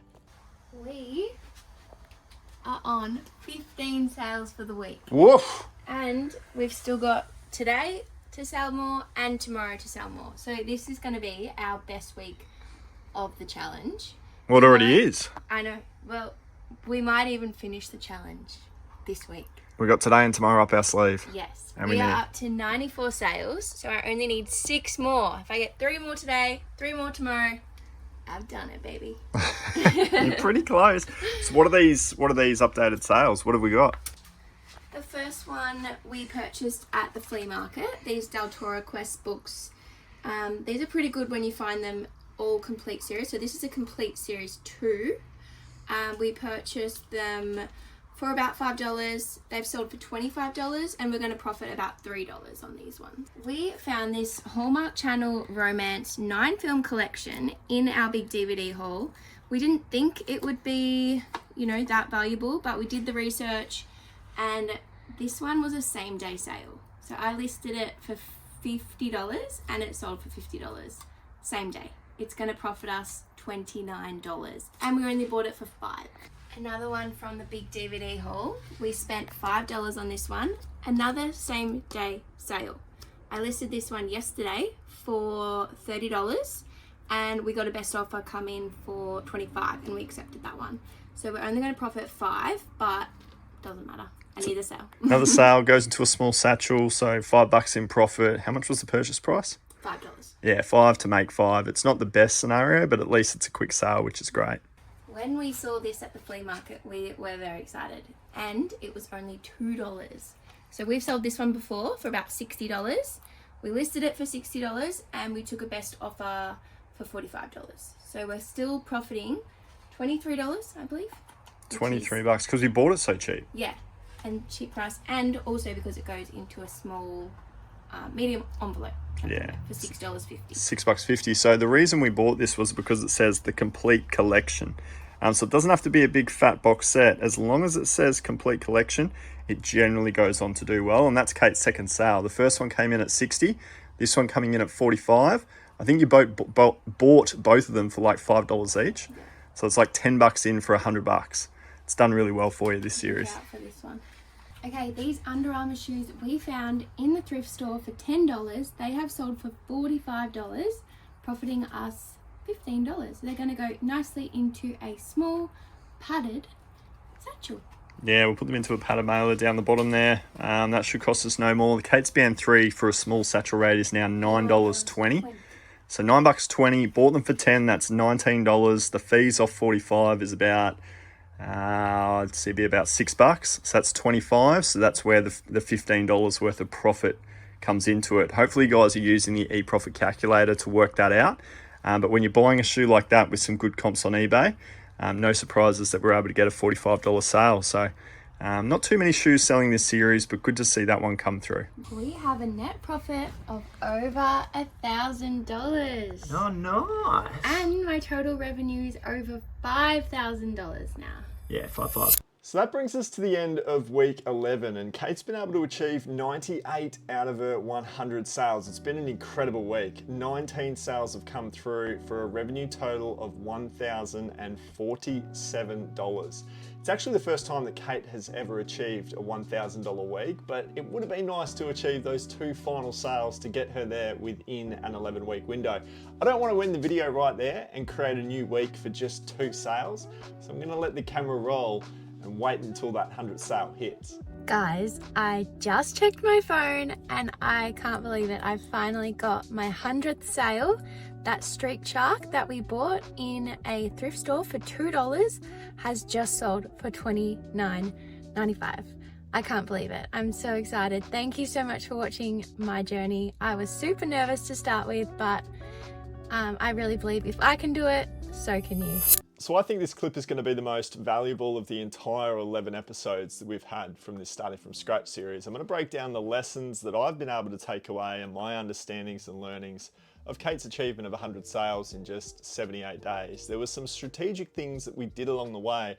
I just think everybody that's selling on eBay should be adopting, because when you're first starting out, you're pretty clueless to the whole journey. It's confusing. But there are some fundamental steps that you may have missed over the 11 episodes that I'm going to break down for you, just to make sure that you leave today knowing exactly the right things that you should be doing. Now, the first lesson that I've got for you is a big one. It is consistency in listing $100 every single day. Kate never quit. She just continued no matter what the sales looked like. If she lapsed for a couple of days, she didn't get deterred. She didn't get frustrated. She didn't say, oh, stuff it, I won't list up an item tomorrow. She just jumped back into it and listed up another item. I think that is a really crucial step, to find that consistency, pick a dollar value of $100 a day to start off with, and then just build it up from there. She generated 11 sales, 13 sales, then she had a big 19 sale week, and that was generated through consistency of listing over a period of time. There was 12 weeks where she was at it no matter what. So big one, guys, stick to the consistency, run the journey of 12 weeks to begin with when you're first starting out, and just see what it looks like at the end, because I'm pretty sure you'll be surprised. Lesson number 2, product selection was so crucial. It always is. Whether you're an experienced seller or a new seller, the item that you decide to list up and sell on eBay is ultimately going to determine whether or not you're a successful eBay seller or not. I believe it is the single most important thing as an eBay seller. If you have a broken pen, you're going to find it very, very hard to sell it if I have a Nintendo GameCube console that I'm trying to sell. I'm just going to outsell you because I simply have a better product. It doesn't come down to the listings, the photos, the price points when the product isn't great. So the first things first, have great product selection and determine things like sell-through rate and average sale price to work out whether or not that item, in the eyes of eBay and the customers on eBay, whether or not it's a good item. Lesson number 3, we took a sourcing ban, and it was one of the best things that we ever did. We were able to build up a pretty decent haul of draft bank listings, right? Like we had the $1,400 worth there at one of those weeks a couple of weeks ago. And we said to ourselves, we actually don't need to go out and thrift, and we would love to because we love to thrift. Who doesn't? But we made a very strategic decision to try and grow our profit bank and put more money in our pocket so that when we could go out and source again, we had quite a bit of money up our sleeve to spend. And I think too many of us don't do that. We don't understand our numbers. And that is actually lesson number 4. Using Flipped It was so powerful for us to just know what our net profit position is. And too many eBay sellers, even experienced eBay sellers, believe it or not, that have done it for quite a while, they don't know what their bottom line is. They don't know what their numbers are. And you can't really make educated decisions on things when you don't know what your profit position is. So by putting the sourcing ban on, using Flipped It, seeing our profit numbers grow, it gave us real confidence to go out again and buy for our next set of draft bank listings. So I think you guys should definitely check out Flipped It. It is linked in the description below. It's always there. It's our own product. We've built it, myself and a mate. And it's really built through the eyes of an eBay seller. So it's designed exactly for you to get started and understand your eBay business numbers. So give it a go. Lesson number 5 was we priced our items to sell. This is equal to the point of one, sourcing the right product, but then actually bringing it home and putting the right price tag on it. That's crucial. So Kate and I, we said to ourselves for lesson number 6 that we were going to accept any amount of profit that we're able to get. So we put the correct price point on it to have it go on to sell. We priced it in that bottom 25% because we weren't getting many page views, no real impressions, no real clicks and sales. So we had to price competitively to try and boost those impression numbers up. But we accepted any profit. So if a best offer came in and we used eProfit and realized that it was profitable, we just said yes, because as you guys know, top rated seller status is 100 sales orders. So we just had to say yes to anything. And I think that was a big one, because if we had sat back and said no, and if we'd put in counter offer, we would have just got so many less sales and we'd be still today trying to fight for our 100th sale transaction. So big one there, guys, accept anything that is profitable in your first 100 sales. And number 7 was that we promoted our listings at 8%. So that got us an even bigger boost, but it also shortened our profit margins, which meant that we couldn't really accept every best offer, because not every offer that we got was actually profitable for us. But the second it was, even with an 8% promoted listing, we accepted it. So that was huge, guys. Promote your listings at anywhere between 5 to 8% when you first start out, and you'll be very surprised by the sales transactions you'll get from it. The store starter to kick off our eBay store. This was something that I actually forgot early days, and I really regret not doing that, because we kind of sacrificed a few early day sales. What the store starter was, if you missed it, was we put an entire week's worth of listings in right up front. We just put $700 worth of value in on day 1, and then we listed up $100 consecutively every single day from then on. It just gave us more opportunity to get a quick sale. And the first thing you want to do when you start an eBay business is get your first sale under your belt, get your first piece of positive feedback, and then there's some proof of concept, you're motivated, and then you keep following through with your listing plan, and then you generate your sales from then on. So a store starter is a nice way to do that. It's a nice way to speed up the process. But for lesson number 9, we focused on a really high average sale price. We were buying things like Silent Witness DVD, season 1 to 23, sold instantly in one of those episodes a few weeks ago. We got a massive amount of money for that, a couple of $100 worth of a sale price, even though we were buying it in a thrift store for $60. I think a lot of beginner sellers would see that DVD set for $60 and just be simply scared to buy the item based on the initial purchase price of $60 without actually looking into the numbers to see what it could go on to sell for. The best example that I've got for you is the Lego set that we bought in the first couple of weeks. We paid $300 for that, but it ended up selling for $640, and we made about $100 to $120 worth of true profit. Now, I think it's those decisions, it's those examples that separates the bigger sellers that are generating more sales than the inexperienced sellers, because we're too afraid to make those high purchase decisions. But I think you should, because if the numbers work out, it's going to work out. So focus on a higher average sale price and you'll generate more sales as a result of it. But the biggest one was we had the weekly store maintenance running. We kind of said no to sourcing for a while there, and we doubled down on dealing with the listings that we'd already put into the store. So if an item had been sitting there for over 30 days, we were changing the price point, the title, we were moving some photos around, adding some more photos in. All of these little tweaks are generating algorithmic growth for ourselves, getting more impressions and page views on our listings, and then from there we're getting more sales from it. So we can't neglect all the work that we've done to put the items into our store. We can't run away from it and just keep going out and sourcing again. We do need to come back to it on a weekly basis and continually look at it from a store maintenance perspective. That's my 10 lessons, guys. I really don't think there were any other takeaways from that were greater than the 10 lessons that I've just shown you there. It's been a lot of fun to do this series over 11 weeks. I'm so stoked for Kate to have been able to achieve 100 sales in just 78 days. It's a huge achievement, and look, I think it's possible for literally anyone out there. So much so that I've created an eBay Launch Lab 12-week challenge. Now, applications unfortunately are closed. We have a group right now that are running through their very first listings, and it's going to be really exciting to watch their journey over the next 12 weeks. But applications are available for a wait list. If you want to submit your email address, I'll be out to you when we run cohort 2 in a couple of months' time, and I can communicate to you guys about starting your eBay journey from there. So if you're interested in that, if you're interested in starting your eBay journey with all of these practices that we've just spoken about, that will be linked in the description below.